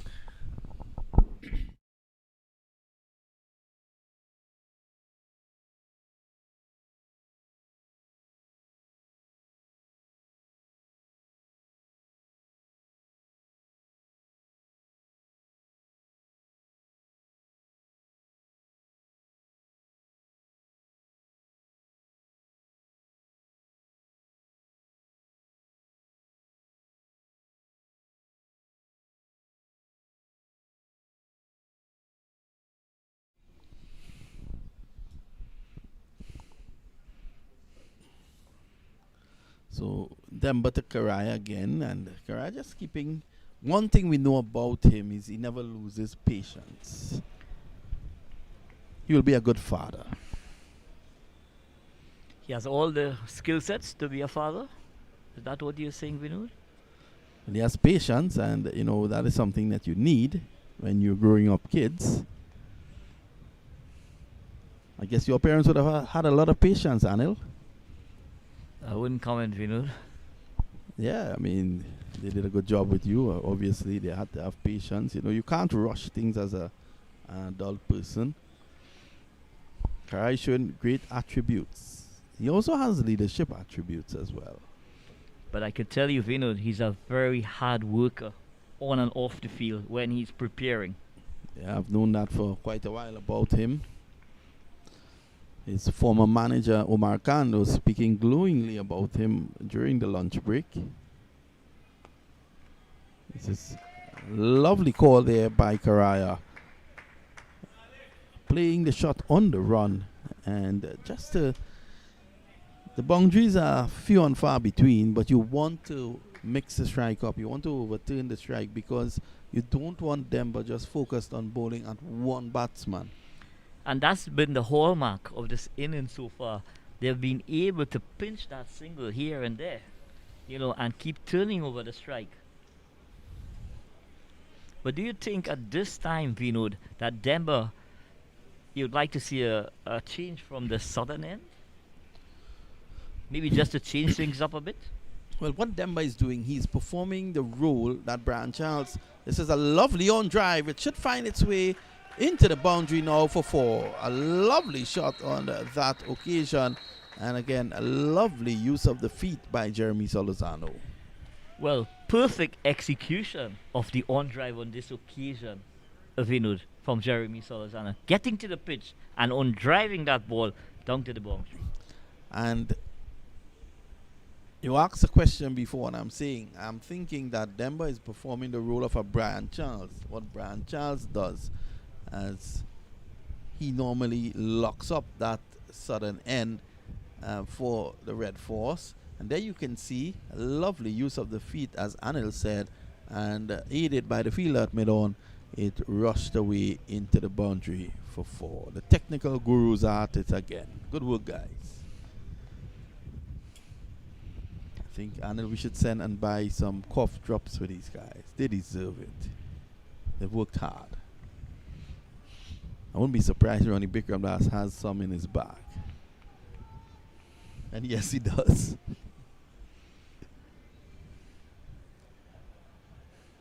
So it's going to be Demba to continue. I love his approach. Solozano just pushing forward. He's calling for a drink of water. It must be very humid out there. It's not hot, but it's humid.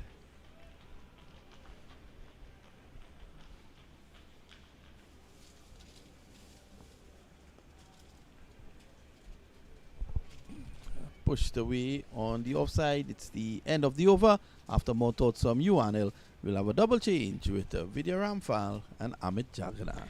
Well, both Solozano and Yannick Correa just seems to be continuing where they left off in the last game in terms of Correa, and they're really building into a healthy position at this time.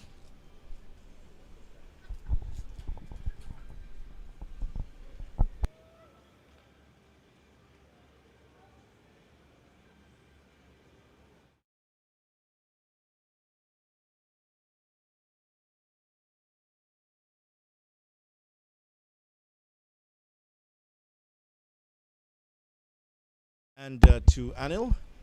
So, 117 for 3. Partnership now looking very, very dangerous indeed. Almost up to 100 now. And Amit Jagannath. This is a partnership that now the Windward Islands is just 5 runs away from that 100 partnership. So this is one that is looking very dangerous for the Windwards indeed. Thank you, Vidya. Just what the doctor ordered in terms of the recovery for Trinidad and Tobago after being a precarious 22 for 3, in fact. 22 for 3. This is exactly what the doctor would have ordered in terms of recovery and putting up a good total. This is the foundation that was required, and these batsmen need to carry on, and the batsmen to come would be able to capitalize on this effort by these two. Well, I might even suggest Amit going a bit further back. When you consider that TNT won the last game at 81 for 7, that this TNT fans will be saying, finally, we have a partnership that we're seeing here of close to 100. Because after those wickets fell very early in this innings, people must have been thinking that there's some serious batting flaws in this Trinidad and Tobago team. However, now they might be thinking, okay, I think normal service is resumed once again. Even I, at the start of today's play, would have been a little bit skeptical as to the end result, or maybe the process by which we finished the first inning total. However, I'm very pleased to see that Solozano and Correa have put their hands up and stuck it out there for the team. They are doing a wonderful job, and they could only build on this going forward in this game.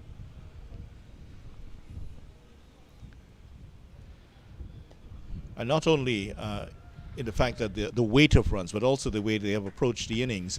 When Maxween was threatening with those deliveries swinging outside the off stump, they changed their attack a little bit, forced changes in the fielding positions of the opposition, and they made the Windward Islands bowl where they wanted them to bowl. These guys have batted with maturity so far.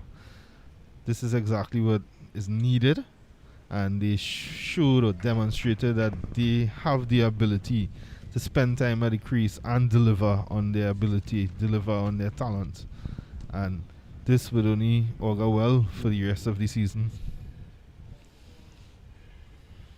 Yeah, and talking about maturity, Jeremy Solorzano in his 42nd game. And as for the man with him out there, Yannick Karai in his 65th first-class game. So a lot of experience there, close to 100 matches in terms of first-class matches there for these two players. So it should be showing up now. And it's for them to really push this partnership on, maybe beyond 150, possibly 200 if they can, and really grind down this Windward Islands attack. And tell you what, with the Windward Islands, there's a lot in their legs in terms of that final day against Guyana and that defeat. So a big partnership would have an interesting psychological effect on them. Definitely, it would have a psychological effect on them. However, credit to the Windward Islands where credit is due. They have bowled very disciplined lines and length.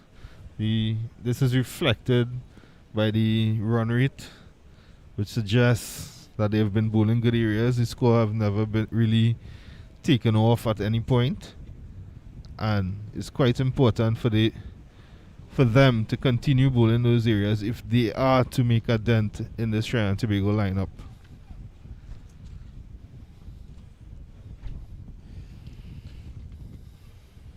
So over 100 matches for these two. The experience showing here comes to an end. At the end of it, the Red Force 117 for 3.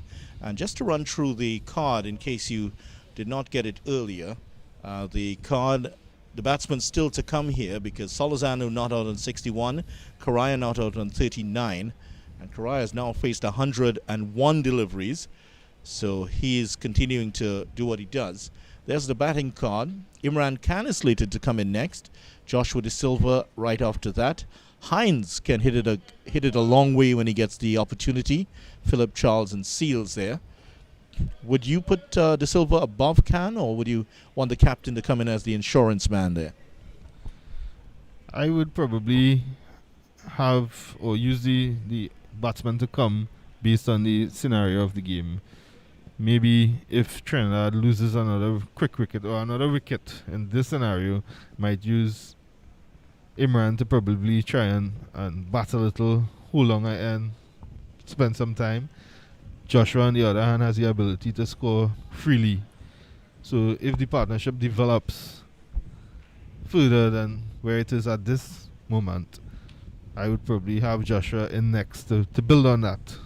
And of course, Joshua very much a team player, Joshua De Silva, and he would, of course, be thinking about somewhere in the back of his mind, personal ambition also. He wants to get some runs. He wants to be in that West Indies team for the England series, but very much a team player, so I'm sure he will bat well wherever he's put in for this. There's a bit of a change coming up.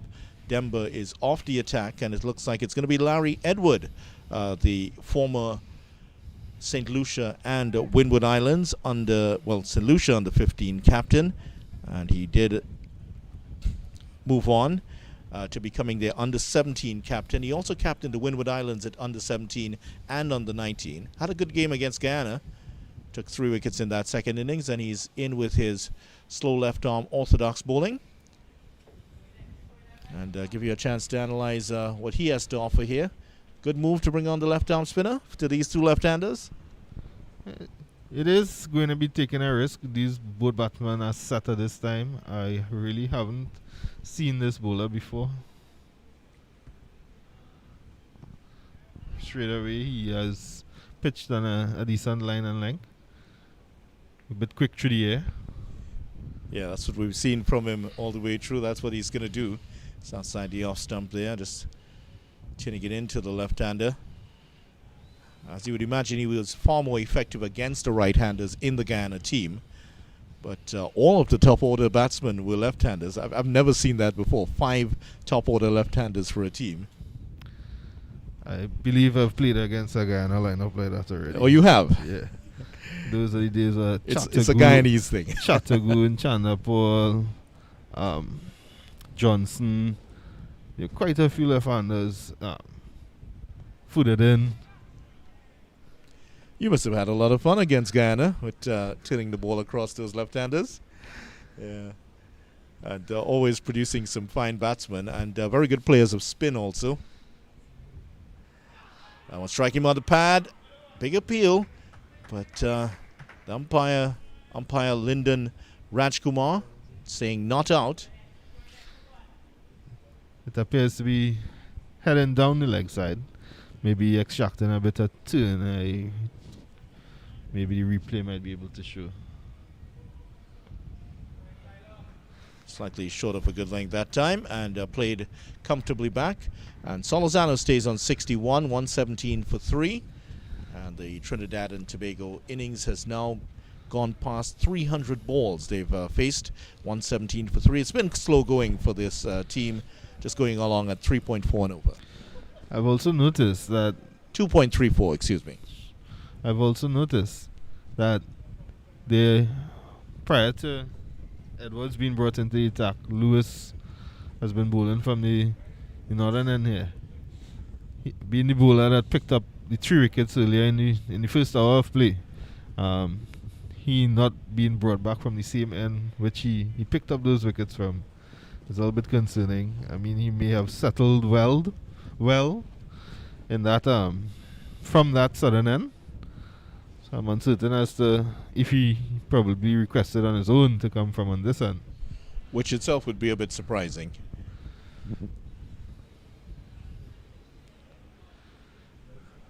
And this is Lewis, who is continuing here, the 26-year-old out of Grenada.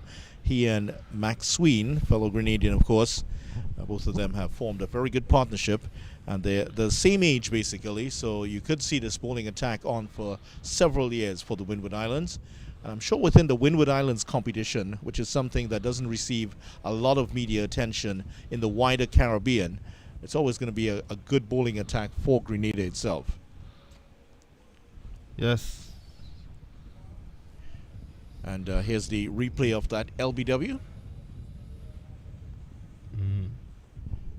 And yeah, yes, the replay of the LBW shot of Edwards shows that he's really coming from a wide angle, hence the ball probably angling down the leg side. And of course, if there's any turn, it'll take it further down. Yeah. Have to compliment our graphics team here, top men in the business. They're known as the Anonymous Duo. 117 for 3, 61 for Solozano, and Karaya 39. And score has been stuck here on 117 for quite a while.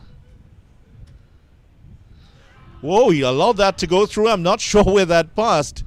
Because tell you what, that was a very good leave alone. Let's give him the benefit of the doubt. But that was not far away from the stumps there. He really judged the height well. That was, I would have to say, beautifully judged. Because had that ball hit him a little lower, he would have been in all sorts of trouble. Yeah, this is not exactly Perth, is it? Where you can leave the ball alone from length. That one was not very far away from the stumps there. I'd love to see that one again, but a lot of discussion now between Karen Katoy and the bowler, Lewis. Here's the replay, Ahmed. You can tell me where that passed. About a few millimeters above middle stump. Yeah, that was very close indeed. And there once again, yeah, that was very well judged indeed. We'll put it down to that. And well played indeed. Yes, he's not exactly playing at Perth or one of those grounds where you get a lot of bounce here. It was not a very short delivery either. again, it has to be. He would have known that that was going to sail over the stumps. It's not the Gabatois either, as they call the Gabba. Lewis with a big smile on his face all of a sudden. Thinks he might be onto something here. And Karai is looking much more solid now. Outside of that outstanding, well, that outstanding leave might alone indicate that he's judging the length and line of the ball very well at this point. And he's batting with a lot of confidence at the moment, and this confidence comes as a result of spending time at the crease. When you familiarize yourself with the conditions on the square, it helps in your decision making and your processes as you bat or as you bowl. It really assists. This partnership exactly what the doctor ordered. Yannick Correa and Jeremy Solozano will go for the single here. He got a good bounce, but didn't help him in the end. That is the man fielding there in Kotoy. And the over comes to an end. 118 for 3, Solozano on 62, and Correa 40. That's the first run we've had in quite a long while. As I mentioned before, excellent communication and running between the wickets by this pair. They really communicate well, they trust each other, they respond immediately to their individual calls. Very good effort in relation to their running between the wickets. 66 matches for Yannick Correa at first class level. Just to run through what he has done in his career. 2690, just averaging above 27.44. So 400s and 1050s. You would think that he needs to get some more of those bigger scores if he is to get the West Indies selectors on his side. It's about converting his starts. As we've been discussing off air video, many batsmen in the West Indies manage to get starts and they don't carry on, they don't develop on those starts that they get. And it's not about their physical ability, sometimes it's a lot more mental. Over pitching twice here.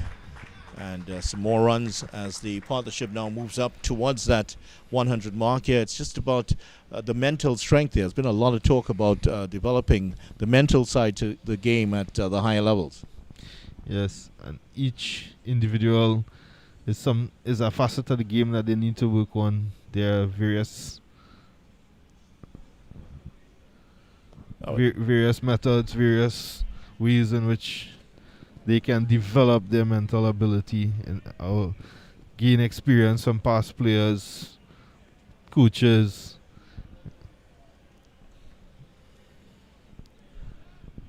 And this is what would help them develop into better batsmen. It's not just about mental strength, but as the West Indies coach Phil Simmons was talking about after that one-day series where West Indies went down 3-0 to India, he talked about batsmen being able to assess situations better and play according to the situation.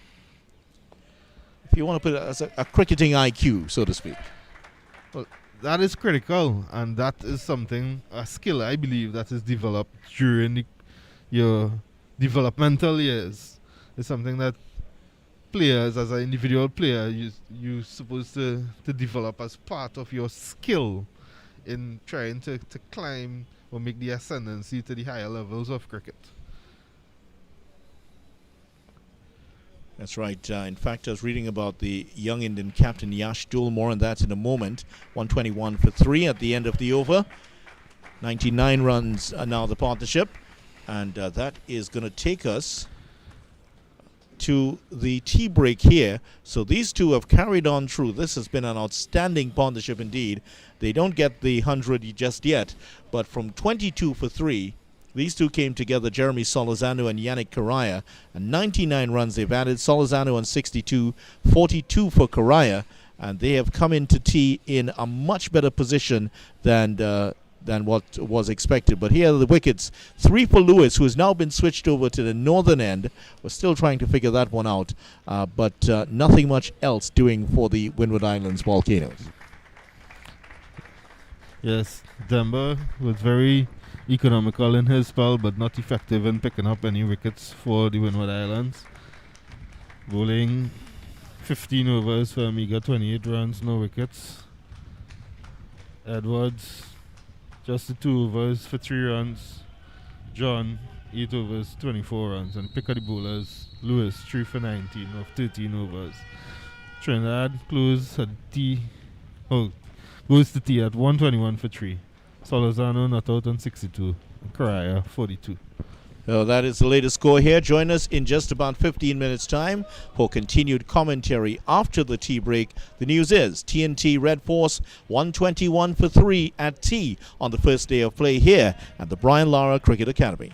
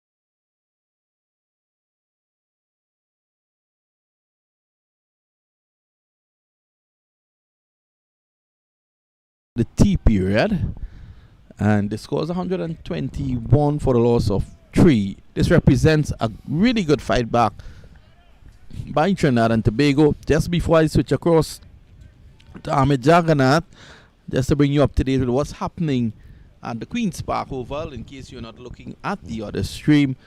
The Guyana Happy Eagles 116 all out, and in response, the Leeward Islands 37 without loss. Good afternoon, Ahmed. How are you? Good afternoon, Windward. I am fine, thank you. Windward Islands have started with Denver, who is bowling from the northern end, playing his trade. Yeah, he has bowled long spells, Denver. Denver will bowl from now to December. It's 121 for 3. And he was quite economical in his first spell. Seeing that they're a little bit attacking in their field placing, there's a short cover catching. Well, together with a slip.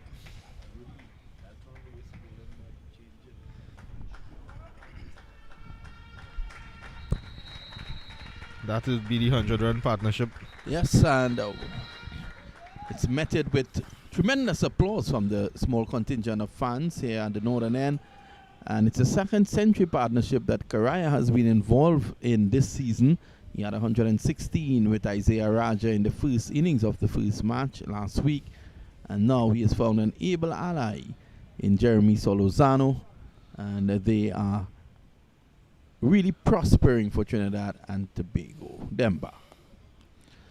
Demba's been very economical. 15 overs just for 30 odd. Prior to this was 15 overs for 26. As an off spinner, what would you have done after probing away for 15 overs, not getting the sort of results? What would you have done? Attack more? I know you were an attacking off spinner. Personally, I would have been disappointed if I have bowled 15 overs and went wicketless thus far. Hardly ever happened to you, didn't it? Usually would have struck within the first 3 overs. However, Denver, what he needs to do is probably use a little more guile in his bowling. He's pretty much bowling from one angle, one trajectory, one piece. There isn't a lot of variation coming from him in terms of enticing the batsman into playing a false stroke. Probably a 22 ball, just to change it up a bit. I remember asking a West Indian cricketer, a West Indian bowler, about bowling the 22 ball, which is delivered way behind the umpire, or at least in line with the umpire. And he said to me, you can only use the ball that is given to you, not the 22 ball. What type of ball is that? Anyhow, it's all about variety. Play the way to short mid-wicket. A master of using that technique would have been Ryan Hurley. I don't know if you remember that. I remember him from Presal and Barbados. Yes, Ryan would bowl some from behind the where the umpire is standing. Legitimate deliveries. Yeah, once you're behind the line, you can bowl it from the side screen. This is pushed away. It would have often confused many batsmen into whether to play a shot at it or not. I remember Hurley bowling bouncers. Quite innovative in his approach, in his tactics. He had the ability to bowl a short, stiff ball. So he used it in his arsenal. It's all about variety and, giving the batsman things to think about. Edwards has also been economical from the far end. And I think what we're going to see here is same old, same old. I think, that's a lovely on drive. And he's going to get only one. Where these two will continue to graft. And if it's all up, for the Windward Islands to make something happen here. Yes, the Windward Islands need to get a wicket. And I am of the view that they are trying to apply some pressure by further reducing the scoring rate of the Trinidad and Tobago batsmen. They're trying to bowl wicket and wicket. They're not being offered a lot of spin off the track. It's not turning profusely, or there is no sharp bounce. Hence the reason is that Tony Hollis Gray I'm hearing in the background. The baritone voice of Tony Hollis Gray. I say good afternoon to Anthony Gray, who has graced us with his presence. 124 for 3. Tony Gray would have been your coach? Yes. He was my coach at all 3 years of under-19 cricket. A very, very likable gentleman. That was a successful period for... Also, he was my coach at Presal Cricket Club during my short stint there. Presal? Yes. Wow, so I didn't know good old Tony Gray was at Presal as well. But take us back to that under-19 period. That was a successful period for Trinidad and Tobago, that under-19 period under Hollis. I wouldn't say quite successful.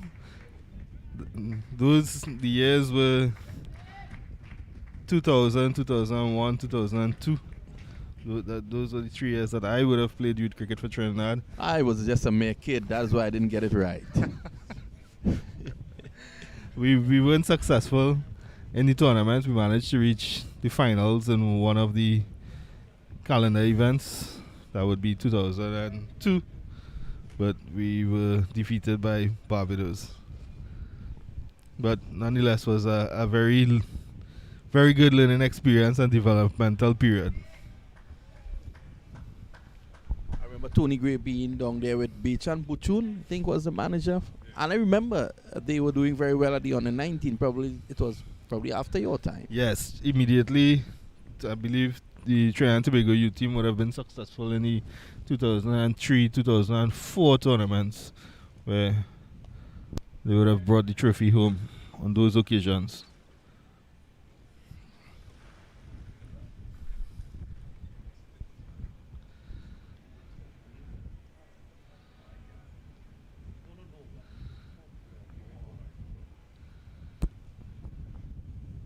So it's good to see Tony, man. It's good to hear from him. I know he's probably looking forward to being... I was hoping to see him a little later on in one of those carnival pods. Are you suggesting the guys who stand on stilts? Because he already on stilts.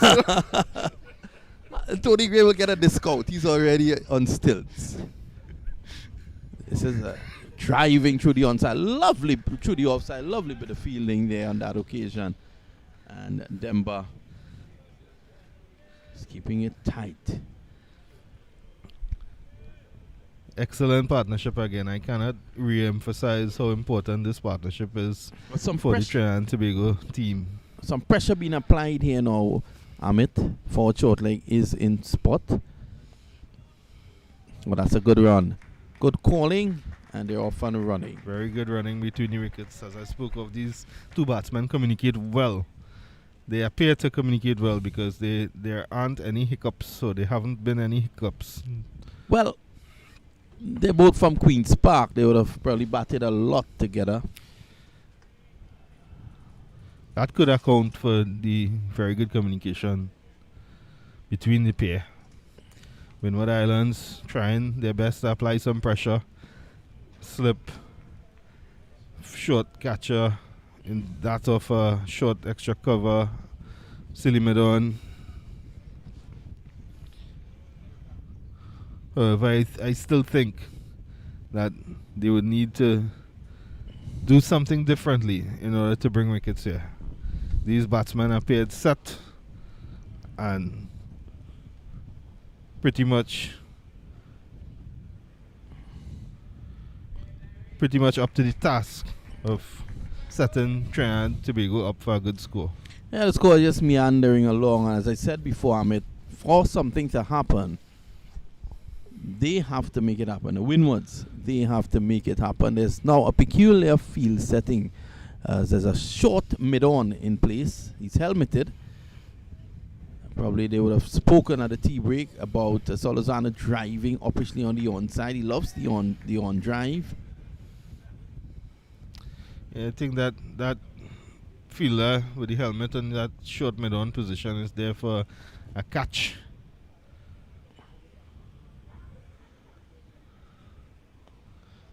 There's a drive again through the offside. Time and time again, though, Solozano has found the fielders on the offside. Of course, he's just coming back from injury. Yes, but he's batting well. He's been striking the ball really well, just not picking the gaps as he would like. Again, as he spends more time, it'll become easier to pick the gaps and pick up the odd boundaries. So tell us a bit, just to take you back a bit, Tony Gray being your coach. Was he a stern coach? I would not say he was a stern coach. He was effective, but not stern.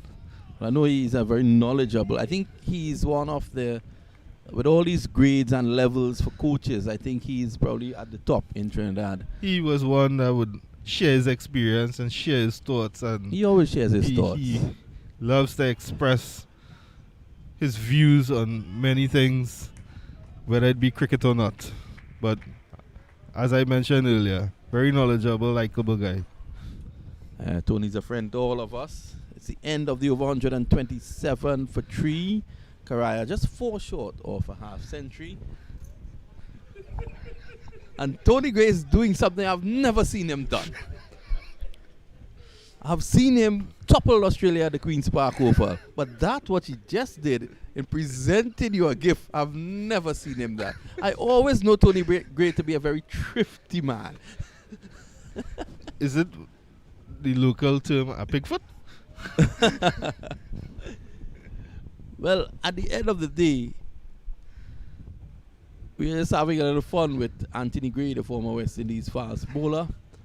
And of course, he continues to serve Trinidad and Tobago's cricket through the UTT and now other stuff that he is doing in and around cricket. There's going to be Demba with a hop, skip and a jump. He would have made a good soldier. A left, right. Sam cut away nicely.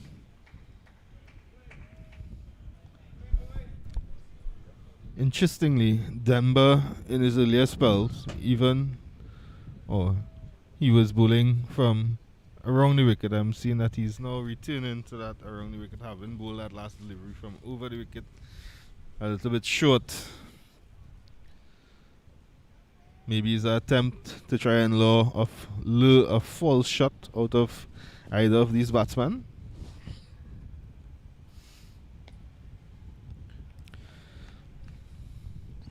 Bernard, Denver is not using enough guile, enough air. I haven't seen one ball pop out to the short mid-on. To the silly mid-on, that is. Well, he's bowling flat, and when he do toss like he did on that occasion, Solozana is using his feet nicely, dancing down the track. So he's also being met with great resistance. Sammy drives, bomb ball, so to speak, and he gets a single.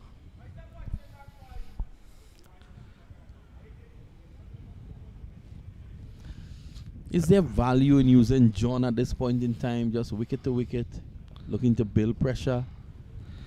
It may be an option. I would have considered it, given the overcast conditions here and the age of the ball. You might be able to get a better reverse swing at this stage. So it is a viable option. It's something that the captain can think about if he is to irk out a wicket here.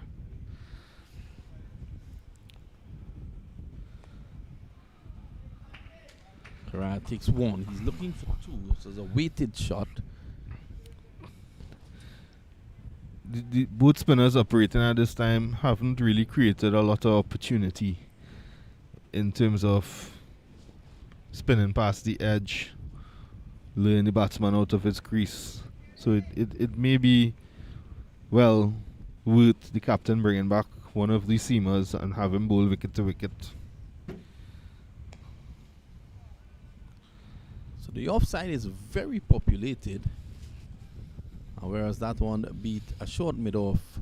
The man at deep mid-off was able to get it. It's the end of yet another over here at the Brian Lara Cricket Academy. We take a short break. We'll be right back.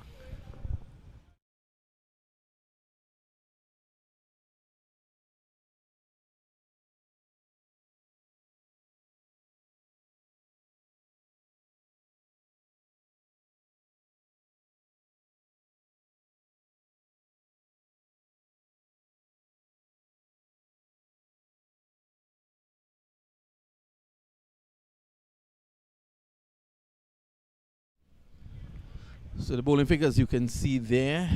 Preston McSween, 14 overs. No wickets today for him, none for 44. Lewis 3 for 19. Impressive up front. John 8 overs, none for 24. And the spinners have been in operation since. But whereas they've been tidy, they have not been effective, as Amit Jagannath has been saying.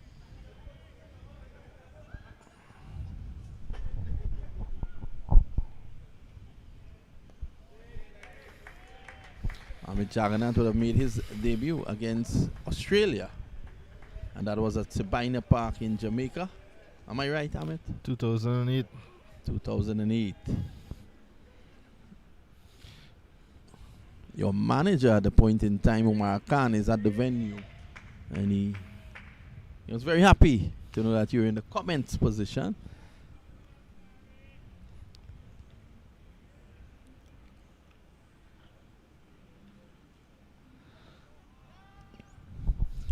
Yes, that was a very lovely experience. Making a test debut on technically home soil at Sabina. Technically home soil. Technically home soil. So you came along in a time when Trinidad and Tobago's first class cricket was well served. TNT had won the title in 2006 under Darren Ganga, former Naparima College boy. The team at the point in time was coached by David Williams, a former Naparima College boy. You can stop me, you know, Amit.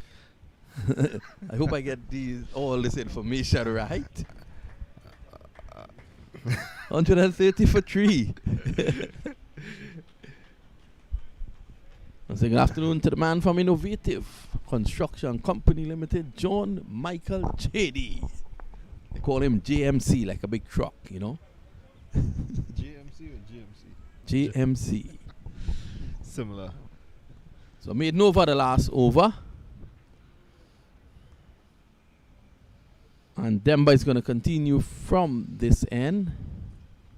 Edwards, 5 overs, none for 5. Again, very economical, but little opportunities being created by these spinners. I'm not seeing a lot of turn. I'm not seeing a lot of guile. It's as if they're bowling just to contain the two batsmen who aren't scoring at a hefty rate. Sammy's forward and then back. He played that very late.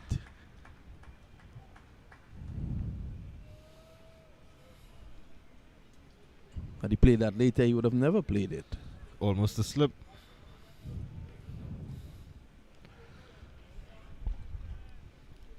So the Windward Islands need to make something happen here. They need to get a breakthrough. They need to employ a different tactic at this point if they are to find themselves in a better position.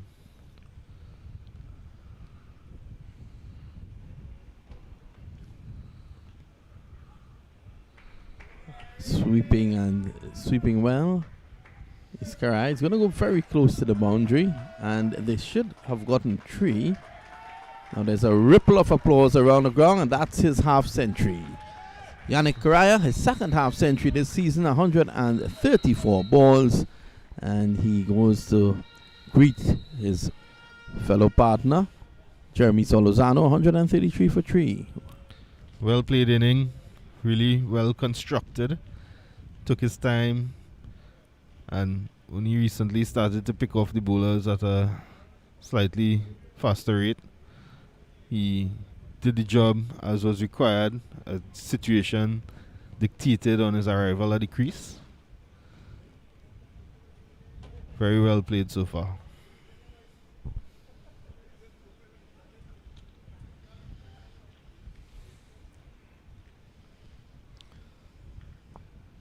Knowing him, he would just look to take a minute, refresh, take his guard again, and continue to bat. The job is just not completed as yet. It's important that a batsman, he understands the game sense scenario here. But this is having reached a milestone. It's very important that he recognize that the job is not over and he needs to carry on, continue to build his partnership with Solozano. Well, the Windwards have eked out so far 0.6 of a point because of the 3 fast bowling wickets. So that'll be a positive for them. I'm very surprised though we haven't seen the vice captain Kieran Kotoy. Just can't really can't understand that. Sammy's down the ground, and he could be in problems here. The fielder just backing away, and Jeremy Solozano beaten in flight. And he's out caught at long off, well, mid-off running back, and a very promising innings ends at 66 of 192 deliveries. Take nothing away from the left-hander, though he batted well. Yes, a very good catch by the mid-off fielder. Had to run back a few yards, judge the ball. That was quite a distance in the air. A very good catch. Unfortunately, Solozano goes for 66 of 191 balls. Well, whilst the players refresh, it's probably a good time to change the commentary team at the moment. It's going to be Vidya Ramphal, and he's coming with him Dungiram Anil Lakan.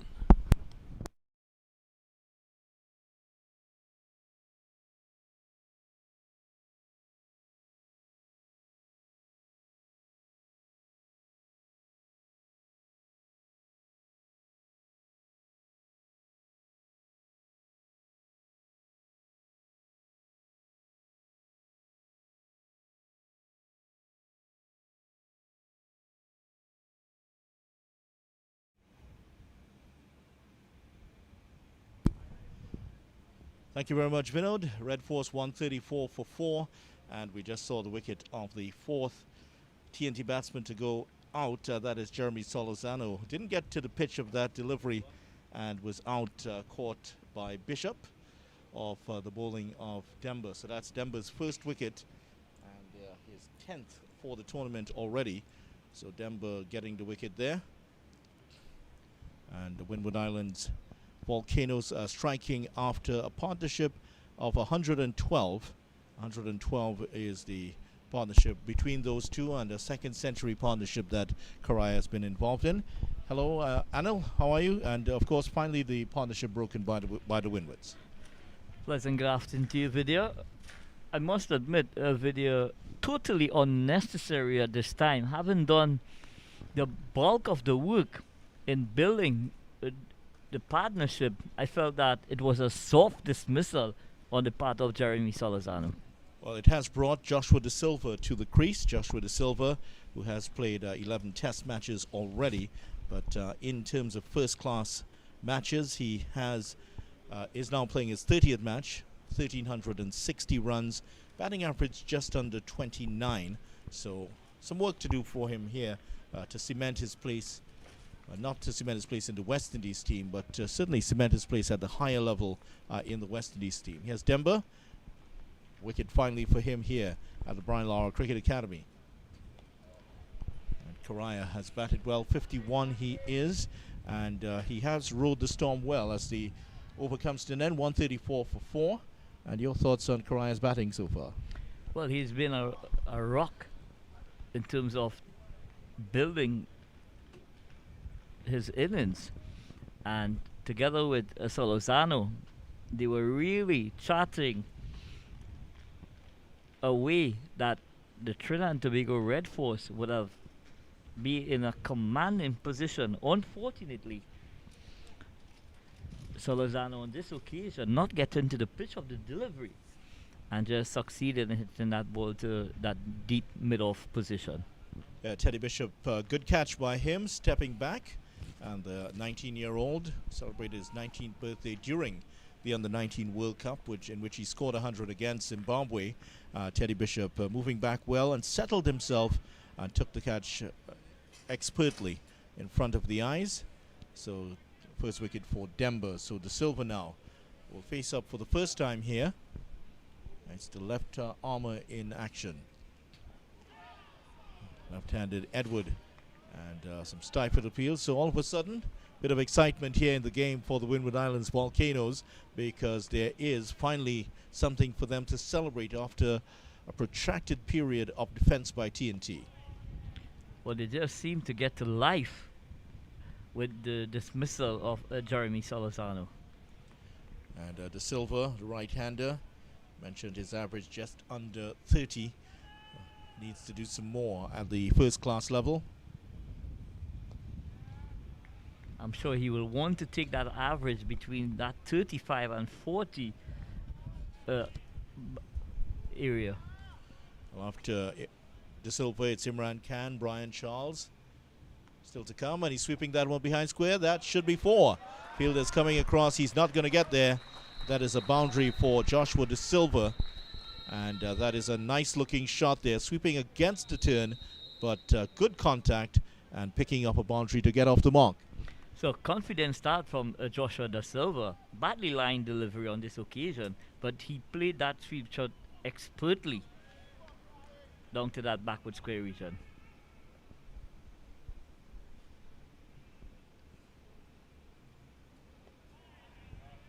So in terms of the context of the game, that dismissal coming none too soon here for the Windward Islands Volcanoes.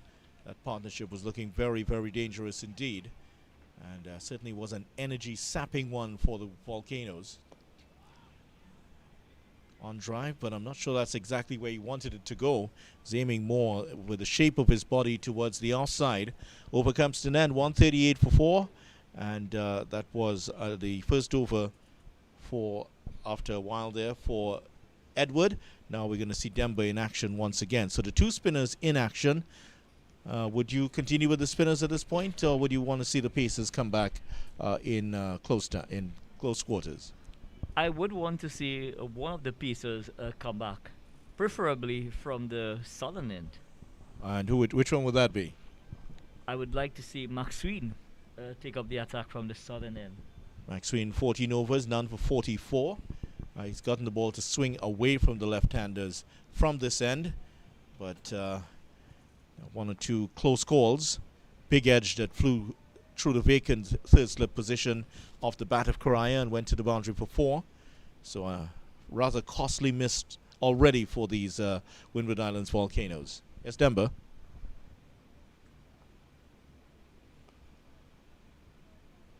Will get a single this time. And perhaps they would want to have that fieldsman in that cover position. They have the deep cover in place. Ahmed Jagannath was suggesting that that might be a wasted position. If the cover was in position there, it would have been a dot ball.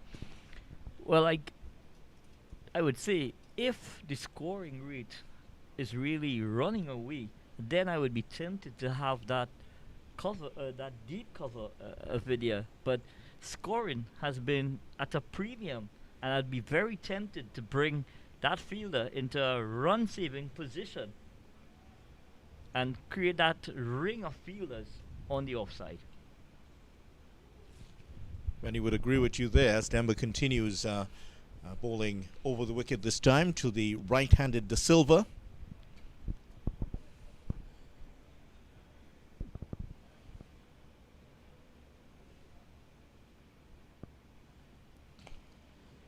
And there's a fielder at forward short leg, and also you're seeing that short, very short mid-on in place for him. Perhaps they suspect that he might put one in the air in the early stages here if he goes for the on drive. Also mid-wicket in place for Joshua De Silva, or Josh.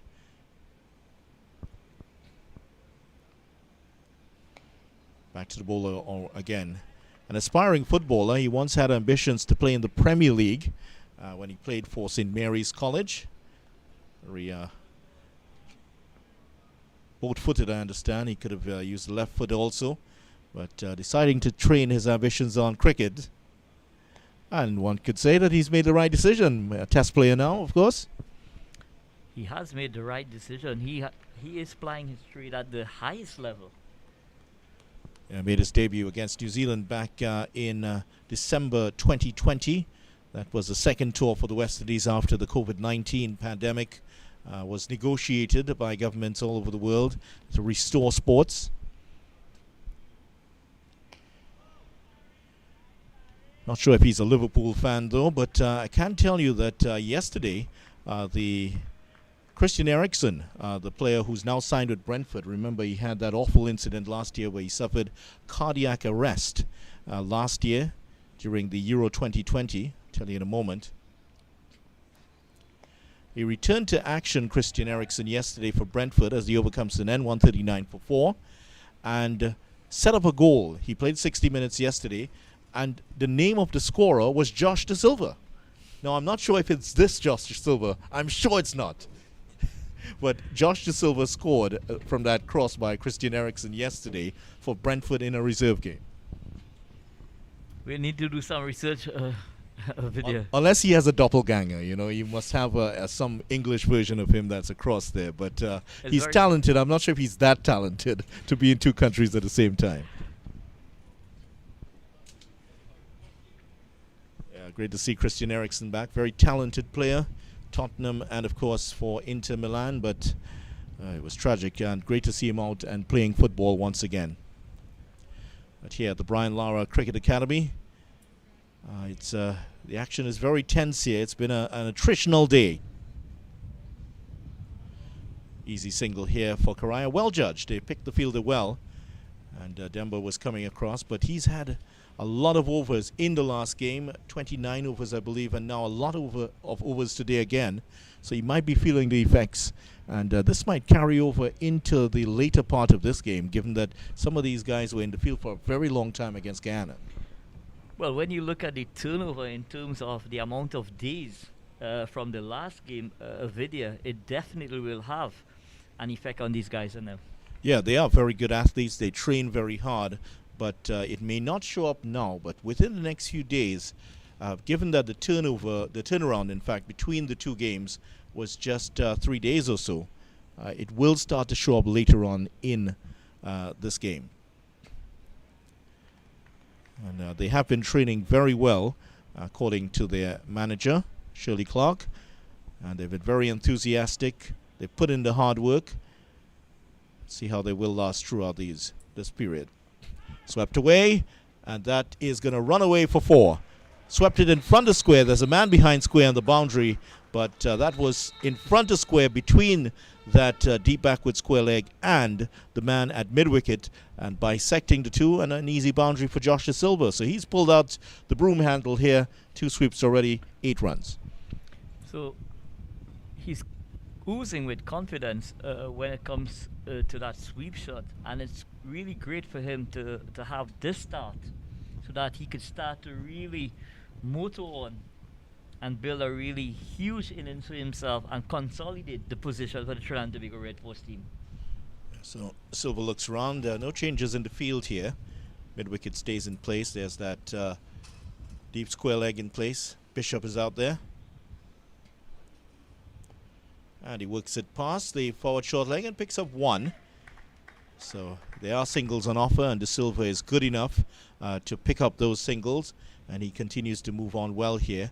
And I think this is going to be a partnership that will release maybe more aggressive intent from Karaya, because now the pressure's off him. He and Solozano score around the same 30-odd runs per 100 balls. But De Silva is going to score at a much faster clip. And both these players are very adept of playing spin bowling. Over comes to an end, 145 for 4. Karaya has gotten past his 50, has been becalmed there for some time. De Silva has raced up fairly to 9. And 1 or 2 unusual occurrences. I don't know if you've seen the clip, but remember, you can check out all the games that are taking place on windiescricket.com. These games are being streamed there. There was a very unusual dismissal earlier in the Guyana Harpy Eagles game, and that is of course against the Leeward Islands. This is a replay, of course, off the boundary hit by De Silva. Shimron Hetmeyer, while batting, played a defensive shot. The ball had actually bounced behind him and was going to land onto the stumps. He slapped the ball away with his left hand, and he was given out, obstructing the field. And that is because since 2017, handle the ball has been subsumed under the dismissal obstructing the field. So for the last 5 years, just in case you missed it, that's what has happened with the handle the ball rule. So that hasn't happened for we won't see another case of it for a long time, of handling the ball. Very unfortunate indeed, video.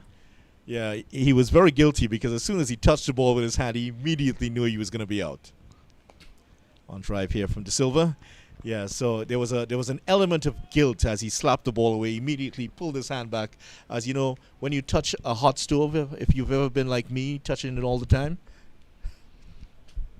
Yeah, he pulled his hand away immediately. And he was burned right after, I can tell you, because he was given out obstructing the field. Swept away again, and this is going to run away for 4. One stays straight down the leg side. Joshua De Silva is going to put it away, and 3 good sweep shots already for him. He's up to 13. Very good use of the room video from Joshua De Silva.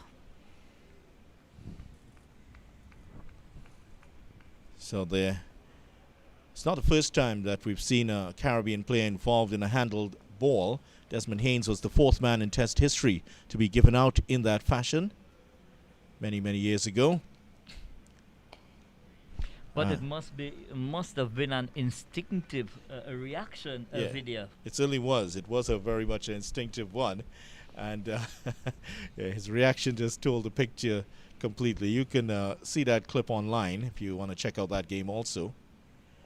Oh, he's dropped him. That's a difficult chance. That's not what he's there for. He's there for the bat pad catches. But Alec Athanaze, who is a superb catcher, got his hands across to it and could not hold on. But tell you what, he did very well.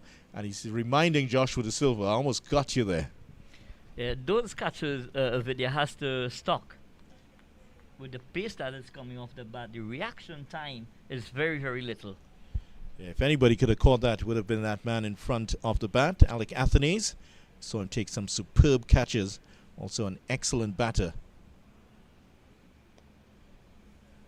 And immediately, if one player stood out in that match, it was Alec Athanaze on the losing side. 149 for 4 at the end of the over. Yeah, so here's the catch once again, Demba. And it was there about that height, but I think he was halfway between trying to catch it and halfway trying to get out of the way also. Luckily, he couldn't hold on to it. Unluckily for the Windward Islands, though. Yeah, so there have been some unusual dismissals. The Trinidad and Tobago player Evan Lewis was actually given out, handled the ball in the 2013-2014 season against the Leeward Islands. Not sure if any of our colleagues were there. I'm sure Ronnie, who's at all those matches, may have been. When he comes in, I'm sure he'll tell us. But it's the first time that we've actually had an obstructing the field dismissal in first-class cricket in the Caribbean. So it's a first in first-class cricket, that is. I think I saw Adrian Barrett being given out obstructing the field in a T20 match. He was the first person in the Caribbean. And that's beautifully struck away. And that is not going to go to the boundary. He's a tumbling stop, but I don't think he has gotten there. From his reaction, the ball is resting on the rope, and that is 4. Nice looking shot there, sweetly timed by Karaya, who is firmly into song now. 57 he is, 153 for 4. So driving elegantly through that extra cover region is Yannick Karaya on this occasion. It just sped away across the lush Brian Lara cricket outfield into the boundary. Nicely struck, and outside of, so handle the ball is now under obstructing the field, so that's why you will see Shimron Hetmeyer's name under obstructing the field as the first person to be dismissed in that way in first-class cricket in the West Indies. Hit the ball twice is another one of the dismissals. It's very, very rare. That's never happened in the Caribbean. And timed out is one, unfortunately, that has happened in the Caribbean. We've had 2 instances of West Indians being involved in that. Vasper Drakes was actually given out, timed out, Border versus Free State in East London, 2002-2003. And the last occurrence here in the West Indies was Ryan Austin, who curiously was born in TNT but played for Barbados. He was given out Windward Islands versus combined campuses and colleges in St. Vincent back in 2013-2014. So once it's a rare occurrence, the West Indians are involved. We get involved in everything, don't we? So a historic occasion at the Queen's Park Oval. Yeah, it certainly was. It's one of those little talking points that attracts attention within the realm of cricket. Oh, it's a big appeal here. Is he out? No, the umpire says he's not out. And he was clearly playing a shot that time. Did he get outside the line of the off stump? Perhaps it was a bit too high. Well, we'll see in a moment here. The over comes to an end, 153 for 4. Karaya stays on 57, but most importantly, he's still out there.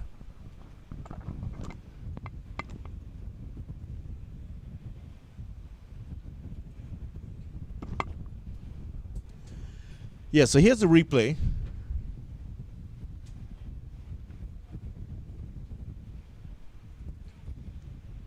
Outside the off stump, you think?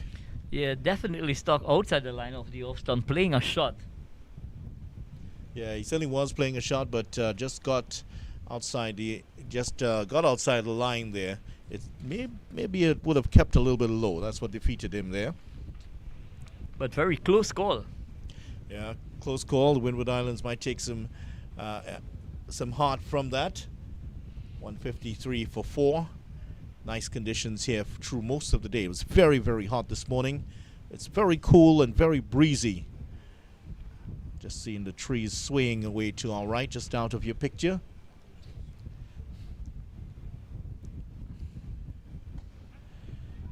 They're going for a single here. De Silva is going to get there. De Silva gets there, and he might get another run. In fact, it was almost close for him to get 5 there. So he will settle for 2, Josh De Silva. And so, yeah, they do get 2. So aggressive feeling on this occasion, having a shot at the stumps.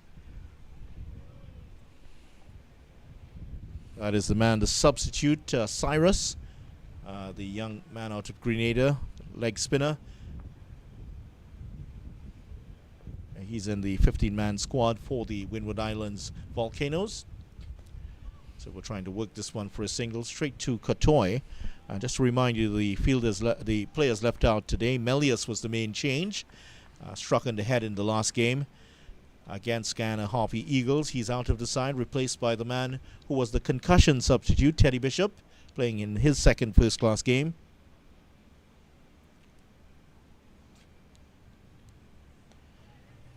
Easy single here, square the wicket. Akeem Ogist is the other one who was left out, along with Cyrus and Josh Thomas, the right-arm fast-medium bowler out of Grenada. So he might, I'm sure he's going to get a look in at some point during the season. As for TNT, Shannon Gabriel out of this particular game. Shannon Gabriel bowled just 12 overs in the last game. You saw that one. Yes, Injury, we suspect? Yeah, injury. Yeah, so he's out of the reckoning there. And Jed Gooley has also been left out, the 24-year-old left-hander. And he got 100 against the Windward Islands in 2020 in what proved to be the last game before the start of the season in 2022. One here. Bishop's after it. And does well. Looked a little out of sorts in his first game, Bishop, but has seemed to have settled in well to the Windward Islands setup, the youngster. It's great to see that the Windward Islands Volcanoes are investing in these young, exciting players. That's right. Then on the other hand, Jed Gooley, after one game, has been left out. Perhaps a little bit harsh on him, you think? A bit unfortunate, I would say, video. He's given the one chance. This one's pulled away. They could get one. In fact, it's going to go all the way for 4. Well, it didn't look as though he timed it particularly well, but tell you what, the fielder wasn't that far away, and he got it into the space. The placement was perfect, and that is another boundary for Josh De Silva. He is just dealing in boundaries right now, isn't he? Well, he seems to be a man on a mission. Short on this occasion from Denver, and he just pivoted inside the wicket and really trashed that through that ball.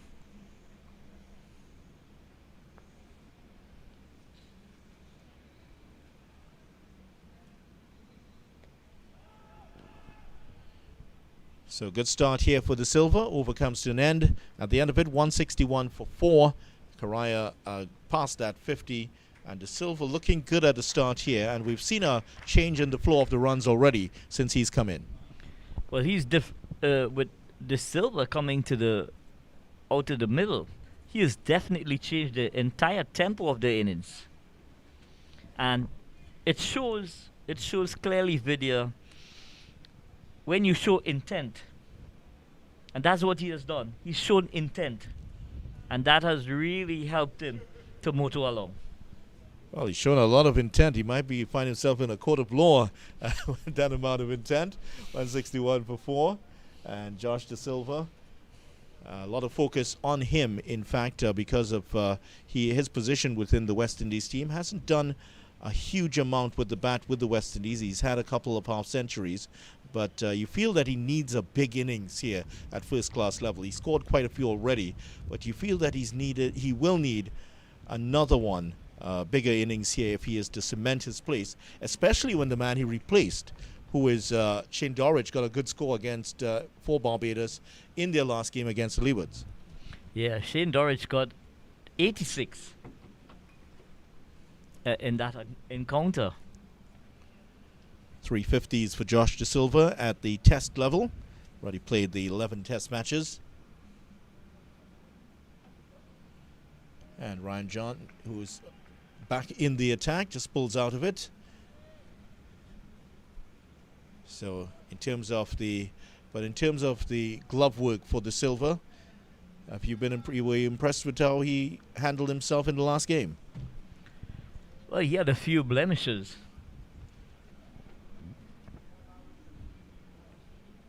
But generally was very tidy.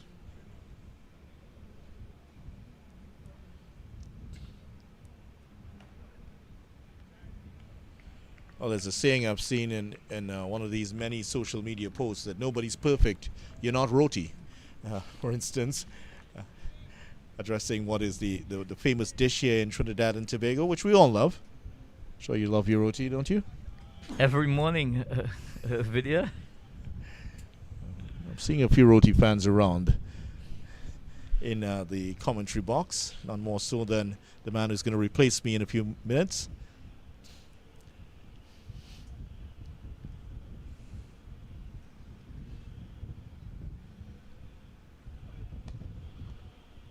His time has just improved all the way through the day. Yannick Karaya, and he's looking so confident now. His body language has changed.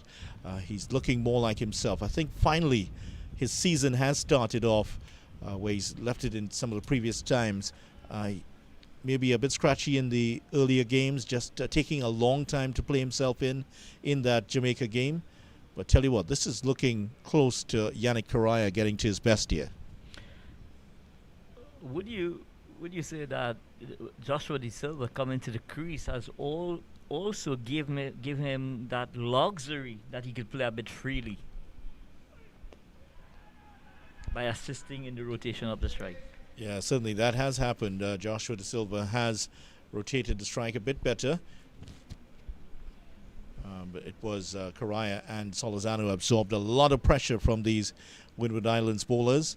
And they've really broken this game. Well, I wouldn't say they've broken the attack. They're still very much motivated and coming at the TNT batsmen here.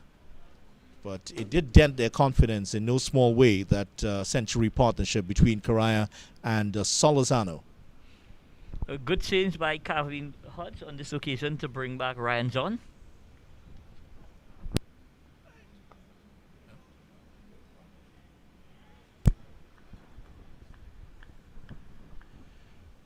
So we're going to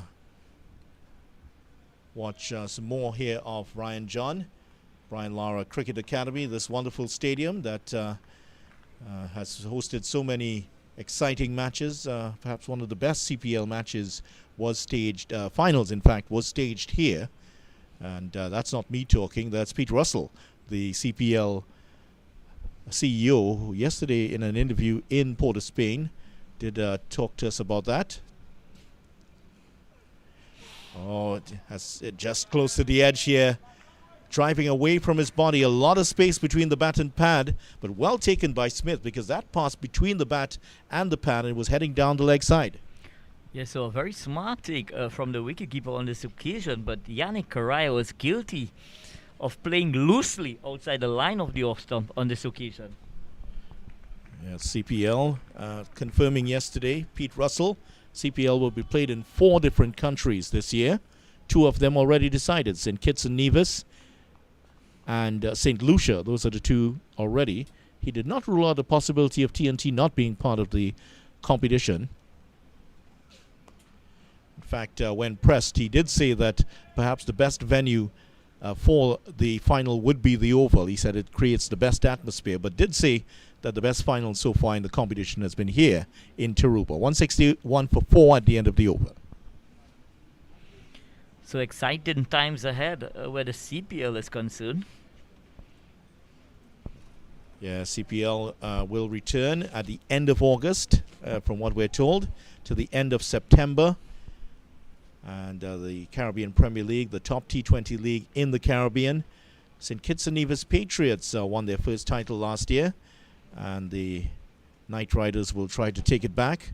Of course, they won every match they would have played here in the finals. The Knight Riders have a very good record here at this particular venue. Well, it has been a fortress for TKR video. Yeah, it certainly has been. Fortress and a bit more, guarded by dragons too.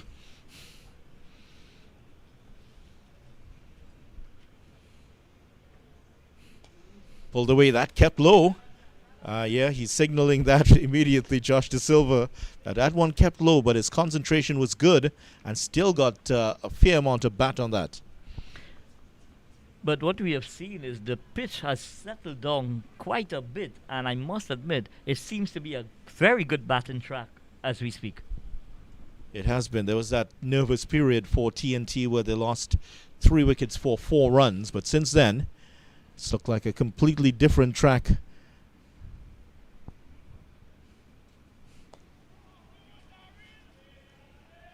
Certainly with the fast outfield here at Tarouba. It has been very good for the generous batting tracks that we've seen here. It's been very good for T20 cricket. There have been quite a few hundreds here already in first-class cricket. In fact, De Silva himself has scored hundreds here, not only in first-class cricket, but in List A or 50-over cricket.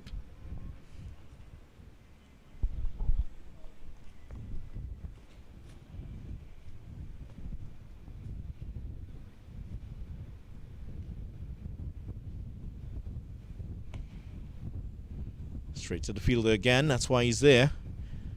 You know that he loves to play that shot. And so, yeah, we've had quite a few hundreds here. Shubman Gill, actually, the Indian batsman, scored a double 100 here.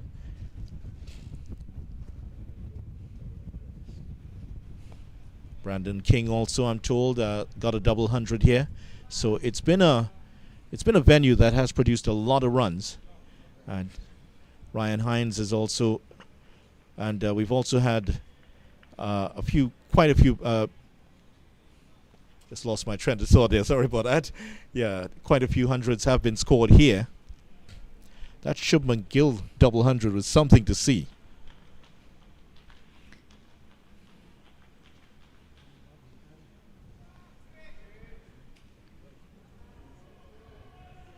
Well, they've gone for 2. There could have been a third one there. They had hustled, but they had settled for 2. The fieldsman had a long way to run and coming across. So the over comes to an end, 163 for 4. And this venue, of course, maintained the man in charge here, Harish Raghunath, also in charge of the Diego Martin Sporting Complex for the Under-19 World Cup. Excellent job in both occasions. This venue produced a lot of runs in that Under-19 World Cup. In fact, the scoring rate here was over 5, which was the highest scoring rate for any of the grounds in the competition. And we still see some traces of that in this particular pitch. Very good for batting. Is that a testimony of the great work that the groundsmen have been doing at the Brian Lara Cricket Academy video? Yeah, that's exactly it. And so, of course, they would want to transition it a little bit more, make it a bit more of an equal contest for the bowlers also, but still some traces of this being an excellent wicket for batting. 1 or 2 deliveries have squatted a little bit. We saw De Silva had to reach down under his knee basically to swat one away to mid-wicket in the last over. But generally the pitch here has behaved very well. But it's from what I've seen in recent times, video, the southern end tends to serve up that delivery that keeps low from time to time. So we'll see how that, if that continues to happen here. Ryan John's going to continue.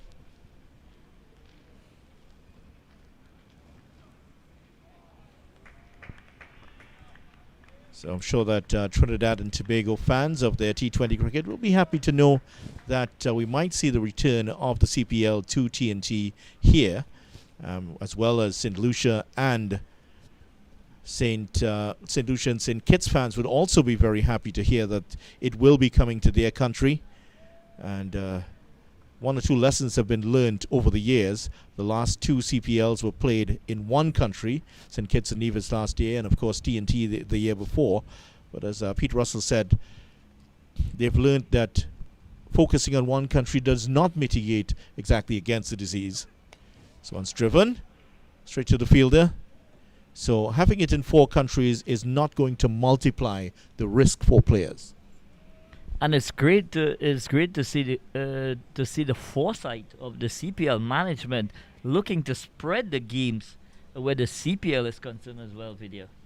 Yeah, of course, and some learning has taken place also during the ICC Under-19 World Cup, which was held in 4 different countries. Yes, there were cases of COVID-19 during that particular tournament, but they were very well handled by the authorities. The tournament was able to continue. There was no cancellation.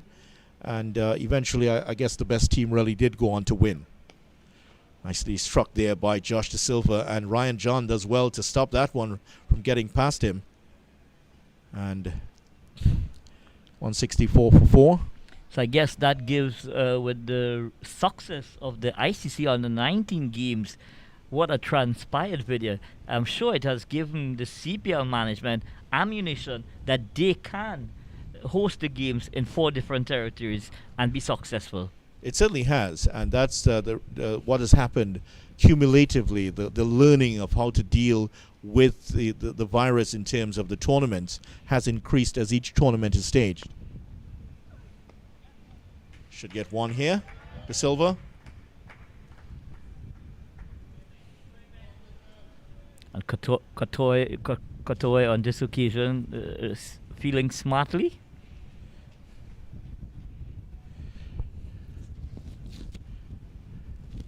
Of course, Josh De Silva, just to make sure I get that right, there are 2 names in Trinidad and Tobago that are very similar. De Silva, which is a Portuguese extract, and De Silva, which is also, which I think there's a little bit more Spanish in there.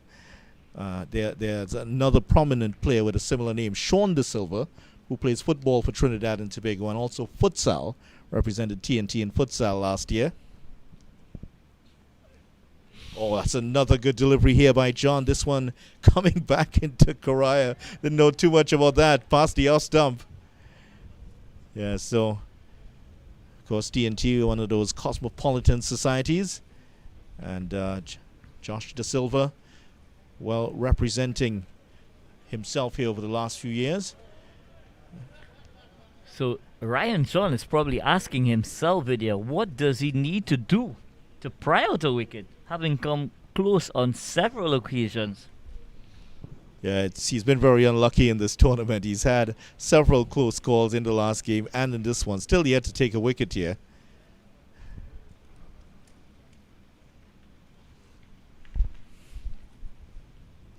Yeah, on this occasion, Yannick Correa was beaten on the inside edge by Ryan John. He's been challenging both sides of the bat in this short period. And that'll bring us to the score at 165 for 4. And that's going to be the water break here. So drinks break now gives us a chance to briefly assess what has happened. And the teams coming off, they have lost just the 1 wicket, which is Jeremy Solizano, caught by Bishop of Denver for 66. And they have now gone to 161 for 4. Correa is on to 58. Very slow going since the break, but De Silva has come on, and he is 20 of 26. So very positive start from Joshua De Silva, and I know, being the person that he is, his preparation on and off the field has been really tremendous, and he will want to take this opportunity that now that he has gotten a start video and really carry on to something meaningful, not only for himself but for the team in general. 3 wickets for Lewis, 1 for Denver, and that's all she wrote in terms of the bowling. But the news is, at the water break here, with just about an hour remaining in play, the Windward Islands, after winning the toss and electing to field, TNT 165 for 4, and we'll have more from Vinod Namchan and Amit Jagannath. They will join you right after the water break is over.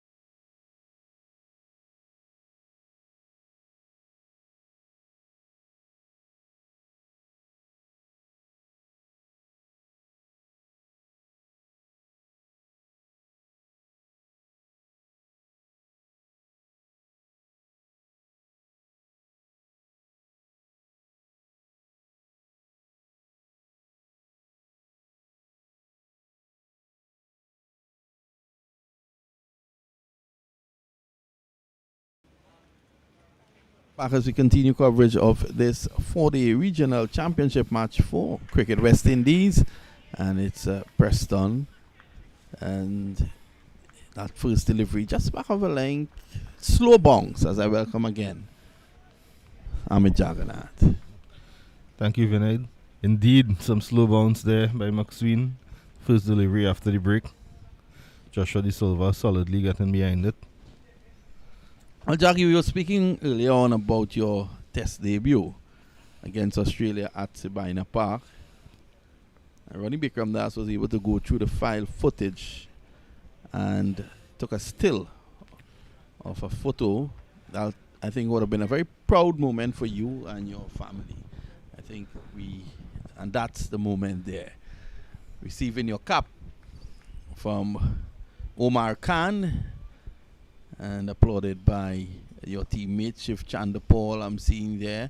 Is that Devon Smith? It and is indeed Devon Smith. He's still out there playing. And Bravo, of course, in there as well. A proud moment. Take us back to how that felt. It was indeed, as you mentioned, a very proud moment in my career.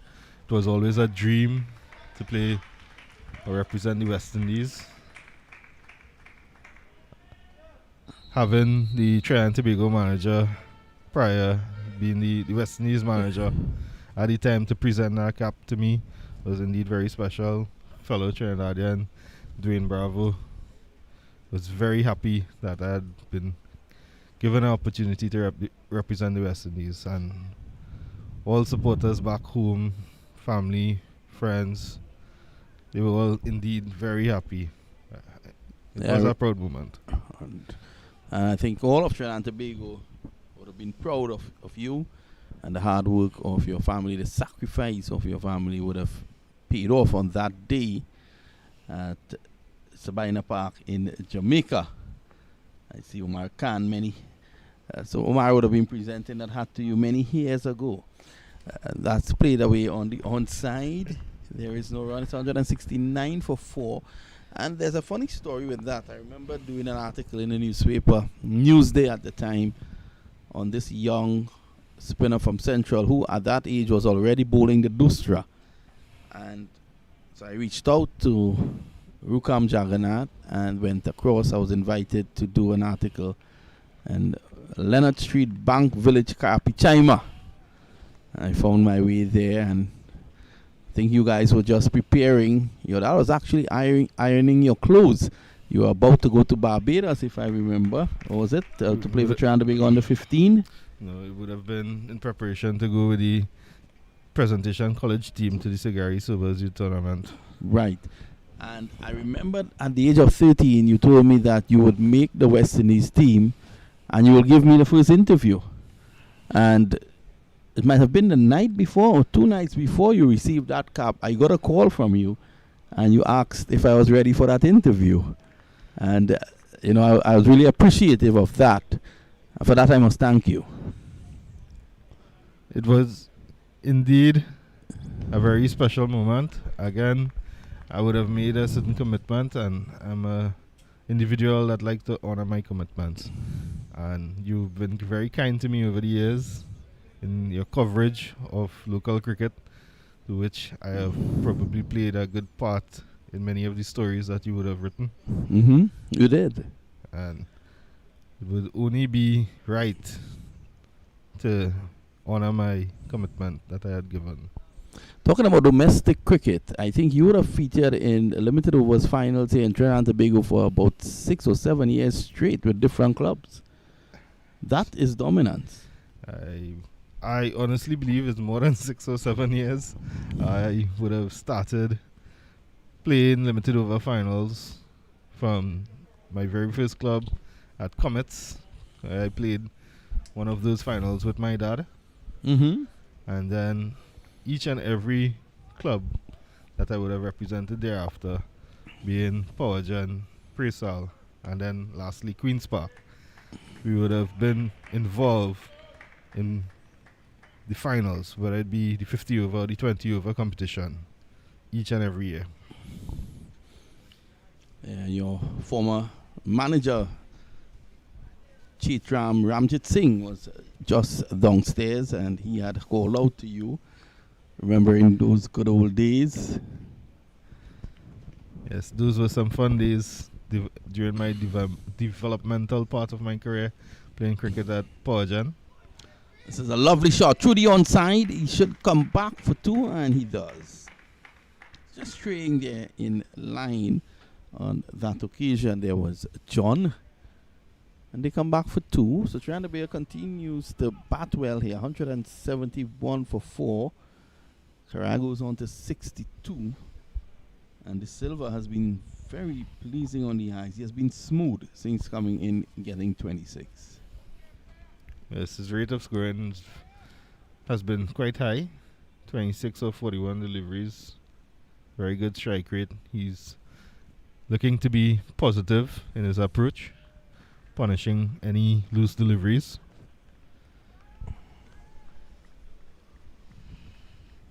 John, one of those wicket-to-wicket bowlers. He's not one of those fast bowlers that will keep you awake at night. But it's at you all the time.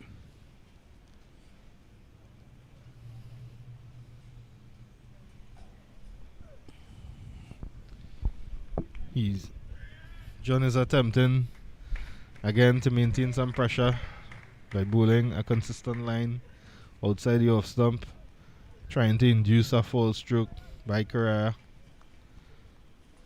Field is set predominantly on the offside, so his intentions is to try to oust Correa by having him nick one, maybe to the slip cordon.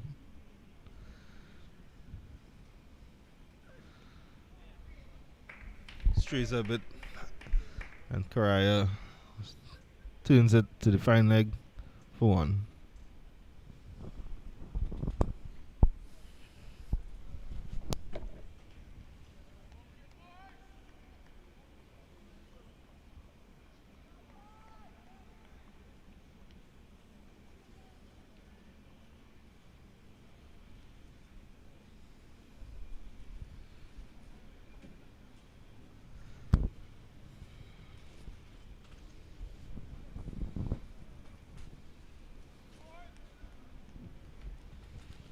So it's 172 for 4. Trinidad will be looking to play out the remaining 20.2 overs or whatever is allowed until 5:30 without losing any further wickets. Look to come back tomorrow when on the second day batting is easy on this trip and get a big first innings total.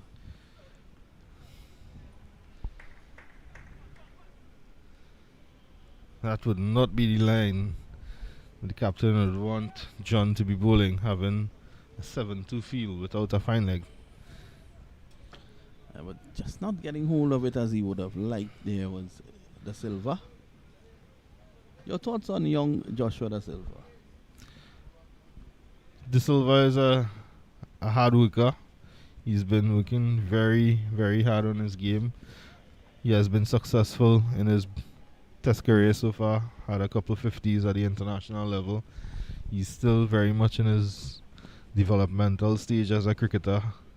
He's trying to establish himself as a fixture on the West Indies team, and it's imperative that in this tournament, or these sorts of tournaments, he impose his ability to score runs as well as his effectiveness as a wicketkeeper behind the stumps.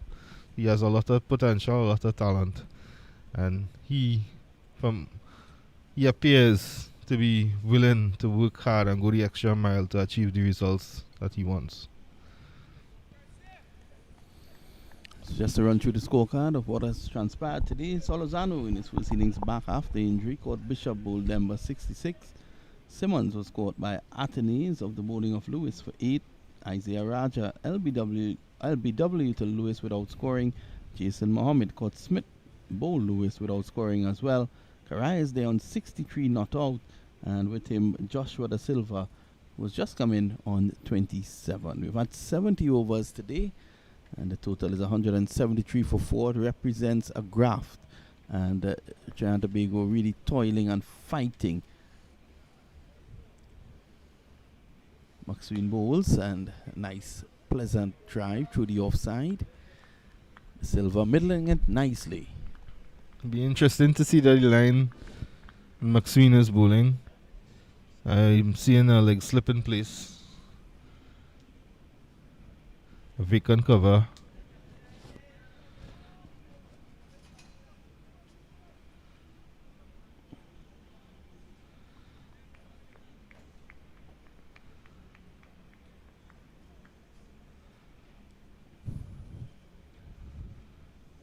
Well, he misses his run there. And I always say whenever a bowler is not feeling comfortable, he should pull out of the run. Agreed. As a bowler, if you're running up to bowl and you don't have your rhythm, the ball is unlikely going to come out the way that you would like, and could result ultimately in a boundary that could cost the team. Full toss, and the Silva would think that he missed out there. Had that gone either side of forward square, that would have gone into the boundary. So he'll not be too happy with himself. And again, you can see McSween, his rhythm is not there. He looked more comfortable bowling over the wicket as opposed to going around the wicket. I know probably that he's attempting to bring that leg slip into play using the angle, but it doesn't appear natural for him.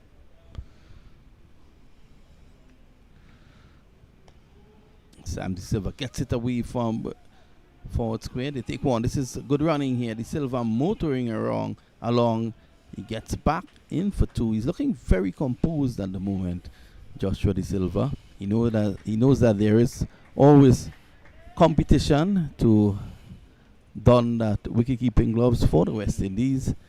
And Shane Dorridge is also making a statement across in Barbados. Yes, he's very eager to get some runs. His intent is very positive. So he will be looking to put a score on the scorecards to indicate his presence in this game. Sam, this is well played. Off the back foot, punching it through covers. It's not going to get to the boundary.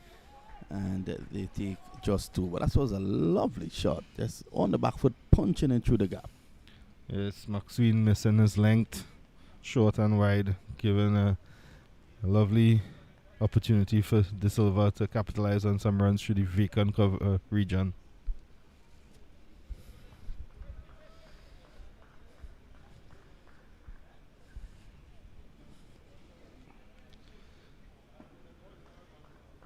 Just to give you an update as to what's happening across in Port of Spain.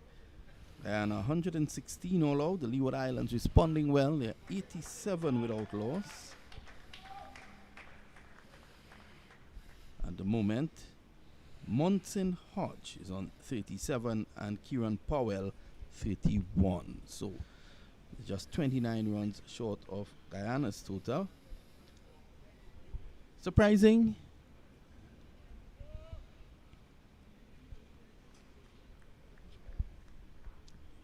Guyana 116. Yes, that is indeed surprising. Across at Bridgetown in Barbados, Jamaica at 276 for 3. John Campbell is not out on 117. Paul Palmer is unbeaten on 61. Excellent scores there. Yeah, they're fighting back after that loss to Trinidad and Tobago. Remember, they got only 141 when they batted first here against TNT, and that would have set up the game nicely for Trinidad and Tobago. After that, it was difficult to come back, although on the final day, they were well in with a chance after grabbing 7 wickets. Well, at 60 for 6, I think with a little luck, they thought that they could have pulled off a miraculous win. And I tell you something, that would have knocked the win out of TNT. That's the importance of putting a good total on the board the first time around.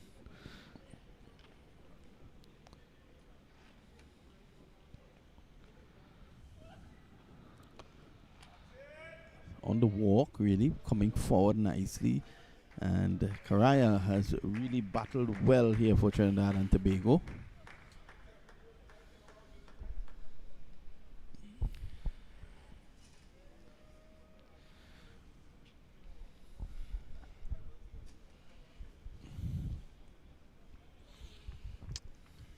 I want to say good afternoon to Sibkat Ullah Sheikh, all the way in Lancashire, England, who's on the stream. This time he walks across the stumps just to maneuver it away through the onside, and that's 4. Now that was a very intelligent shot. That was deliberate. He saw only mid-wicket to beat on the onside, and the pace, as I said before, John is not a guy who will keep you up at night worrying about his pace. He was able to walk across the stumps and just get it away from mid-wicket. They're immediately going to plug that gap as that 4 takes Karai on to 67 and he becomes today's top scorer. A shot like that will dictate a change in the field. And you can see the shot again. He's walking across his stumps and clipping it through the onside. And that's 4. Classic example of the batsman dictating to the bowling team where he wants to score his runs.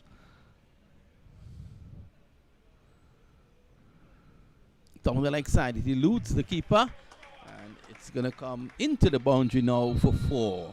Let's wait on the umpire. It's 4 byes. Umpire Raj Kumar raises his hands like a police officer in Princess Town on the main road. It's 185 for 4.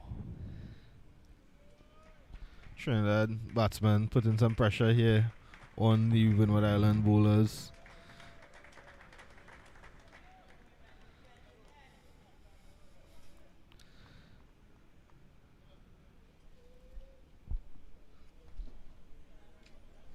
So now he's going to change the angle, and he's going to come over the wicket now, looking to angle it across the left-hander.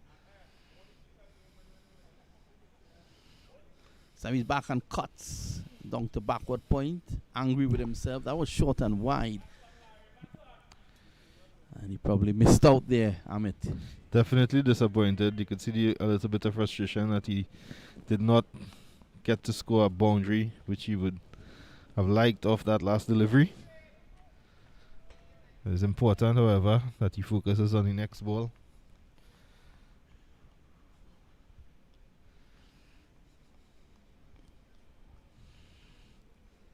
He's been doing a really good job for TNT.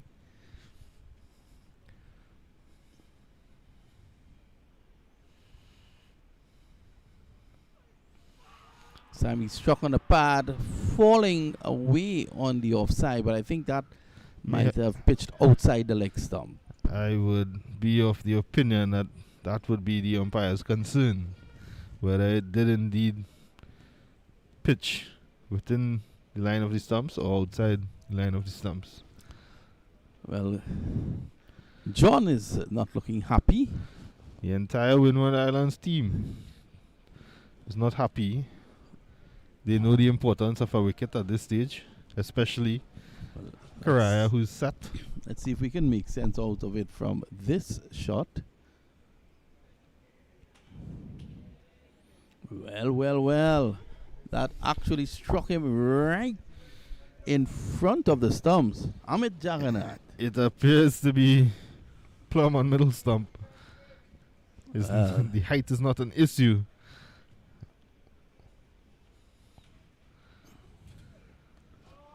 Unless the umpire, of course, would have probably thought that there was an inside edge. Well, probably that. If not, the only thing plumber than that I would have seen is a pipe. We're going to take a short break. When we come back, you'll hear the voice, the very smooth voice of Vidya Ramphal, and he's bringing with him his cousin Anil Dungira.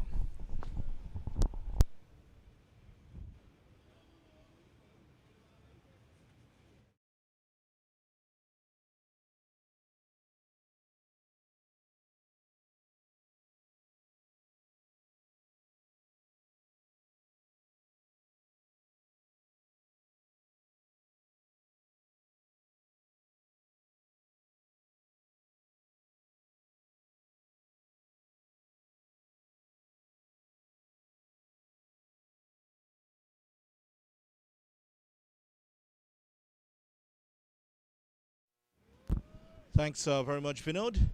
And hello also to Anil. Just for the record, Anil, we're not related. I don't know where Vinod got this idea we're related from. We are related in that we are both from South Trinidad, that is. Red Force, 185 for 4. A few South boys in the Red Force lineup too. McSween round the wicket. De Silva has batted very well, and he continues to impress here. 31 he has scored already out of this 185 for 4. 67 for Karaya. Anil, they continue to bat on. The partnership is looking pretty dangerous now. It's already up to 51. And it's come in a very quick time as well, video. Yeah, it certainly has come up very quickly, and that's been the effect of Joshua De Silva. Yeah, he has taken on the game.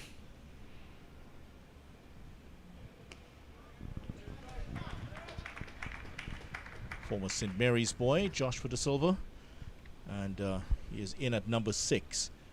We did see that Imran Khan was listed to come in at 6, but they decided to send De Silva ahead of him. I think that's the right move. Khan will come in at 7. Khan actually opened the innings in the absence of Solozano in the last game. Yeah. Unfortunately for Isaiah Raja, he was at that gully position, and he had a finger injury and was unable to take the field. Yeah, and of course he had to bat down the order second time round. Another single for De Silva.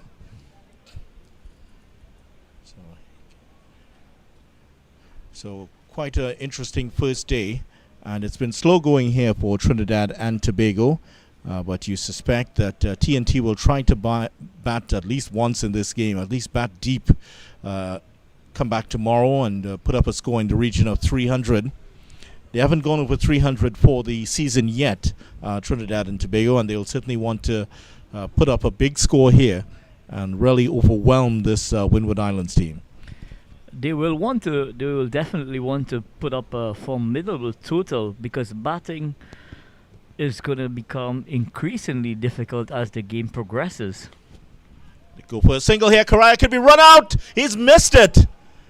And he had given up, Yannick Karaya. Great fielding by McSween. He got to it in time. Karaya had actually given up. And tell you what, he just couldn't locate the stumps there. But wonderful bit of fielding by Preston McSween. Wonderful bit of fielding by Preston McSween. But is it the case now where Yannick Karaya is starting to mentally fade away a bit, Vinod? Well, Vinod's gone, but sorry, I'll remind you. Sorry, yeah, my apology. Video. My apologies. I didn't mean to pick it up. But yeah, he had actually come down the track. Now, he's been to the swing of Preston McSween. He has been getting outside the off stump to play them, to negate the swing, and also moving up the pitch, just using his feet slightly. But that time thought he had the single, but did not accommodate seriously for the speed of Preston McSween. Well, late in the afternoon here, but he really moved quickly. Well, what an athlete is McSween. Yeah, very good athlete indeed. And Grenada produced some great athletes over the years. Drives that, and that should run away for 4 here. The fieldsman is going to make a desperate stop. That is great fielding. Larry Edward makes the stop here, and he has saved a run. That is a wonderful bit of fielding, and he has made that stop look very easy. But tell you what, that was difficult indeed to make that stop. Total commitment from the fielder on this occasion, saving his team a run. May have injured himself in the process there, Larry Edward. He spoke quite a few overs already today. And McSween just a little bit too far outside the off stump. That one peeled off the edge and went to that third man position.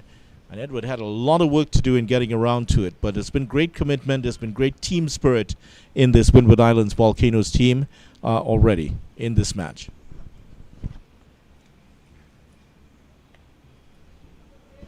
More runs here for De Silva, and that might run very close to the boundary. In fact, he's only going to get 2. Every shot that he plays is greeted with a ripple of applause below us. The team dugout is just below us here. And the over comes to an end here, 191 for 4. And the runs continue to flow, Vidya. With Joshua De Silva out in the middle, it definitely, the scoring rate has definitely picked up, and he's bringing a different tempo towards the entire innings thus far. Partnership over 50 already. De Silva, 34 of 52 deliveries. Yannick Correa, 70 of 168. And these two have put on a very good partnership here, and it has advanced Trinidad and Tobago's innings and their ambitions in this game. Of course, a score in 300. Windward Islands have already gotten that for the season already, got 339 against the Guyana Harpy Eagles. John was on his way there, and then he was stopped. I think there was a field placing still going on. Dennis Smith, the keeper, was assisting.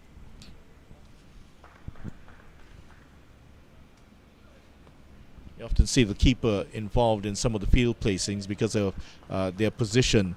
They want to make sure you get the right angles to cut off the singles. And sometimes the wicketkeeper is best pleased to make that subtle adjustment that sometimes the skipper may not be in that position to do that.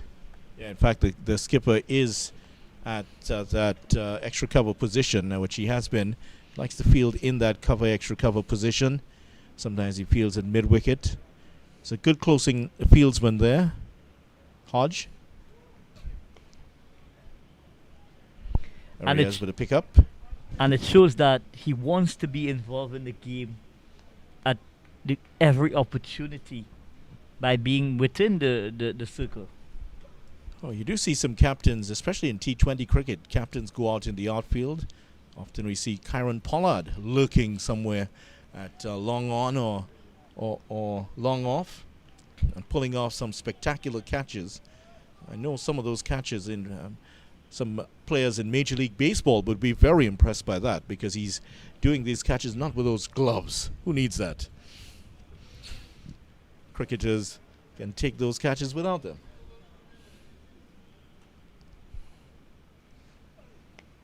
What a soft game that baseball thing is with those gloves.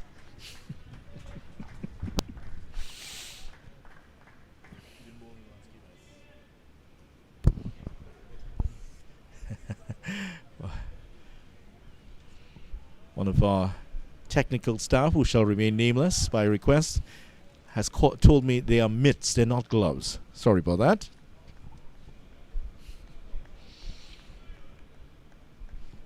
So just with about 6.5 overs to go before the second new ball video, would you be tempted to take that new ball when it becomes available immediately? That one's edged, and it has gone close to the boundary here. Bishop is after it, and is going to pull it in.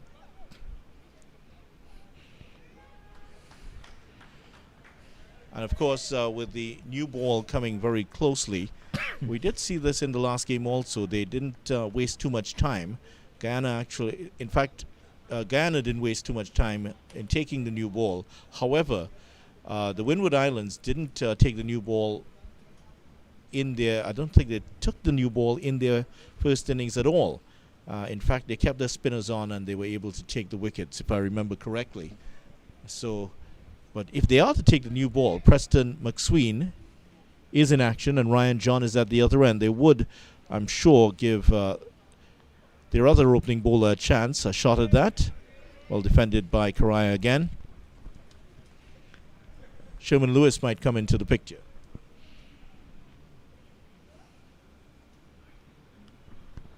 And Sherman Lewis has been exceptional today for the Windward Island Volcanoes.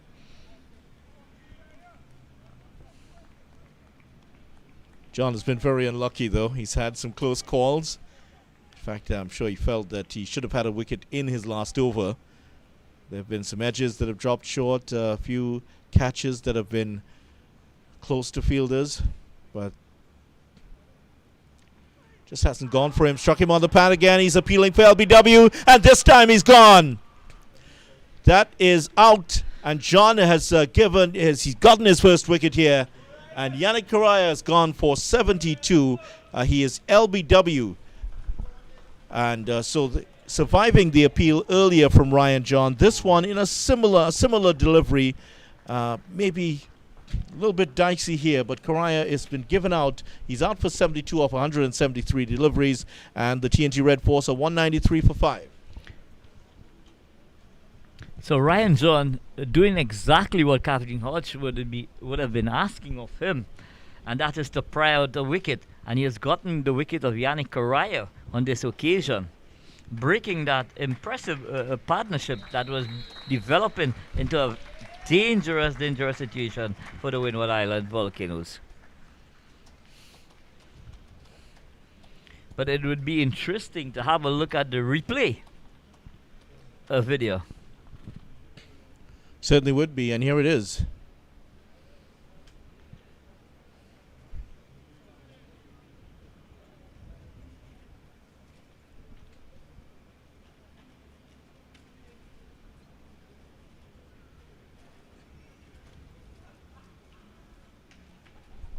Well, would Height be in his seat there with that one, you think? I think. Or was it pitching outside? I think it's marginally pitching outside the line of the leg stump on this occasion. So you think you would reckon that it's outside the leg stump? So certainly didn't look quite as close as the one we saw earlier. Is it a case where the umpire has made up? Well, I don't think that's ever a case at all. With the umpire making up, each case is judged separately. You can't give one guy, you can't put one guy in jail for murder if the last one you let go. 193 for 5, and partnership broken here. The silver is 34. Imran Khan has now come in to join. And Imran Khan was honored earlier today by the Trinidad and Tobago Cricket Board. As Ambassador, the president of the board presented a plaque to him, and that's on achieving his 100 match for Trinidad and Tobago. If you're checking out his stats on windiescricket.com, you might notice he's played more than 100 matches, but some of those were played for the West Indies A team. So 100 matches for Trinidad and Tobago. Great milestone for Imran Khan, who's out there doing battle once again. What a momentous occasion for Imran Khan video. It's unofficial, but I think it's the most matches any player has played for TNT, because he has had the benefit of playing in these seasons where you have more than one match, which of course came in just around 2013, 2014 or so. And Khan has also received another gift today. He got that the mayor of Chaguanas, Faiq Mohammed, was here at the stadium, and he also presented a nice little shirt with to Imran Khan. And I'm looking at the picture right now, and he's given him a long sleeve white T-shirt. I Can 100.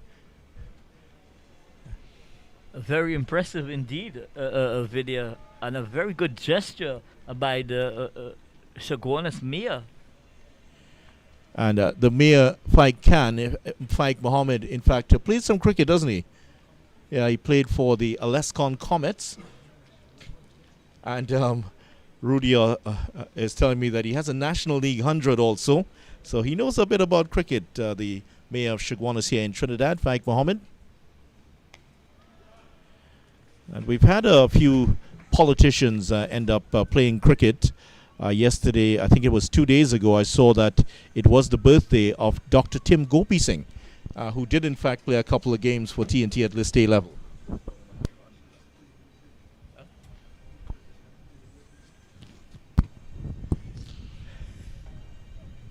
Yeah, sure you can think of a few politicians in your country that have also played cricket at some level. One comes to mind, Mr. Manohar Ramsaran. Yeah. Former Minister of Sport here in Trinidad, yeah. Actually, there was a parliamentarians game here in Trinidad some years ago, and he scored 100 in that game. So I think he has the distinction of being the only parliamentarian to score 100, at least then. But there was another parliamentarian who would have done that. The first Minister of Works and Transport for Trinidad and Tobago was named Larry Constantine back in the 1960s. And he, in fact, would have scored quite a lot of runs at first-class level and, of course, at test level. The best cricketing politician you've ever seen.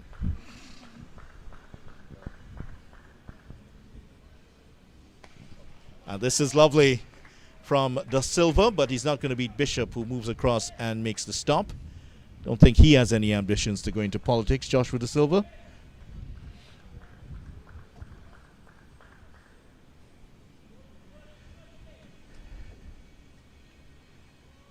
Maxwell, it's late in the day here, and the big fast bowler getting some advice from one of his fellow teammates here.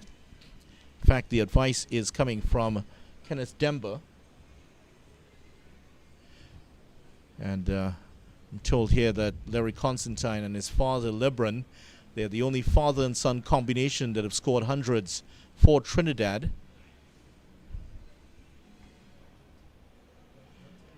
And why I'm saying Trinidad is because at that time, Trinidad, they played as Trinidad and not Trinidad and Tobago. That was in the 1920s and 30s. So Lebron Constantine and Larry Constantine overcomes to an end here, 194.45.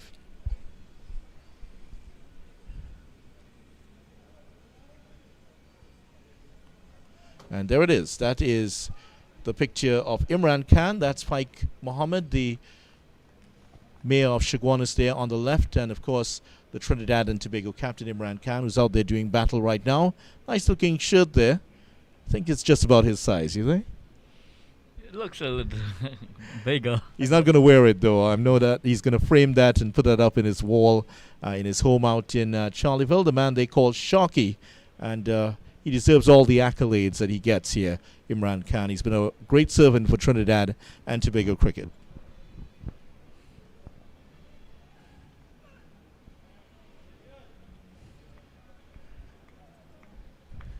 So Imran Khan, I don't have to give you, I don't think I should be giving you points for telling you who he's named after, right? The great Pakistani captain. And obviously, of course, named after the, as you mentioned, the Pakistani captain, now Prime Minister of Pakistan. We saw Imran Khan tour Trinidad in 1988.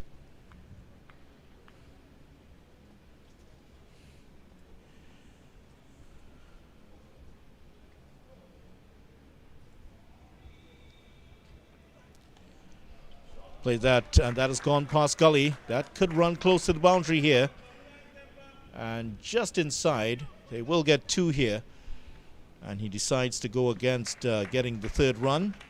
So Da Silva has moved into the 30s. He's up to 37 now. Imran Khan was born actually in 1984, so it was not motivated. His name was not motivated by that 1988 visit of the Pakistanis. Imran was, of course, a superstar by that time already in his career. The future Prime Minister of Pakistan, that is. Because he famously led Pakistan to the World Cup win back in 1992.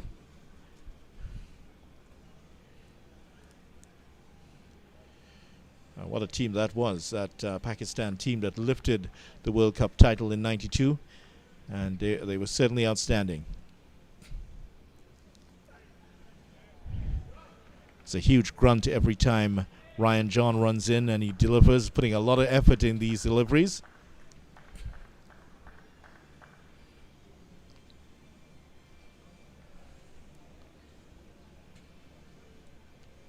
So still to come for Trinidad and Tobago, Brian Charles, who can hang around a bit. Anderson Phillip, Terence Hines, and Jaden Seals. That's the way it's listed at least here. But I might want to suggest that maybe Terence Hines should be coming in next. Well, again, it depends on the situation and the timing in terms of if it's going to be the close of play. That will definitely determine, who comes next. Yeah, the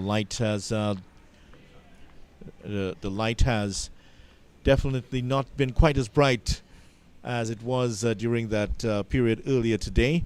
It's just starting. We're just about 12 minutes away from 5 o'clock here in Trinidad and Tobago. So due to complete play at 5 o'clock, but still I'm seeing here that 14.2 overs still to go here. So we might be in for some overtime at 5:30. I don't think that we're going to get that entire 14.2 overs, because normally by 20 past 5 the light tends to get really, it tends to get very, very dark at the Brian Lara Cricket Academy. 5:30, and then of course with the Sahara dust, which there have been all sorts of warnings on the local media about the Sahara dust that's besieging Trinidad and Tobago right now. It's been very difficult, very hazy out there. Yeah, it has been so for the entire day's play video. Yeah, it has been, and there have been warnings about asthma sufferers. Please take precautions during the next few days here in the southern part of the Caribbean. I'm sure you might be experiencing that where you are in the Windward Islands.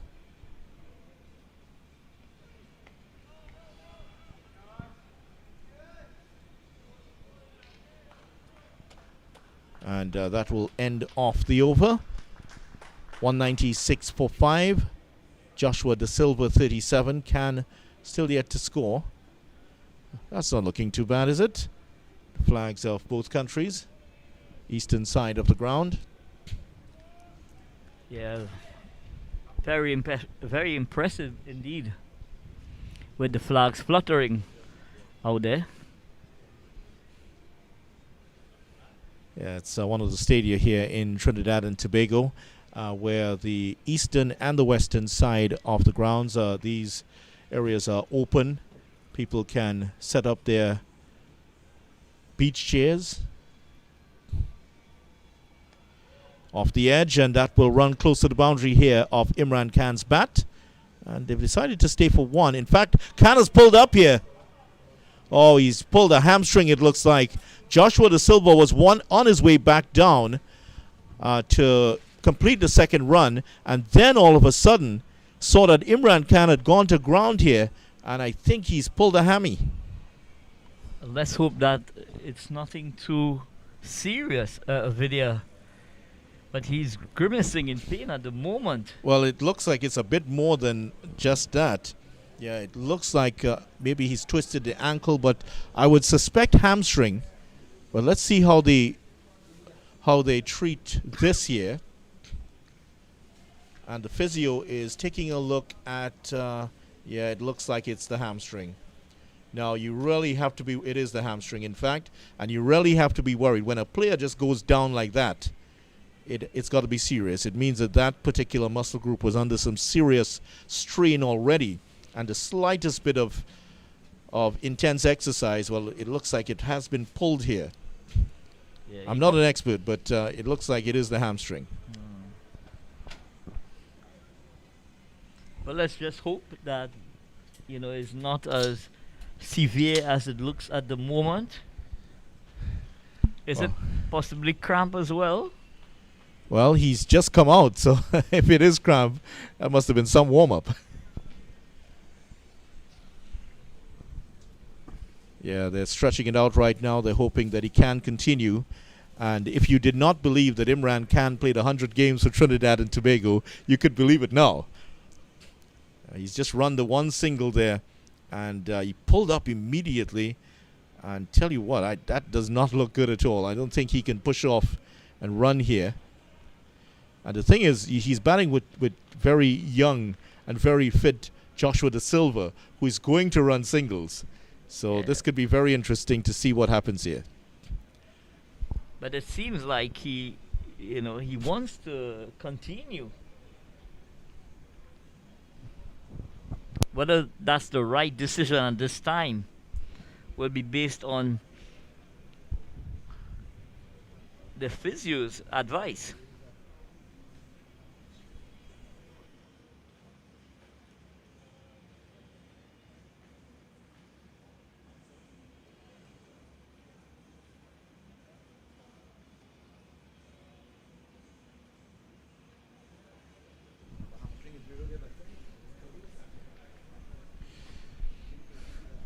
So Imran Khan still straining, still trying to stretch out those that injury there. There he is on the right side of your picture, the number 10 on his back. Still trying to get that hamstring going, but that does not look good. And with still possibly 37 minutes or so to go, he might be better off if he were to retire hurt and allow one of the other batsmen to come in. But that's not how he's made up, is it? They make them a little bit harder in terms of in Charleville there.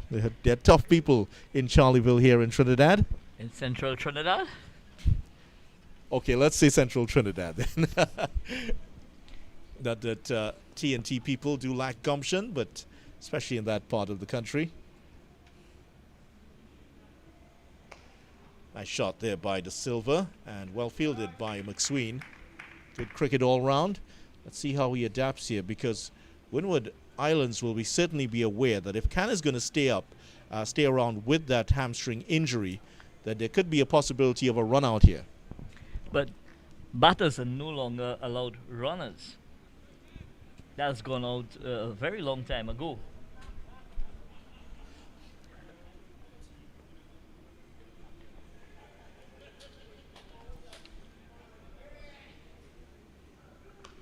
Cuts that away, that's 4. Short, wide, outside the off stump, and De Silva just cracks that away square of the wicket and picks up a boundary. The 200 is up for Trinidad and Tobago to a 1 for 5. So Trinidad and Tobago has ticked that first box video, that 200 total.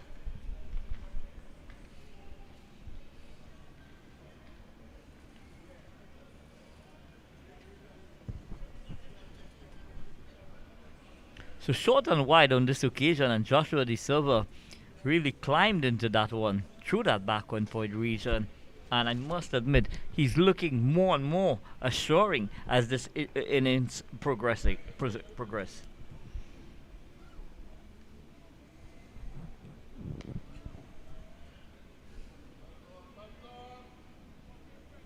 McSween has bowled 18 overs already. This is his 19th over.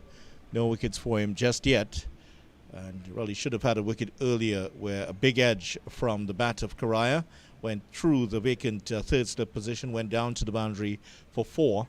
There have been a lot of half chances created by this Windward Islands team, and they have not profited from all of them. But 5 wickets down, not a bad representation of their work here today.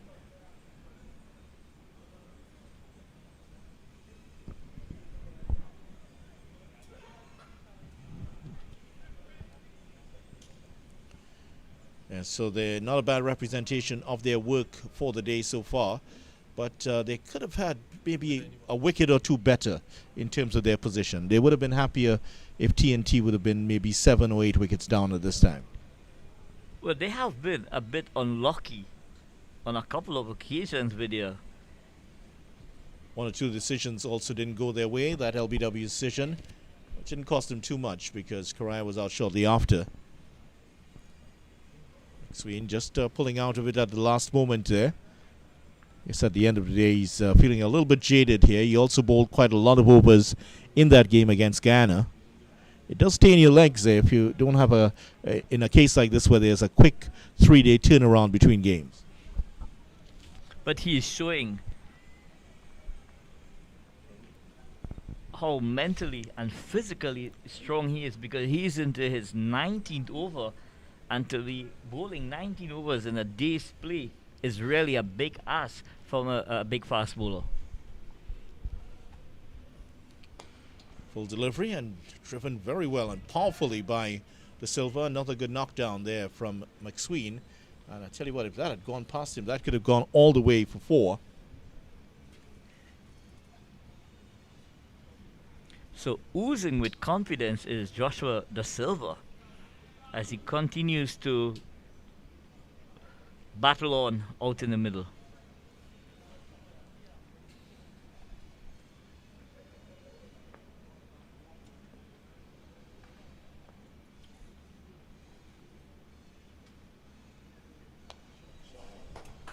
Not going to get more than 1 here. There's a fielder out there. Just to update you on some of the other games, Barbados, Jamaica, 299 for 3. John Campbell, 123 not out. Paul Palmer, 76 not out in that game. Good start for Jamaica after losing to Trinidad and Tobago in their first game. 2 for 5 at the end of the over. And at the Queen's Park Oval, well, Leeward Islands have made a terrific start to their match there. Bowled out Guyana for 116, and Leeward Islands 113 without a loss. Monson Hodge 44 and Kieran Powell on 49. So that game is in a great position there. That was a shot by De Silva that he just cut away, sliced it away for 4.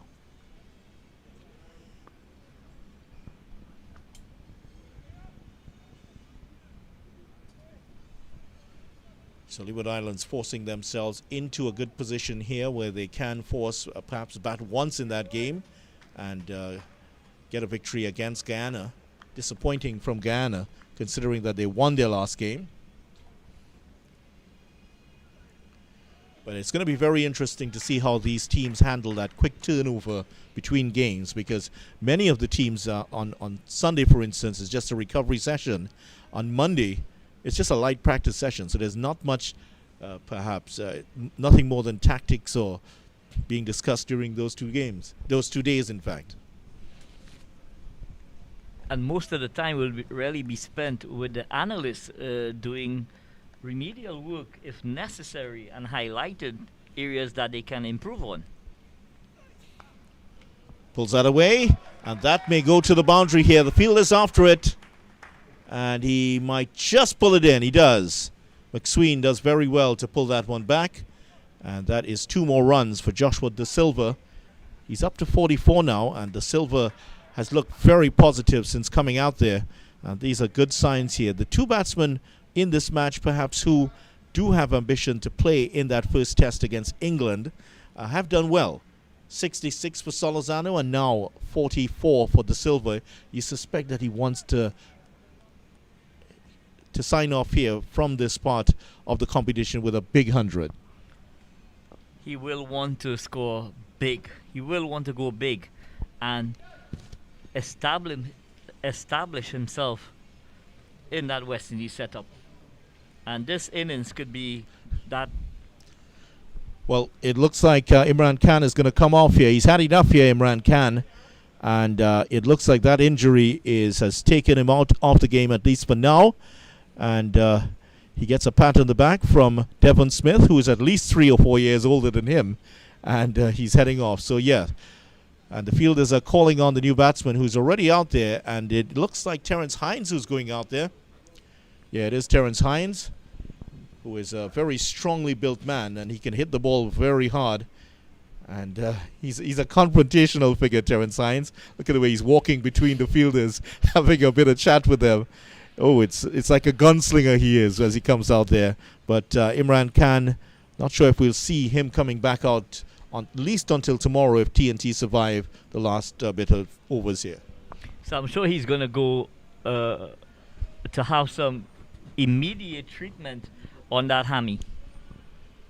Certainly will. You'll be hearing the voices of Amit Jagannath and Vinod Mamchan after the over as we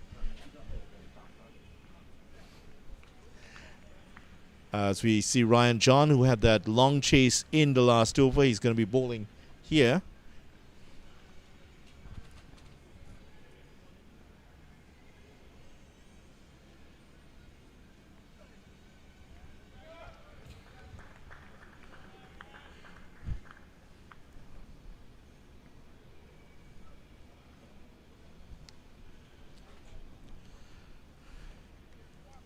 John's figures in this match, 14, he has bowled 14.3 overs, 2 maidens, 1 for 39. Good returns for Ryan John in this game. As we mentioned, he's still very early in his first-class career. And a wicket or 2 will do his confidence no end of good.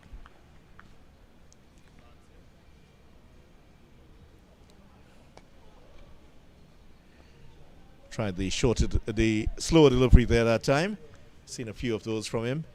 Interesting thing, he just slows up the arm so much that you can spot it immediately as it's coming through. There's not much of a disguise from him. A video. No disguise at all, in fact, from it, as he heads back to the top of his mark. Terence Hines will be looking to get some runs here. Didn't make the starting 11 for the first match.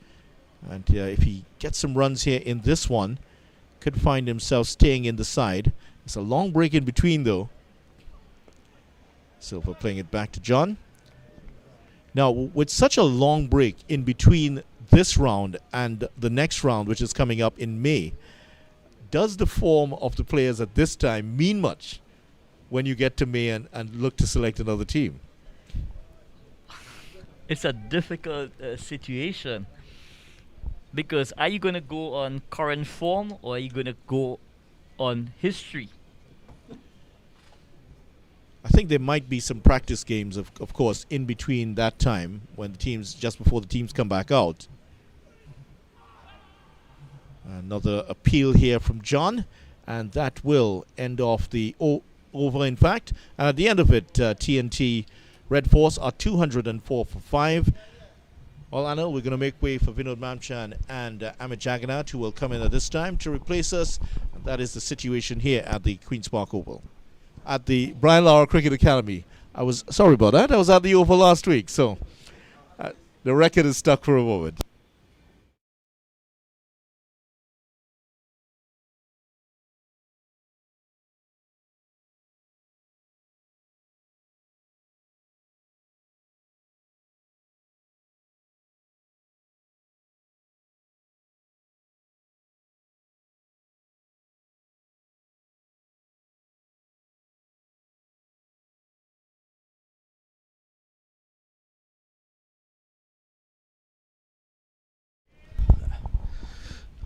Thanks a lot to Vidya and Anil. 204 for 5. And Vidya mistaking the BLCA for the Queen's Park Oval. Happens to a lot of people who normally lives in south. And now they're north of the Caroni River. I probably think that there isn't such a world-class stadium like this in the Southland.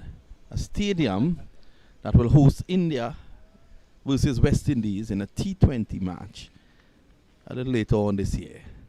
As I say, welcome to Amit Jagannath. Good afternoon again, Amit. How are you? Good afternoon, Vinod. I am fine, thank you. And we're not gonna allow Vidya Ramphal to ever forget that. No, you must not. I want to say good afternoon to a very good friend of mine, Jeffrey Gillen. Jeffrey, of course, yes, calling a while ago to check up on his Queen's Park boys, but they're doing well.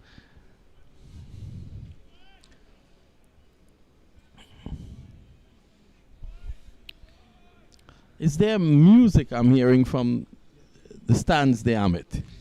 It sounds as though it's the sound of Kaisu coming from the northeastern stand. Back in times. It is the season, of course, for a taste of carnival. So Terrell Hines is in there at the moment. No slouch with the bat. He has a first-class century for Trinidad. And Hines will be looking to add to that. He's a proper batsman.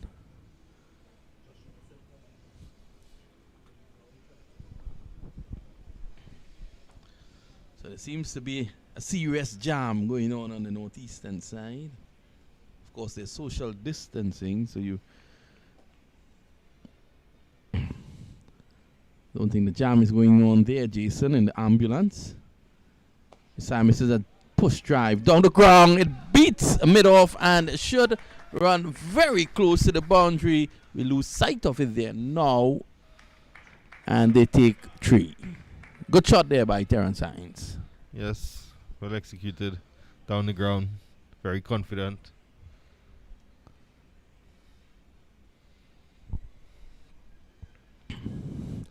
So you can look at McSween. He looks to be tiring. He's in his 20th over. for the Guyana Happy Eagles. They're in a spot of border at the Queen's Park Oval with the Ramfal's ground. You would like that. Jeffrey Gillen would like that. And so to Colin Murray. This time he follows through right down the middle of the track. It was an attempt to retrieve the ball that was played out by Joshua De Silva, fielding off his own bowling. Umpire Ramdani looks at him. Seems to be having a word with John. As McSween goes back to his mark. Do you think they're discussing the music that's coming from the stands? I do not think they are interested in that music at this time. But with Imran Khan off the field due to injury, the Volcanoes, Winter Island Volcanoes, should be focused on trying to make some inroads into this TNT batting lineup, probably picking up another wicket. TNT bat long, if I may say so. And the favorite trees in the back. Are those the infamous apple trees? They are. The infamous apple trees here in South Trinidad. Come along and stake your claim.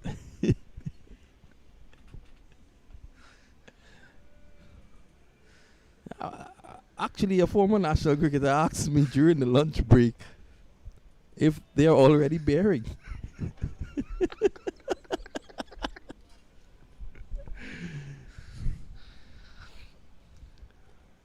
Awfully tall apple trees, I would say. John. Silva being careful. So after that innings by young Dorich out there in Barbados of 90 odd, I think De Silva would want to respond emphatically. It would be in his best interest. Keep the selectors focused on him.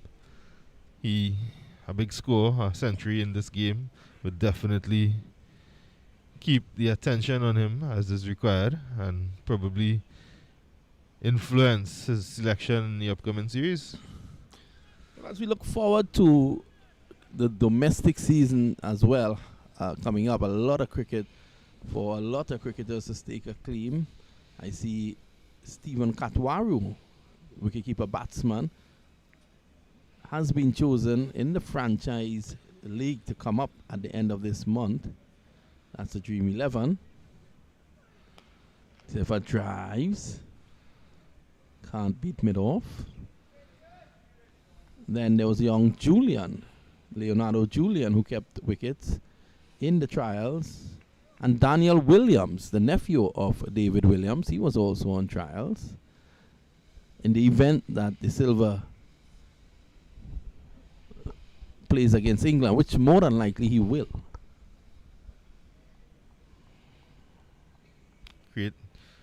That creates the opportunity for those French players to come and stake a claim.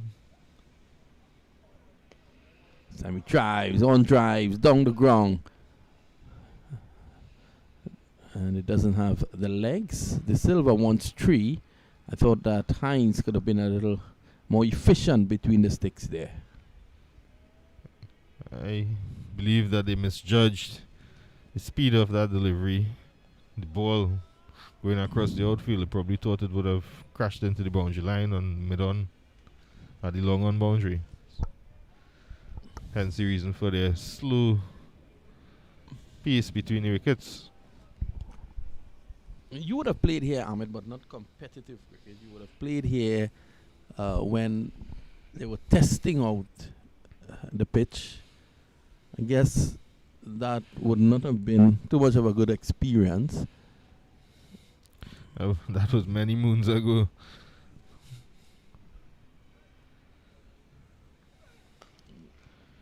And De Silva can't beat mid off.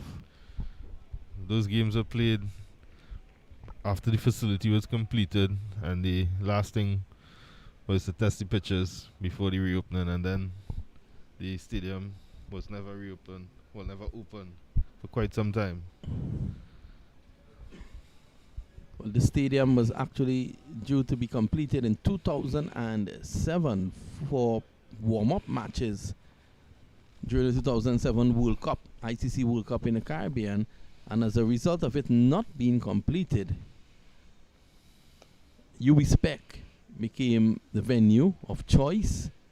I remember covering warm-up games there involving Pakistan.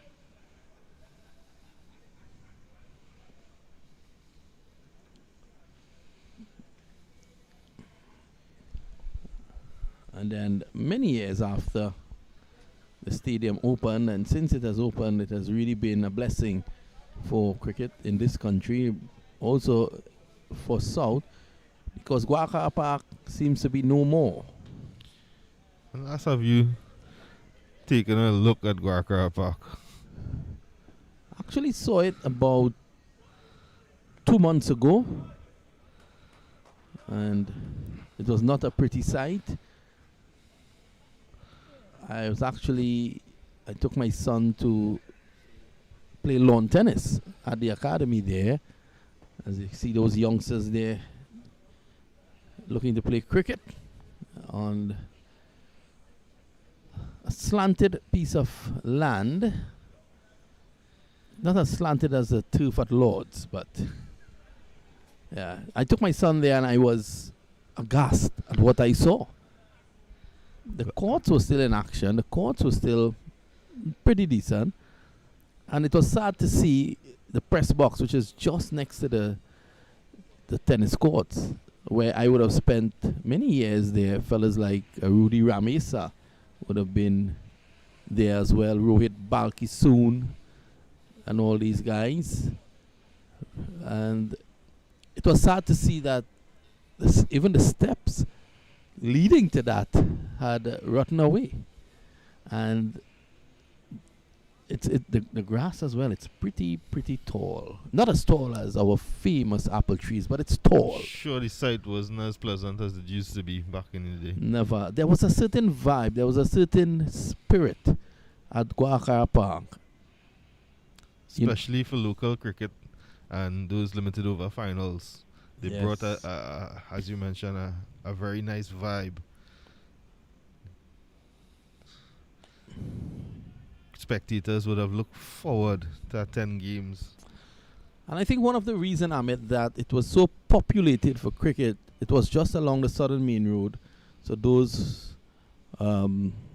patrons who don't have their vehicles, this is in the air, flashed away through the offside, obviously by Hines. He's going to go. That's the way Hines plays. And he comes back for 2. They could have easily jumped on public transport, and they were actually at the side of the ground. Yes, accessibility was very simple. But the quality of cricket played at the ground was also of a high standard. Local players would have exhibited their skills on a sometimes very lovely batting track at the Guacara Park. It was really lovely, I can tell you that. No shot offer there by Hines. I remember playing a couple of games on that surface. When you walk out to the square, sometimes you look at the track and the dirt is a brown mixed with a green, and you tell yourself, am I going to get wickets here today? Anticipating that the ball would not turn, but it would offer assistance depending on the quantity of moisture on the track. So it was a good cricket wicket. Small ground as well. I remember Avide's Samaron debut at that ground. My very dear friend Philo Alfonso Wallace got 100 before lunch. Avi did get the final laugh though by getting him later on in the evening, but the damage was done.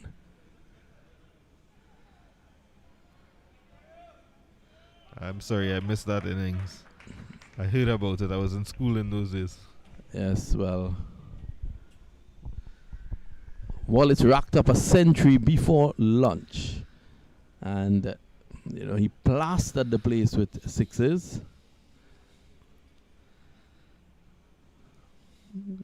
It was a venue where Surprisingly, though, I don't think Philo was prolific against spin bowling. But he did pepper Avide Samaru on debut. Of course, he did enjoy that. Ranji Nanan also was on that team.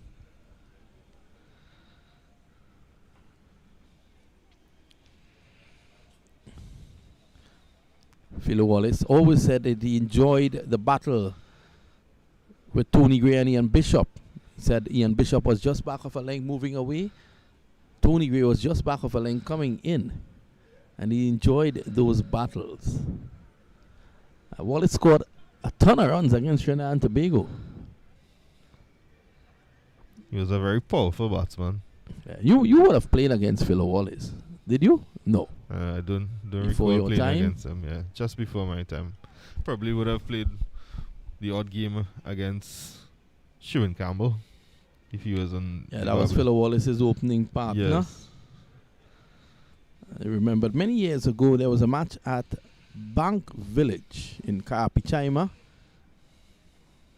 and the president of the Trinidad and Tobago Cricket Board, Azim Bassarat, opened the batting. That match was played on a tennis court. And I opened the batting with him and we were still undefeated.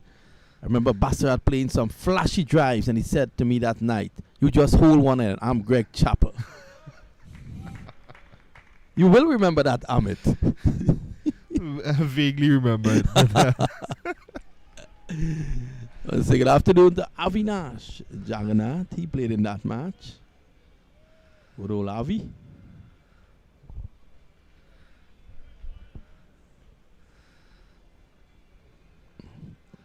But back to Guaca Park, there was a certain vibe you got at that ground. And for the finals, back in the day, the Broadway finals, then the Mongdo. This one takes the edge. I think it was controlled. And down to third man for 4. Just opening the face at the last moment.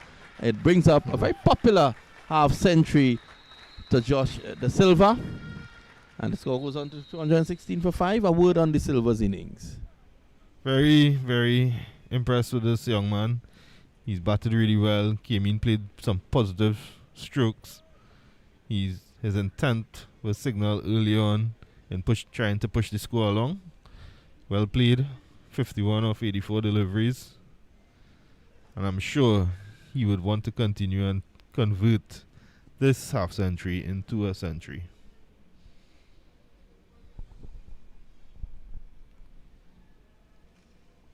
Very composed, a very mature inning by the young man. Josh De Silva always play way beyond his years. His application is very commendable. He analyzes his game sense situation and applies himself accordingly.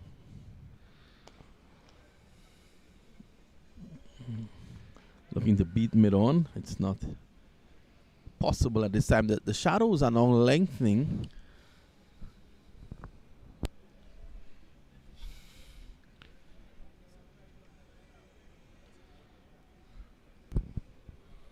Well, if Imran Khan can't come back, it will be a major blow for the TNT Red Force. De Silva will have to take charge as the vice captain of this team. 216 for 5.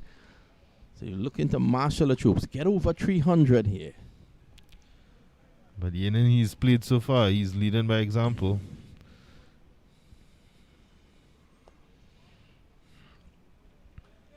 Showing a positive intent throughout his innings.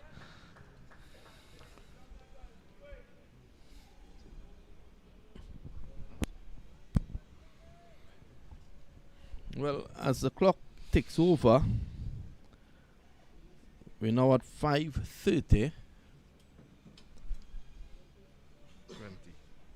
5:20.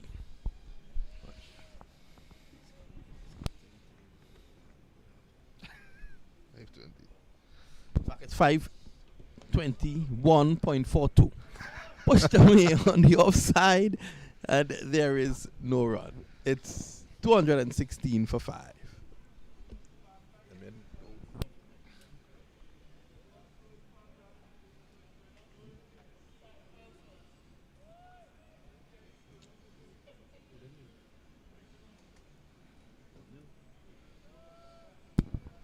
Well, the guys in the press box here, they're very happy all of a sudden.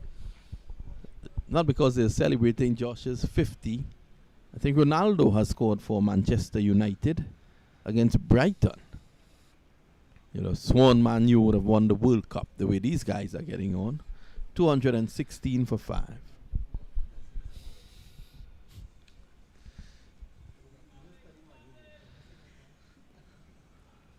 So it's the end of the over. We take a short break.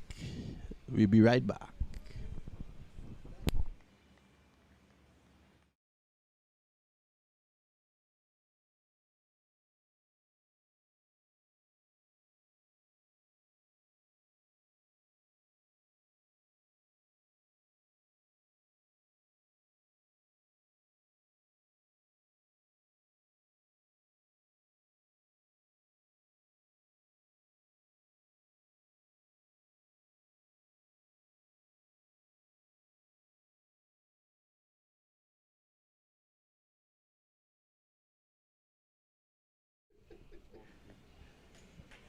There's Edwards. None for 21. Has been tidy. Very tidy. However, he would have liked to have a wicket in that wicket column, a number in that wicket column.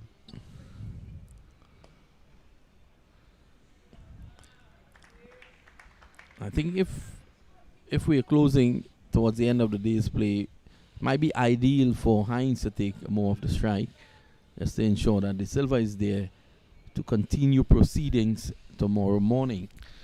That would be a wise choice, or a wise decision if one was taken. However, I am uncertain whether Joshua, being set, would want to give up the strike, especially since he looks quite comfortable and set. As a batsman, your passion runs high, and I mean sometimes it might be the wise thing to do to let the less accomplished batsman take the strike when he last few balls. But sometimes you know how it goes.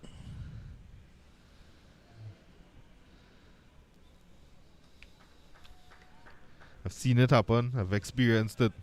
Went into bat as a night watchman for Trinidad, and the set batsman don't want to give up the strike. So he's protecting you when you were sent to protect him. Correct. I'm one who really don't believe in this night watchman situation. I always think that you're giving the opposition more likely than not an early wicket the next morning.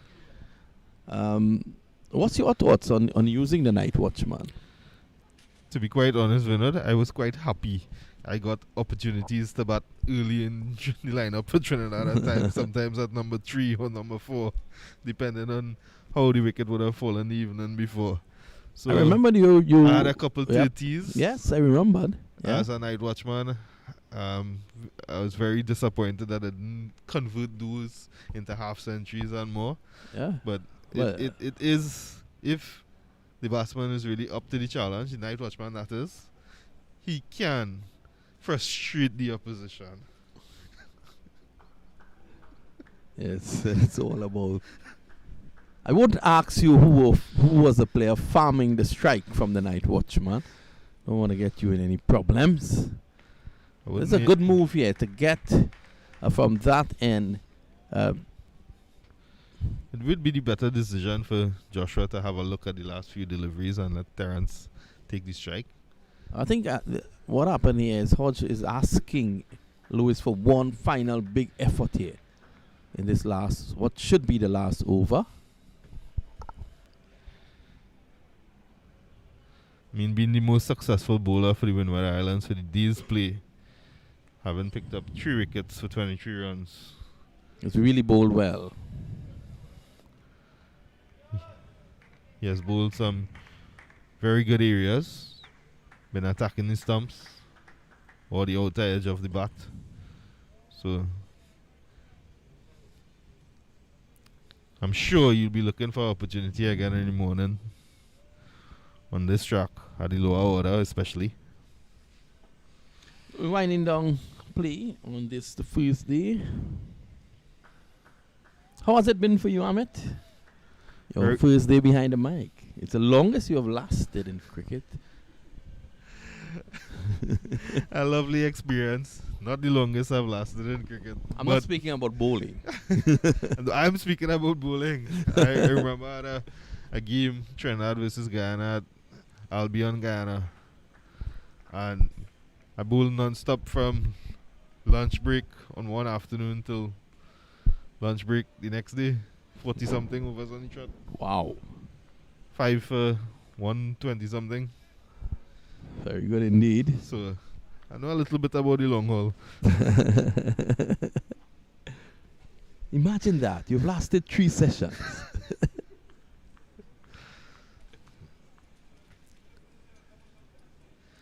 We had some long days at UWI as well. Having lost it to us. Oh. And Jamaica put us in the bat. Sorry, they batted and we had to bowl 2 days on a session. Yep. I think the idea with Jamaica on that occasion was to bat out the match. If Just they could have batted batted out all the the game. days, Yeah, they would have gone to the finals, and they did. Matter ended up in the courts. Yeah. The unfortunate situation for a game of sport. I am of the view that should have been settled on the field and not in our courtroom. Yes, well, Giant the Big only got 2.5 days to get these guys, 10 guys out. Probably you guys needed a little extra time. 1 session again.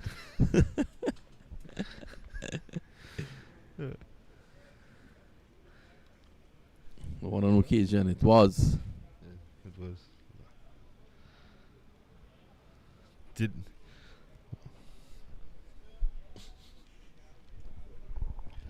So the Silver is on 52, Hines is on 5. They're just looking to survive the end of today. TNT making a good fit of it after losing 3 early wickets. So they're 217 for 5. That leave alone reminded me of the West Indian great Courtney Walsh. Was very animated.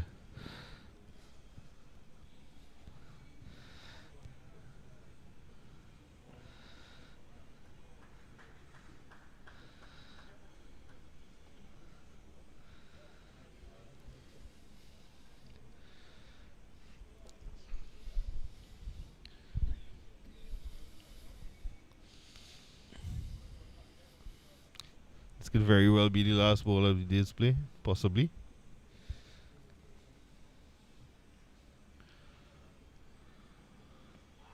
Struck on the pad, playing across the line, and it's the end of the over. Umpire Raj Kumar is just over the stumps at the southern end. He picks the bails, and that is the end of day 1 of this encounter. CWI 4-day clash between TNT and the Windward Islands. Windward Islands winning the toss and putting TNT into bat. They close on 217 for 5. Your overall analysis. I'm just looking at the replay here of that last delivery. Appears to be possibly heading down the leg side. Possibly contact was made in front of the Stumps. However, today was, I would say, an even day. Well, 217 for 5 after 84 overs. Given the start Trinidad and Tobago had, losing 3 wickets within the first hour. They had a excellent recovery partnership between Yannick Correa and Jeremy Solozano. 100-run partnership. Well, looking back at it, Solozano, he was caught by Bishop of Denver for 66 of 193 deliveries. Keegan Simmons caught Athenaeus Bowl Lewis 8. Isaiah Raja, LBW Lewis without scoring. Jason Mohammed caught Smith Bowl Lewis without scoring as well. Yannick Correa, LBW to John for 72 of 174 balls. Joshua De Silva not out 52 of 91. Imran Khan retired for 1. Terrence Hines not out on 5. 13 extras, a total 217 for the loss of 5.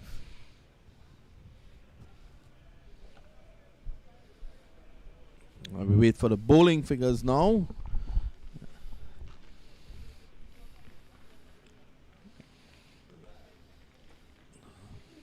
Preston McSween, 20 overs, none for 69. Sherman Lewis, 15 overs, 3 for 24. John, 16 overs, 1 for 41. Demba, 23 overs, 1 for 55. And Edwards, 10 overs, none for 21. Wickets at 18, 18, 22, and then 134. Critical fourth wicket partnership of 112 between Yannick Caraya and Jeremy Solozano. And then another very useful partnership between Joshua De Silva and Caraya took it up to 193. TNT closes on 217 for 5. A final comment from Ahmed Jagannath. It was a very good day's play, a balanced play, even play between both teams. Tomorrow promises some more exciting action. Join us again. Well, good afternoon and goodbye from the Rodeo Communications Cricket 360 crew on behalf of Cricket West Indies. Bye for now.